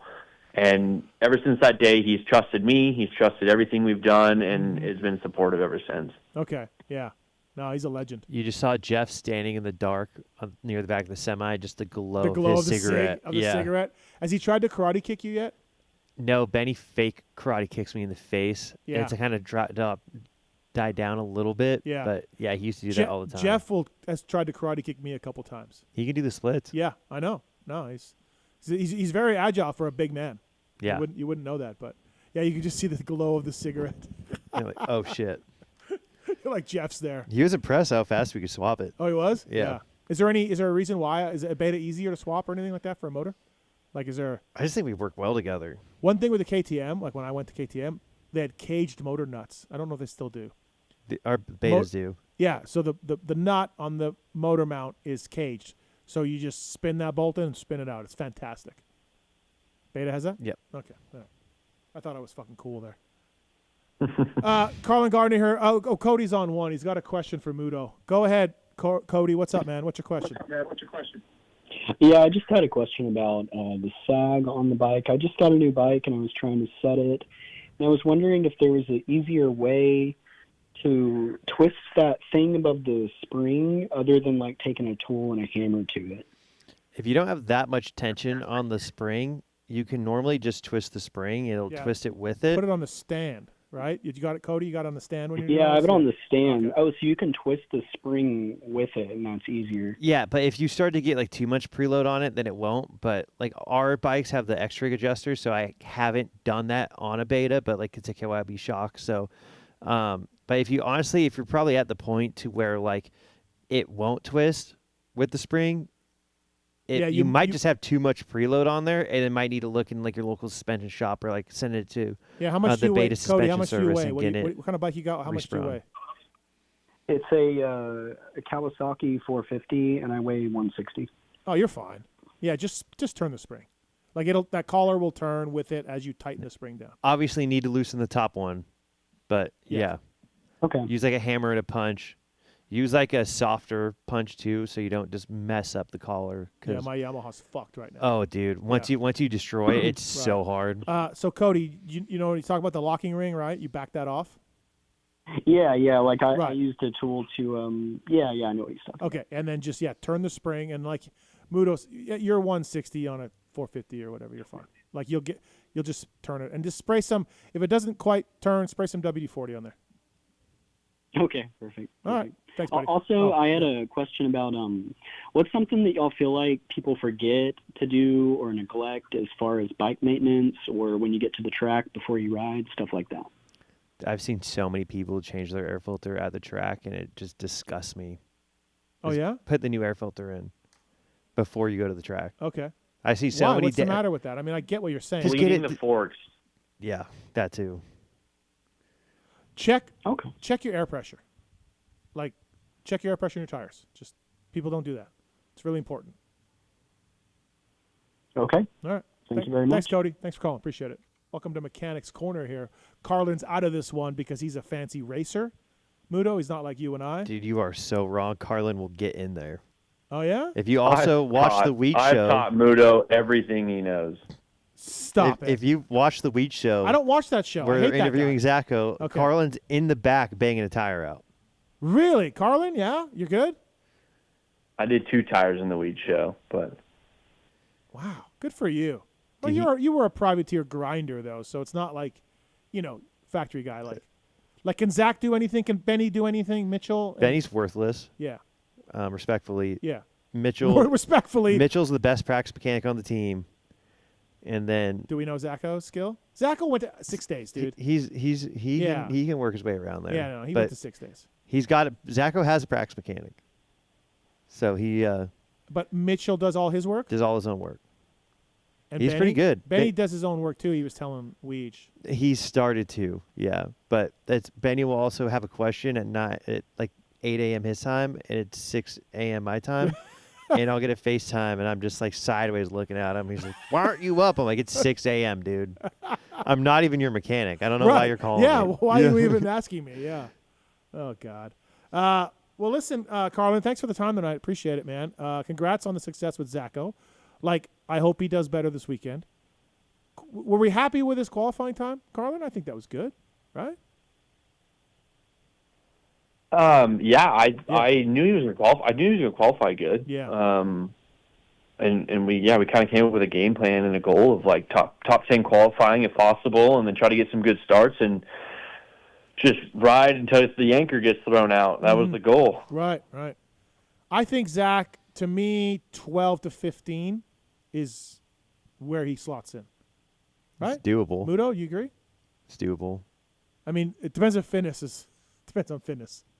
Yeah. Well, I mean, it's doable, but he has to get a good start. Yeah. Well, if you get a start at Bud's, you're dialed. Yeah. Super start dependent. So, yeah. Kind of cool, though, for you guys to have Zacho there and do as well as he did. Yeah. Well, it's just for fun, too. Yeah. That's the thing. It's solely for fun. And he's got a little competitive aspect to it, but it's not like. Yeah. Like, it's just let's have a good time. You know, let's do the best we can. Like we're taking it serious, but right. No, it's awesome. Carlen, thanks for calling. Appreciate it. Congrats on the success. All of that. Sorry about Muto, but those things happen. No, Muto's pretty self-sufficient. He's all good. We'll see you at Budds Creek this weekend, man. Thanks for the time tonight. Yeah, thank you. All right, see you, man. Later. That's Carlen Gardner. Everybody, brought to you by Wiseco. Pulp 26 code to save. He did not have those Michelobes or whatever you were saying. No, I feel like that he was a little bit looser. Oh, yeah? He was a little bit looser because I think he called in one time when Benny Mitchell were in here, and he was a little bit looser. Okay. Good guy. Yeah. I interviewed her when he raced. He was on my privateer show. He's a lot like me and him. Like, do we think we got you raised? I don't think we got you the raise. No, we didn't get a raise. But I mean, hey, I think we got a step closer. Maybe.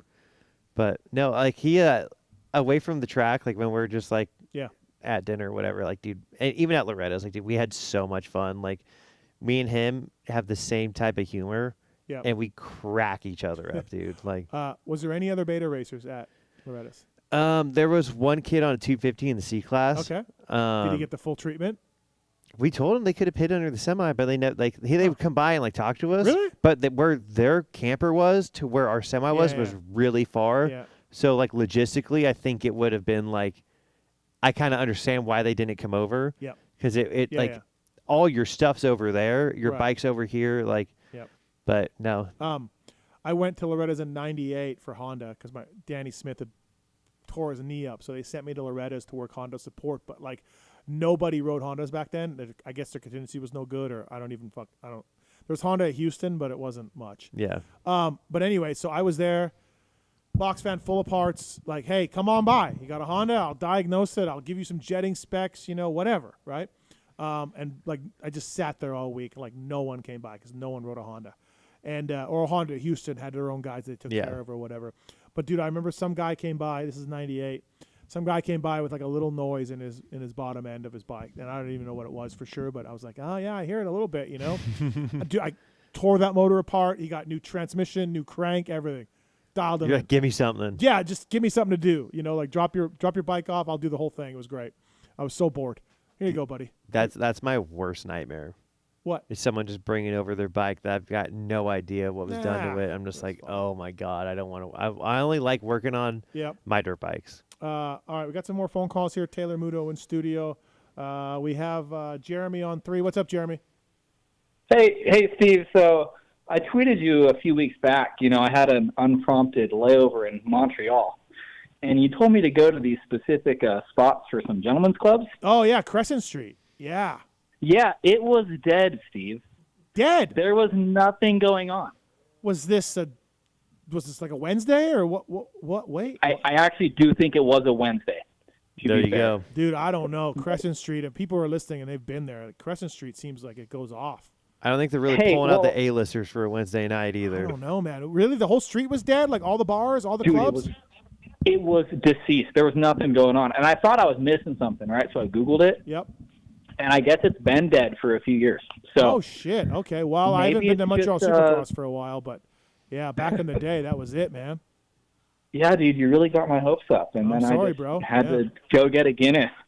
But shout out to my guy, Zach, not Osborne, but the guy wrenching for him. Shout out Seidel. Shout out all the Beta boys in my hometown there. Right. Have a good night, fellas. All right. Thanks for calling, man. Appreciate it. Thank you. Sorry to let you down there. Sorry, buddy. Seidel's a good kid, dude. Brian, what's up, man? How are you? Hey, I'm doing great, man. Thanks for having me on, Steve. Yeah. What's up? Taylor, this is Brian from Eugene, Oregon, man. Oh, shit, Brian Moto. Yep. But, hey, we need a drop for Gamers Corner for these kids that are sitting at home playing the damn game and sit out riding their motocross bike on the weekend. Yeah. Yeah, like the Gamer Corner intro that I did back in the day? Yeah, where you're just like, oh, Gamer Corner, Gamer Corner. Mark's we need that added to the app. Mark's, you're the guy for that. I don't know. Do we have that, a drop? We don't have a drop for it. We need to make one. So we're going to need to find you saying it, or if you wanted to be a real homie, you could do it right now. Okay, are we ready? Gamer Corner. Are we ready? Yep. Okay. Gamer Corner, Gamer Corner, Gamer Corner. Like that. That's my guy. Okay. Yeah. All right, there we go. We just made the drop for you, Brian. Time-stamped. We'll awesome. We'll put it on the app. Thanks, buddy. Appreciate it. Thank you.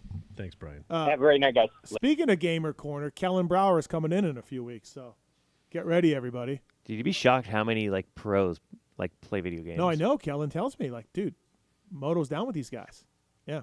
AP's a big gamer. Big gamer. Right. It's dude, he's got kids and the whole deal. Dude, when COVID happened, it was a big everyone's playing Supercross the game, and dude, there was it's just everyone in the Xbox chat dude, there's so many factory guys in there, and I before I was really in the pro scene, I'm dude, this is so sick.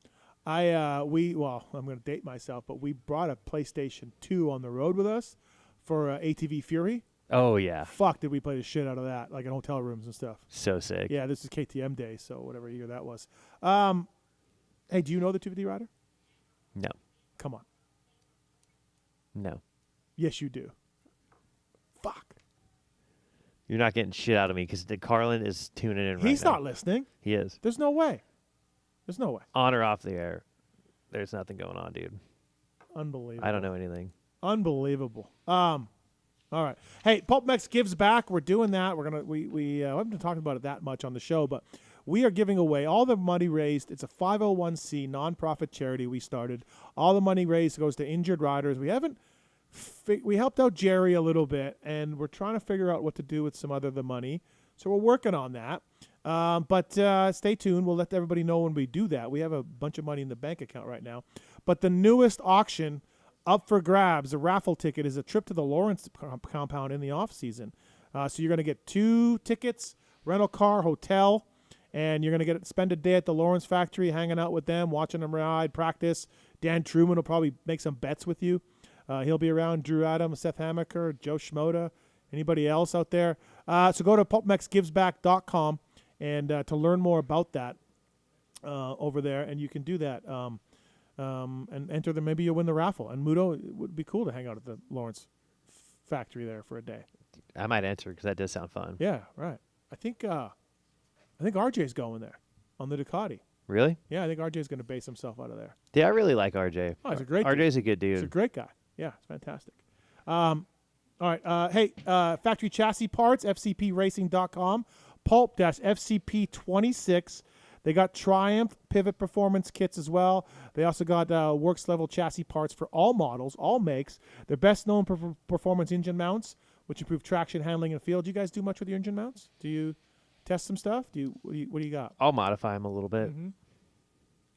But they're different though because they're the center mounted engine mounts. Oh yeah. So it's different. It's Changes. different characteristics. Yeah. But yeah, no, I'll modify mine a little bit. They got the FCP race cups as well.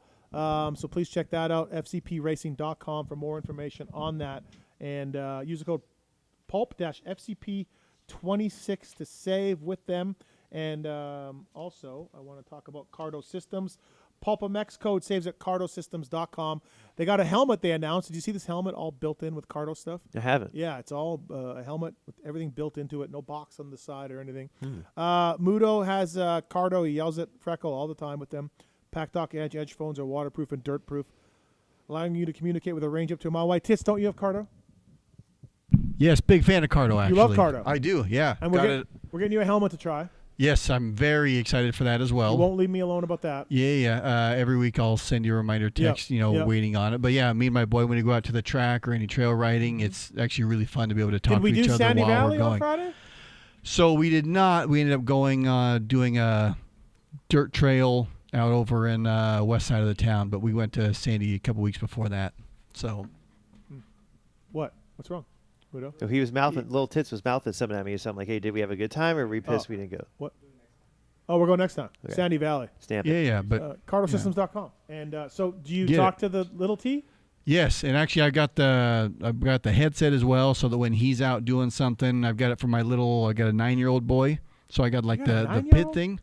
Yes, I also have a 3-year-old daughter. Huh. I didn't even know he had one kid coming in today. Now he's he doesn't seem like the fatherly type. No, he doesn't it doesn't really seem like he's giving a lot of love and affection. Sure. Anyway, we use it at the track all the time. Yeah. So big fans of CARDO. Great product. Right, check that out. PulpMX code saves you with CARDO Direct. Thank you to those guys for coming on. Use the code and save. ETHIKA, PulpMX 20 code at ETHIKA as well to save with them. Love the underwear. Socks are fantastic. Joggers are great. all of it? Oh, you checking your time? Am I keeping you from something, Muto? Or? Well, yeah, dude. I'm going to get 4 hours of sleep for my flight tomorrow. All right, we got AC. Short show. We got AC on 3. Question Relax. for you. What's up, AC? Question for Muto? Muto, how you doing, man? Just giving you a shout because I know you used to work for Carson Mumford.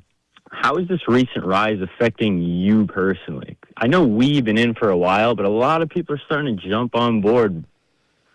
Yeah. Hold on. I've always been there too, though, for real. You can hop in on our podcast like that we do No. with Mumford Monthly. I've been a Mumphy guy for a while. Always liked him. So this is awesome. I like it. Yeah. Alex is one of my best friends, so AC. He's gonna act like we don't know each other. Mm-hmm. We were in on Mumphy even when we were out on Mumphy. That's how deep this runs. I gave Mitch shit when he dropped him because I was like, dude, I think he's kind of done enough. Like, give him a shot. You know, Mitch is like, they had no room. I tried to do the same. Right. Mitch had no room or whatever, but I was like, let's do it. Like, I think he's – because didn't he qualify quickest once or he was top 3? Like, Wait, last year on Mitch's bikes. Like, he put in some good heaters. Well, dude, he's fast. I know, but – I think he's finally gotten out of his head a little bit. Yeah. And yeah, Uriv was a little frustrated with him, for sure. Oh, yeah. Yeah. Well, I was You'll have frustrated that. with him. I worked with the guy. Right. He ran me out of the sport. But, no, dude, Mumphy is absolutely crushing it. And it's so cool because, like the talent's always been there. How old is he? Old enough. I don't know. He's married, dude. I know. I'm alone in 33. The guy's got 2 dogs and a wife. You know, I don't know. I said to him at Millville, I said, dude, you signed too early. Like, you're a hot commodity. You should have not signed. And he said, no, I think I did this because I signed. I'm no pressure. It's funny. I was messing with Jeremy about that, too. I was like, you got him on the cheap. You're lucky you signed him. And he's like, no, he got exactly what he deserves. He's crushing it. Right. Like, dude, the vibes, it's so cool because I've known Jeremy for a little bit, too. It's so cool to see the individual success that Mumphy's having, but also that team. You know, like, I feel like they've had a lot of riders that could perform. And it's just they would get close, but they wouldn't just kind of get over that hump. And, I mean, it's perfect momentum carrying to next year when they get the more support for Husky. So that'll be sick. Be interested to see Bar X and them and how that goes. That's weird. Yeah, that's a little weird. You know? But, I mean. So, yes, I always thought of Mumphy, too, as a better supercross guy than outdoor guy. He's had a lot of injuries. He hasn't done a lot of outdoors. And then there he is, outdoor guy, digging deep. Yeah. I didn't even know. Here we are. I didn't know Mumphy had that kind of dig in him either. Good job. Dude, he's down to suffer. He's down to suffer. It doesn't seem like he always was down for suffer. Okay. Yeah. Good for him. Al, what do you think, Al? What's your take on this? I mean, I think we're the story of the summer. Let's just keep the train rolling. Let's roll it. Yeah. Yeah. Yep. See you at Buds. We're on to Buds. Yeah, we're on to Buds. Let's do it. We're there. All right. Thanks, man. Appreciate Later, it. Al. Later, boys. See you. All right. What do we got? Me and Mitchell were actually late to one of our gate picks at Millville because we were watching Mumphy, and we showed up 10 seconds late, and we got the last gate pick. Well, serves you right. Yeah, and I was like, I'm like, come on, what are we doing? Yeah. And that's another time where J-Bone took me a walk around the park and let me know that these are the rules, son. Yeah. And I was like, yes, sir. All right. Alex, what's up, man? Hey, got a question for you, Steve. This Loretta Lynn stuff every year, I feel like it just gets. I mean, it's viable, right? But as far as Europe, like the MX2, MXGP series, we see kids seemingly come out of nowhere, right? But I believe, you know, from watching for a long time, that the countries, right, they have champions for those countries. Do you think the AMA in the States, do you think our state championships are viable enough to say, okay, this kid won the 85 class, super mini class, schoolboy class, 250B class, to give them a spot at the regional, to kind of secure a spot and say, hey, okay, they're doing this in Europe on a larger scale, but these kids are absolutely the best in this championship, right? I don't see the problem with that, like going through the areas and the regionals. I don't see what the problem is there, but the point I think you're making a little bit is these kids don't race enough. They really don't. Exactly. In Europe, they're racing, the Belgium championships. Then they're racing EMX whenever they can in the European rounds, and then they're, going to GPs sometimes if they want to.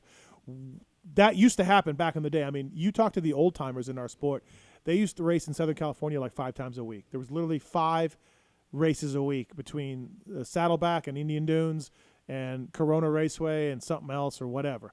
These fucking guys would never stop racing. And that's in the 70s and 80s, so a long time ago. But we have gotten away from racing. I mean, the SMX combines are good. Let's add more of them. The futures are good. Let's add more of them.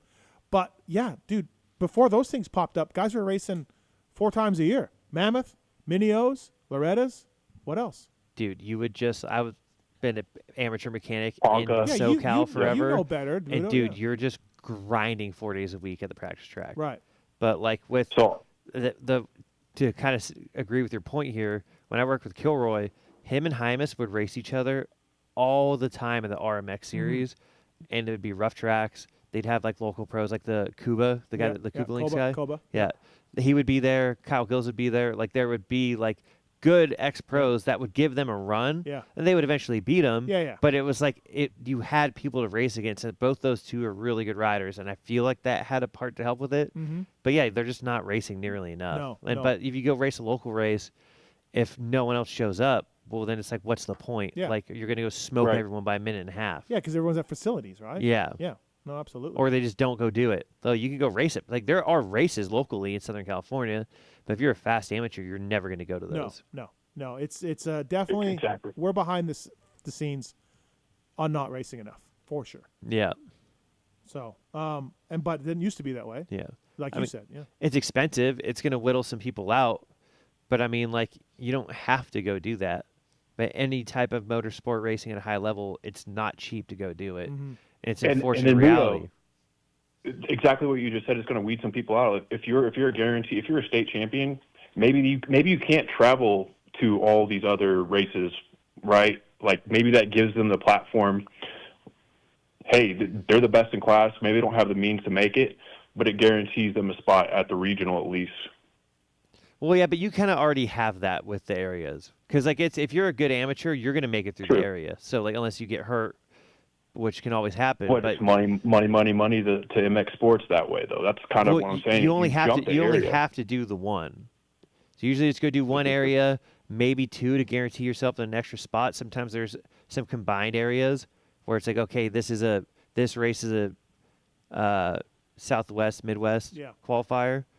But also, because you don't have to go do all those other races, and you can just show up to Loretta's. If you don't have that kind of money to do all of them, if you show up and show out, that's all that matters.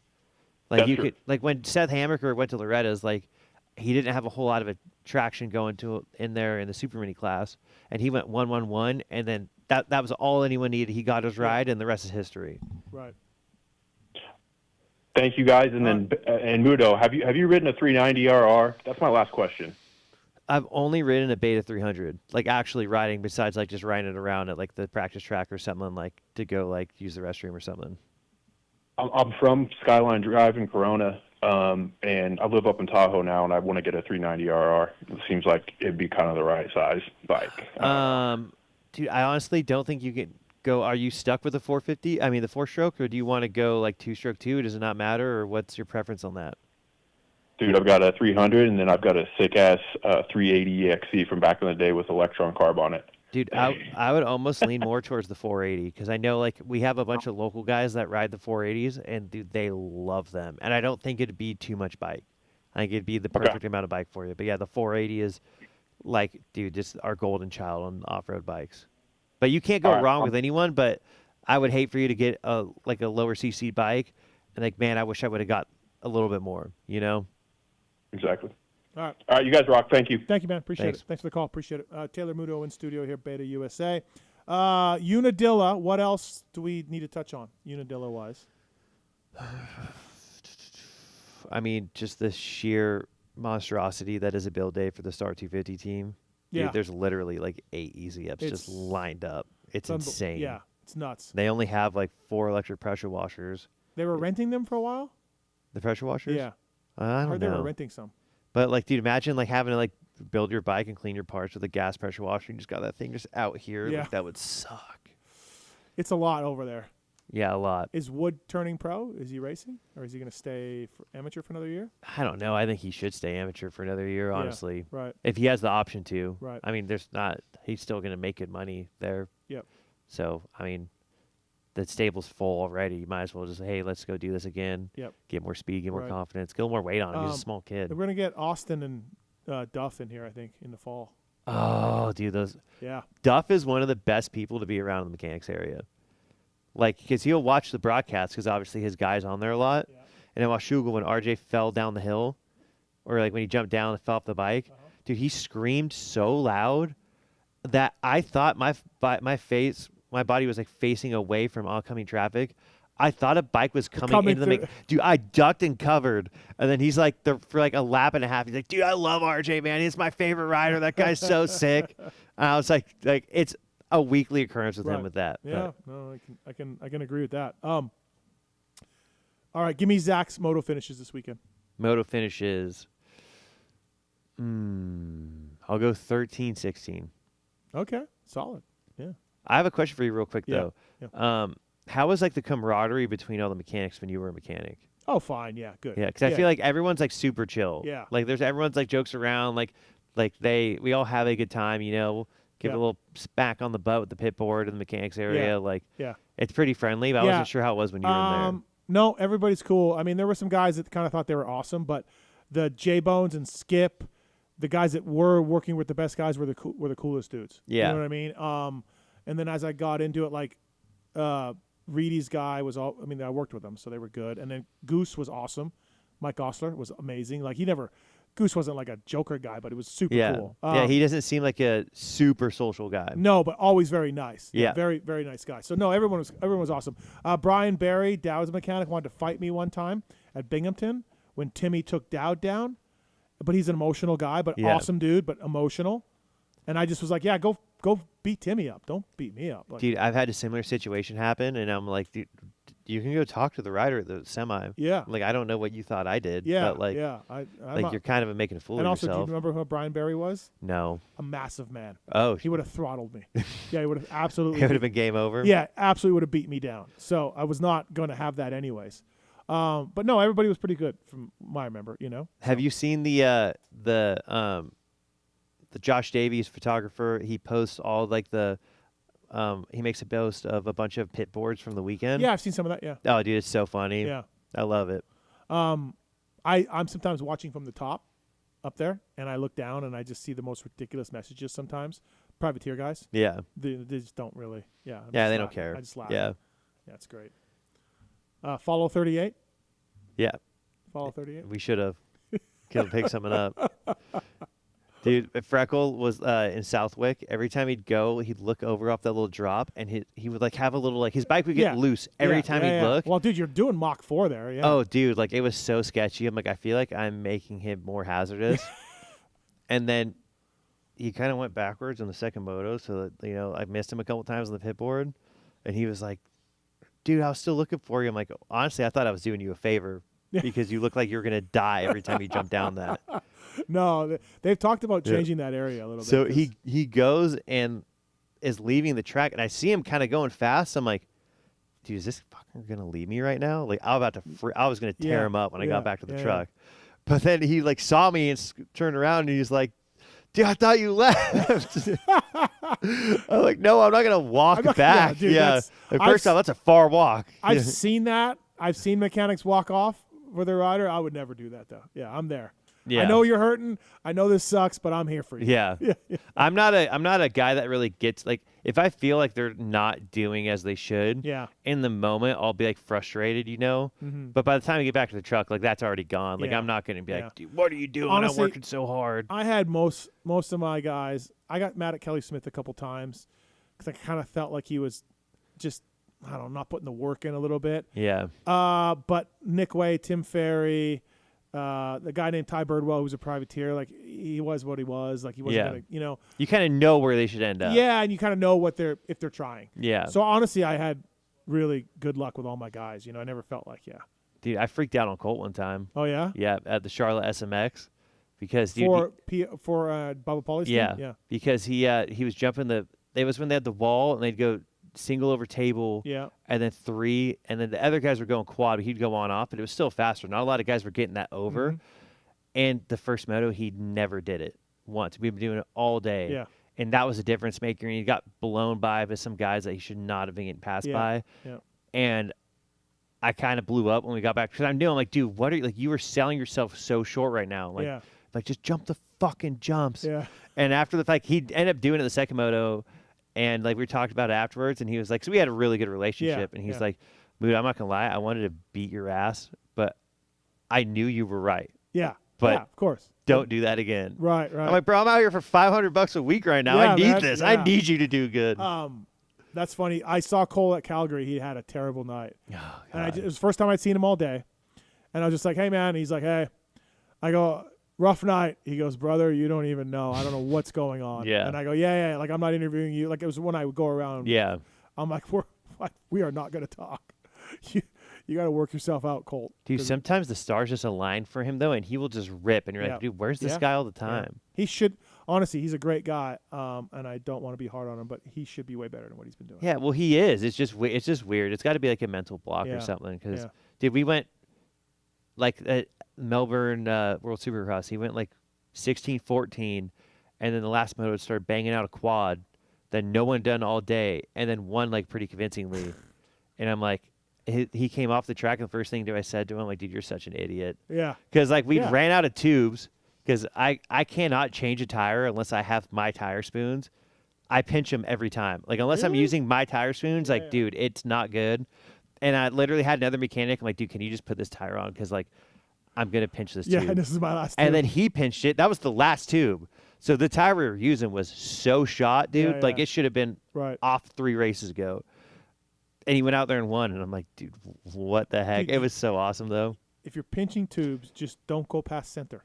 No, that's the thing. I know that, but it's just something with it was like those bigger ones. Yeah. Mine are like kind of like skinnier. I don't know what it is, man, but like I bought an extra set of those spoons. I put them on the truck, and I'm like, knock on wood. These are I haven't pinched a tube in years. Yeah. But I think since Australian World Supercross. Yeah. But yeah, Larry told me that a while ago. He's like, if you're going too far, you're going to pinch it. Yeah. And just baby bites. Right. 702-586-PULP. Give us a question. MotorcycleIndustryJobs.com. Job of the week. Upload your resume for free today. Muto may need to do this down the road if I keep bringing them in here. Yeah. Sales Administrative Assistant, East Coast for Kawasaki. Full-time job. It is full-time Eastern region. So salary range, Muto, $26 to $28 an hour. You are working all on the East Coast. You act as the liaison between district managers, dealer network specialists, regional sales director, other Kawasaki departments, amendments and terminations within region. You collaborate with the regional admins. It's a lot, man.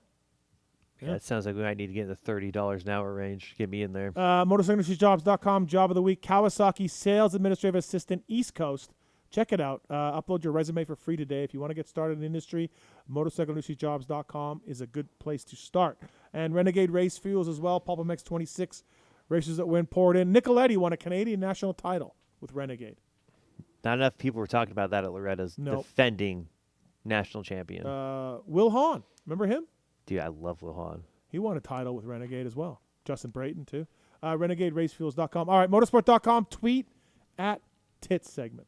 We interrupt this broadcast to bring you this important bulletin from Motosport.com. It's the Tweets at Tits Q&A segment where your twatted questions find answers. Motosport.com is back with another epic replica race bike giveaway. The ultimate quad lock Honda race bike sweepstakes is here. They're giving away a quad lock Honda, man. Also, McAdoo on a PC Calgary or Cowie in Calgary that Yariv rents, but then doesn't show up for Unadilla. I don't know, man. They must have said, "All right, later." That's weird. How do you even do? He was fast. He got third, I think, overall. He started in second gear, the first 2 mains. Yeah, it's at elevation. Yes, and then realized first gear was the one to go. Did you do practice start all day? I don't know, man. But anyways, quad lock Honda, McAdoo will be there next year. But for now, he's on a Cowie and not racing nationals. And I don't know, man. Okay. Quad lock Honda, motorsport.com. Go through the banner to help us out. Great guys, OEM and aftermarket parts. You want to get beta parts? You can get it from motosport.com. For example, you want to get Fly Racing or Michelin or Renthal or any of our sponsors, Pro Filter, et cetera, go to motosport.com banner and do that and help us out. Thank you to those guys. These questions are submitted to @PulpMX Show. And Big Tits reads them. Reads the best ones off. Yeah. All right, BT. First one is from Brandon. Any whispers about what Savachi is doing next year? He's staying there? I mean, I think so. I texted with him today. I said, Joey. He writes back, no. Okay, cool, man. He's not in. If Mitchell Harrison crushes it, he could bump him out of the top 20. Really? SMX. I don't think it's going to happen. I think he's safe, but it's close. But I mean, with next year, like, isn't he just like locked into quad lock? Is that not a thing? I think it is.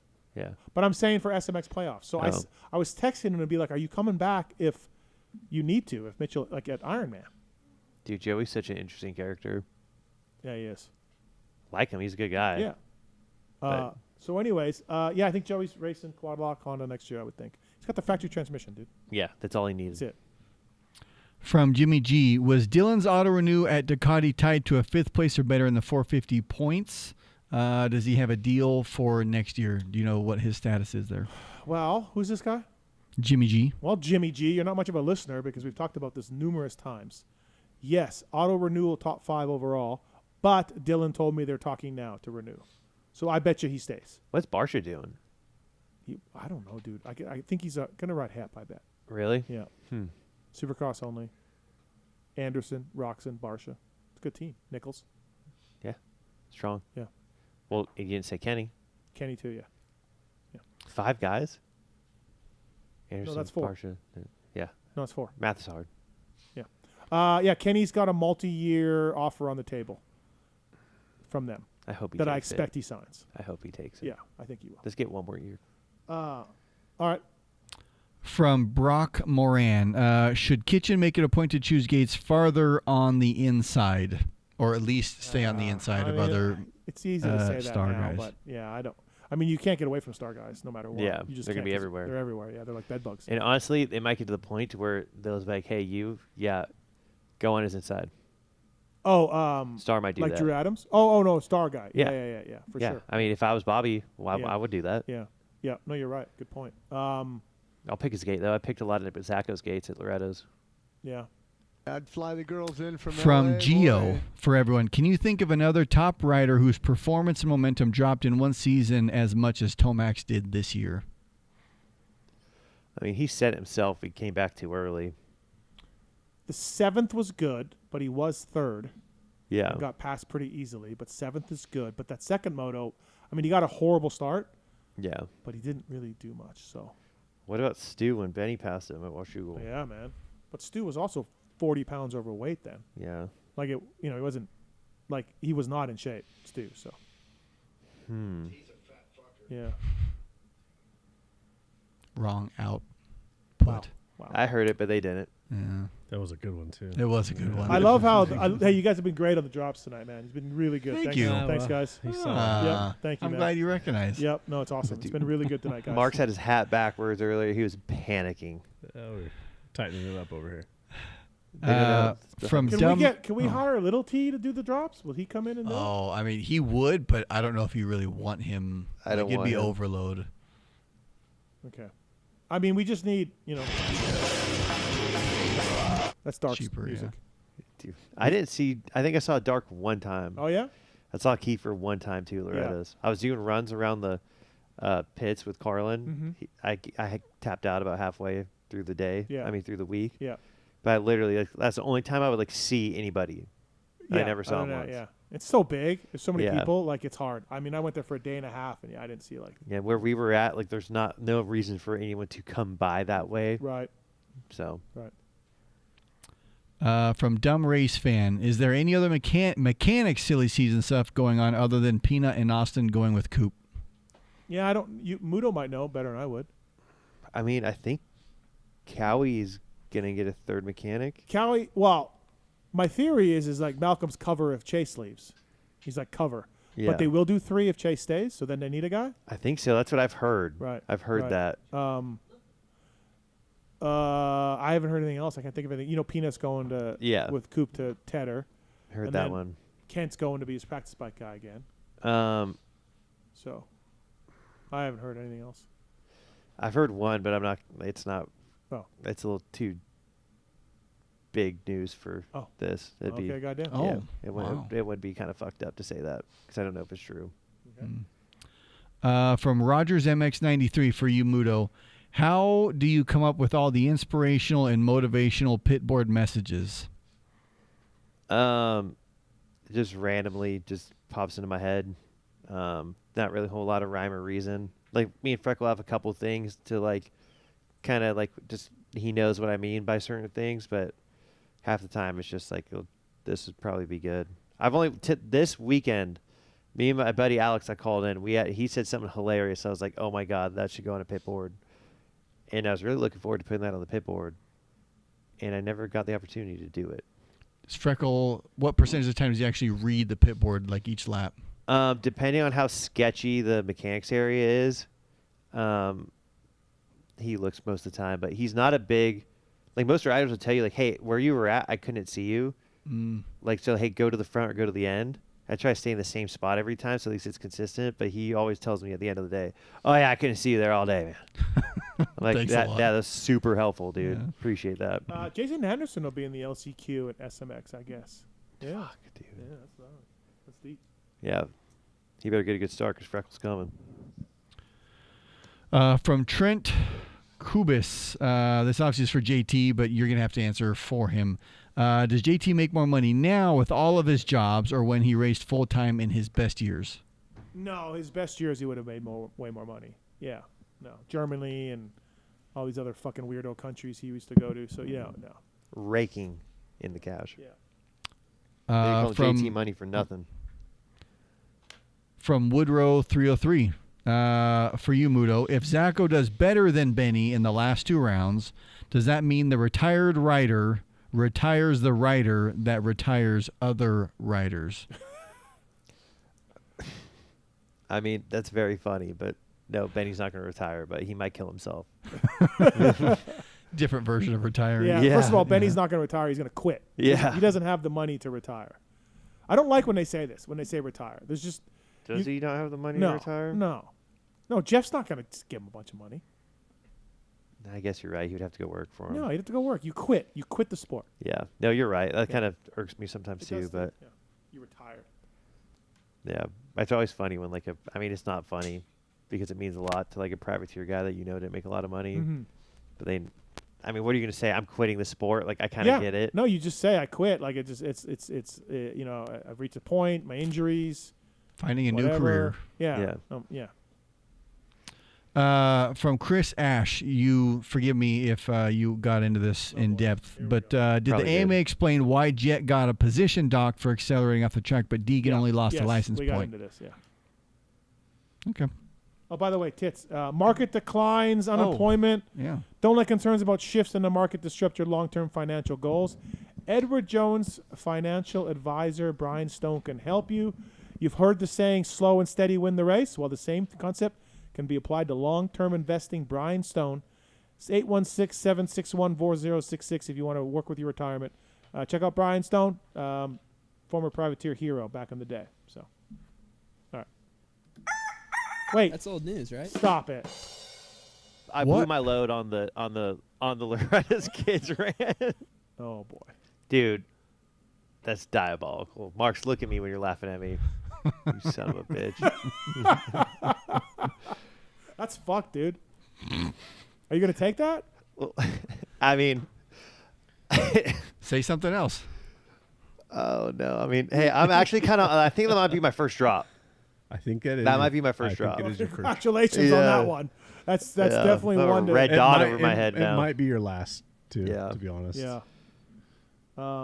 That's an all-timer. I thought I had a pretty good one when I think I told Phil, like, fuck you, Phil, or something like that. That was pretty good. Yeah. Let's go back to that one. We'll have to find it. Let's hear that one again. I blew my load on the Loretta's kids rant. You do have the word rant in there. Yeah, that thank saves God you a little that bit, didn't right? get clipped. That little word rant, that kind of. He could have done me dirty there. That and got guy rid can of be the trimmed rant. down Yeah, pretty we're easily. gonna trim that down real quick. That could be. Oh my goodness, that's good heat. Beta USA, Taylor Muto in studio. All right. Mark Fineis, Carlen Gardner, Phil, or Mikkel Haarup. Best interview tonight. I mean, it has to be Mikkel Haarup. Right? Yeah, he Dude, crushed it. I learned so much about the Triumph and Danish treats and things like that. I feel very much so cultured from our I do conversation too. with Mikkel. Thanks, Mikkel. Still nothing back? That was great. Weird. No, but no, Maki Mock. I mean, he kind of interviewed himself there at the end, but that he was that guy's a character for sure. Marky Mark takes the cake. What are the chances you windmill him this weekend? I probably won't because I might be pissed that he's beating our guys if he is.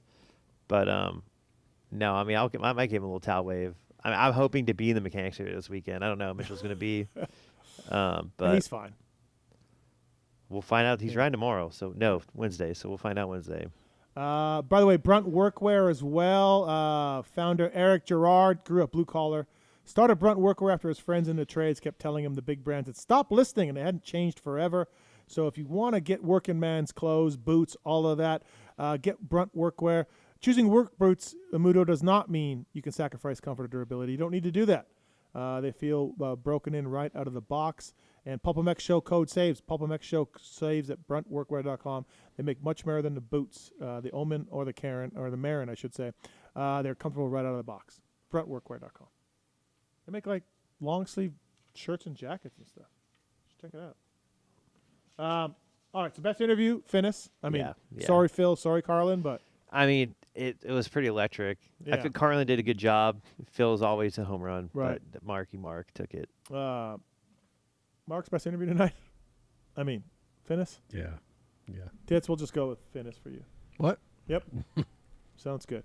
I mean, we could have told Tits that Mikkel Haarup was a great interview, and he'd been like, "Yeah, I love that guy. Yeah, He's really good. Yeah, it's amazing. It's absolutely my amazing. favorite. Yes, absolutely. Get the app. Don't forget iOS store. Download it for free. You can play the World Vet games for free. But if you subscribe, you can save it 100%. You can save at motosport.com. You got special app only shows on there as well. Justin Hill sound check coming up on Sunday. So I'm trying to get Justin Hill to do this sound check with me. And I like Hill, but also he's a rider, and it's Justin Hill. Little hit or miss. Thank you. So I said, how about Friday? He's like, no, I don't think so. I'm really busy on Friday. I said, okay, well, listen. I'm in Calgary. He's in Calgary. I'm like, the World Supercross thing doesn't start till late. How about early Saturday morning? Like, it's a race day, so I get it. And he's like, no, I definitely don't want to do that. Okay. He goes, how about Sunday morning? I'm driving home on Sunday morning. I'm driving home. How about I come by Sunday morning? And I'm like, okay, man. Like, I love it. Like, he wants to do it in person. I brought my little recorder and everything, Justin Hill. And I'm just like, I told my wife, I'm like, dude, I had to check a bag for this potential sound check that probably wasn't going to happen. I told my wife, it's probably 50-50. And I've got to check a bag for this fucking guy. Because if it does happen, right? Yeah, got to be ready. Fucking 7:30 in the morning, Sunday morning, he texts me. All right, where are we doing this? And dude, he came right over to my hotel. We knocked it out. Really? Couple hours, yeah. Shout out Justin Hill, man. Hey, Justin Hill, made JR, it happen. man. Yeah, made it happen. Great guy. We got into it about music and his favorite songs and instruments and all the stuff he does and all that. So that'd be a really good one. Yeah. So subscribe to the app and you'll hear that soon. Yeah. So do they get it like a pre-release? You get early access? It's the only way to get it. Oh. You got to subscribe. That's it. I could send you the file though if you want, because you are the co-host. I'll say yes, but I know you won't do it. So I'm no, not I would do it. I would send you the file, but why don't you just subscribe? It is. I don't really have a good excuse because it's $2.99 a month. Yeah. I did just pitch in for a $40 a month subscription to Flow Racing. Right. That well, Carlen, if you're listening, unsubscribe to that because you're definitely still subscribed to that. Yeah, 100%. Right. This is much better value. So anyway, stay tuned for that Justin Hill sound check. Shout out Justin Hill, Sunday morning, 7:30. There Legend. he was. Yeah, I couldn't believe it. It was like Jesus was in my room. I was like, oh my God. Am I dreaming? Did he reach out to you first? Yeah. Oh, that's wonderful. What I'm saying, dude. That's wonderful. The fucking chances that he would do this at 7:30 in the morning and him reach out to me first. That's beautiful. Mind-blowing. So, all right, so shout out. Get Justin Hill. Get the app if you can. Thanks to Twisted Tea, by the way, for the tickets to give away. Check out PulpMXShow.com for all the codes. GET. We got a code for GET now. PulpMX 26. Works Connection. PulpMX 20. PulpMX at Atlas Braces. Guts Racing. PulpMX 26. Code to save. So please check that out if you can. Use the code. Save yourself some money. Really appreciate that. Muto, thanks, buddy. I appreciate it, man. Thanks it for coming was a lot in, of fun. flying straight from New York to this. Appreciate that. So. Yeah, straight from build day to the studio. Yeah, and third show. Yeah, let's keep it rolling. Let's keep it rolling. Yeah, I'm always down. Okay, we'll figure that out because yeah, definitely need some guys in the off season. Yeah, whenever. So we will work that out. We can talk football. We can talk F1. We can talk whatever. The great Taylor Muto in studio, and we'll hopefully see you this weekend at Butts. Knock on wood. I will be there. Oh, you okay? No so matter even if what, Freckles out, no matter what, there? I'm going to be there. Right, yeah, because I'll be there just to help. No matter what. Yeah. So. Okay. All right. Well, we'll see you this weekend at Butts Creek. Yeah. Appreciate that. Hopefully, we're not parked too far in the back. Otherwise, I probably won't see you. Sorry, man. Hey, the Lakewood, that's business, Lakewood baby. was way too far, man. That's business, baby. Yep. I gave it an effort. I walked all the way down to PRMX, and I'm like, dude, I'm done. We were right behind PRMX. Really? Yeah, like they were right here. We were right there. Didn't see you. Didn't see you, man. Oh, shit. Marks, thanks, buddy. Thank you for everything. Thank you. you. Really great job there. Oh, thank you. Yeah, good job with the drops. Thank you. Yep. Tits? You're welcome. My pleasure. Fuck you, Thanks for Mark. coming in. Yep. Love you, buddy. It gets better. Thanks, little T. Thanks for coming in and doing Yeah, that. little Tits kind of crushed it. He only got you one beer all night. Hey, man. Yeah. But he did it, right? He did do it. Yep. Yeah. Well, I think he ate enough pizza, dude, to justify his Yeah. workload tonight. He's not so little. Yeah, at least he took his shoes off before he threw his feet up on the couch. That's Yeah. respectable. No, He's a it good is. kid. Absolutely. All right, congrats on the crew chief success at Loretta's. Appreciate that. Needed that. And again, thanks to Pookie, Swisscore, and Kellen Brower as well, helping us out on the back end. And also the PulpMX Studio Tour. Shout out Nick, to our guy, for doing that. All right. Next week is Chris Kiefer in studio after Budds Creek. Looking forward to that. That'll be a good one. I think Eddie Lorette is coming up with him as well. I think we've got the Feld guys in studio, so lots going on here on the PulpMX Show. I'm Steve Matthes for Taylor Muto. See you next week. I blew my load on the Loretta's kids. There's something I want to get off my chest, and it's about that summer when you went away to community college. I got an offer to do Playgirl magazine, and I did it. I did a full spread for Playgirl magazine. I mean spread, man. I pulled my butt apart and stuff, and I was totally nude, and it was weird. I mean, you probably didn't hear about it because I went under the name of Mike Honcho, but I just wanted you to know that. If you could hear me, if it got into your brain somehow, that I spread my butt cheeks as Mike Honcho.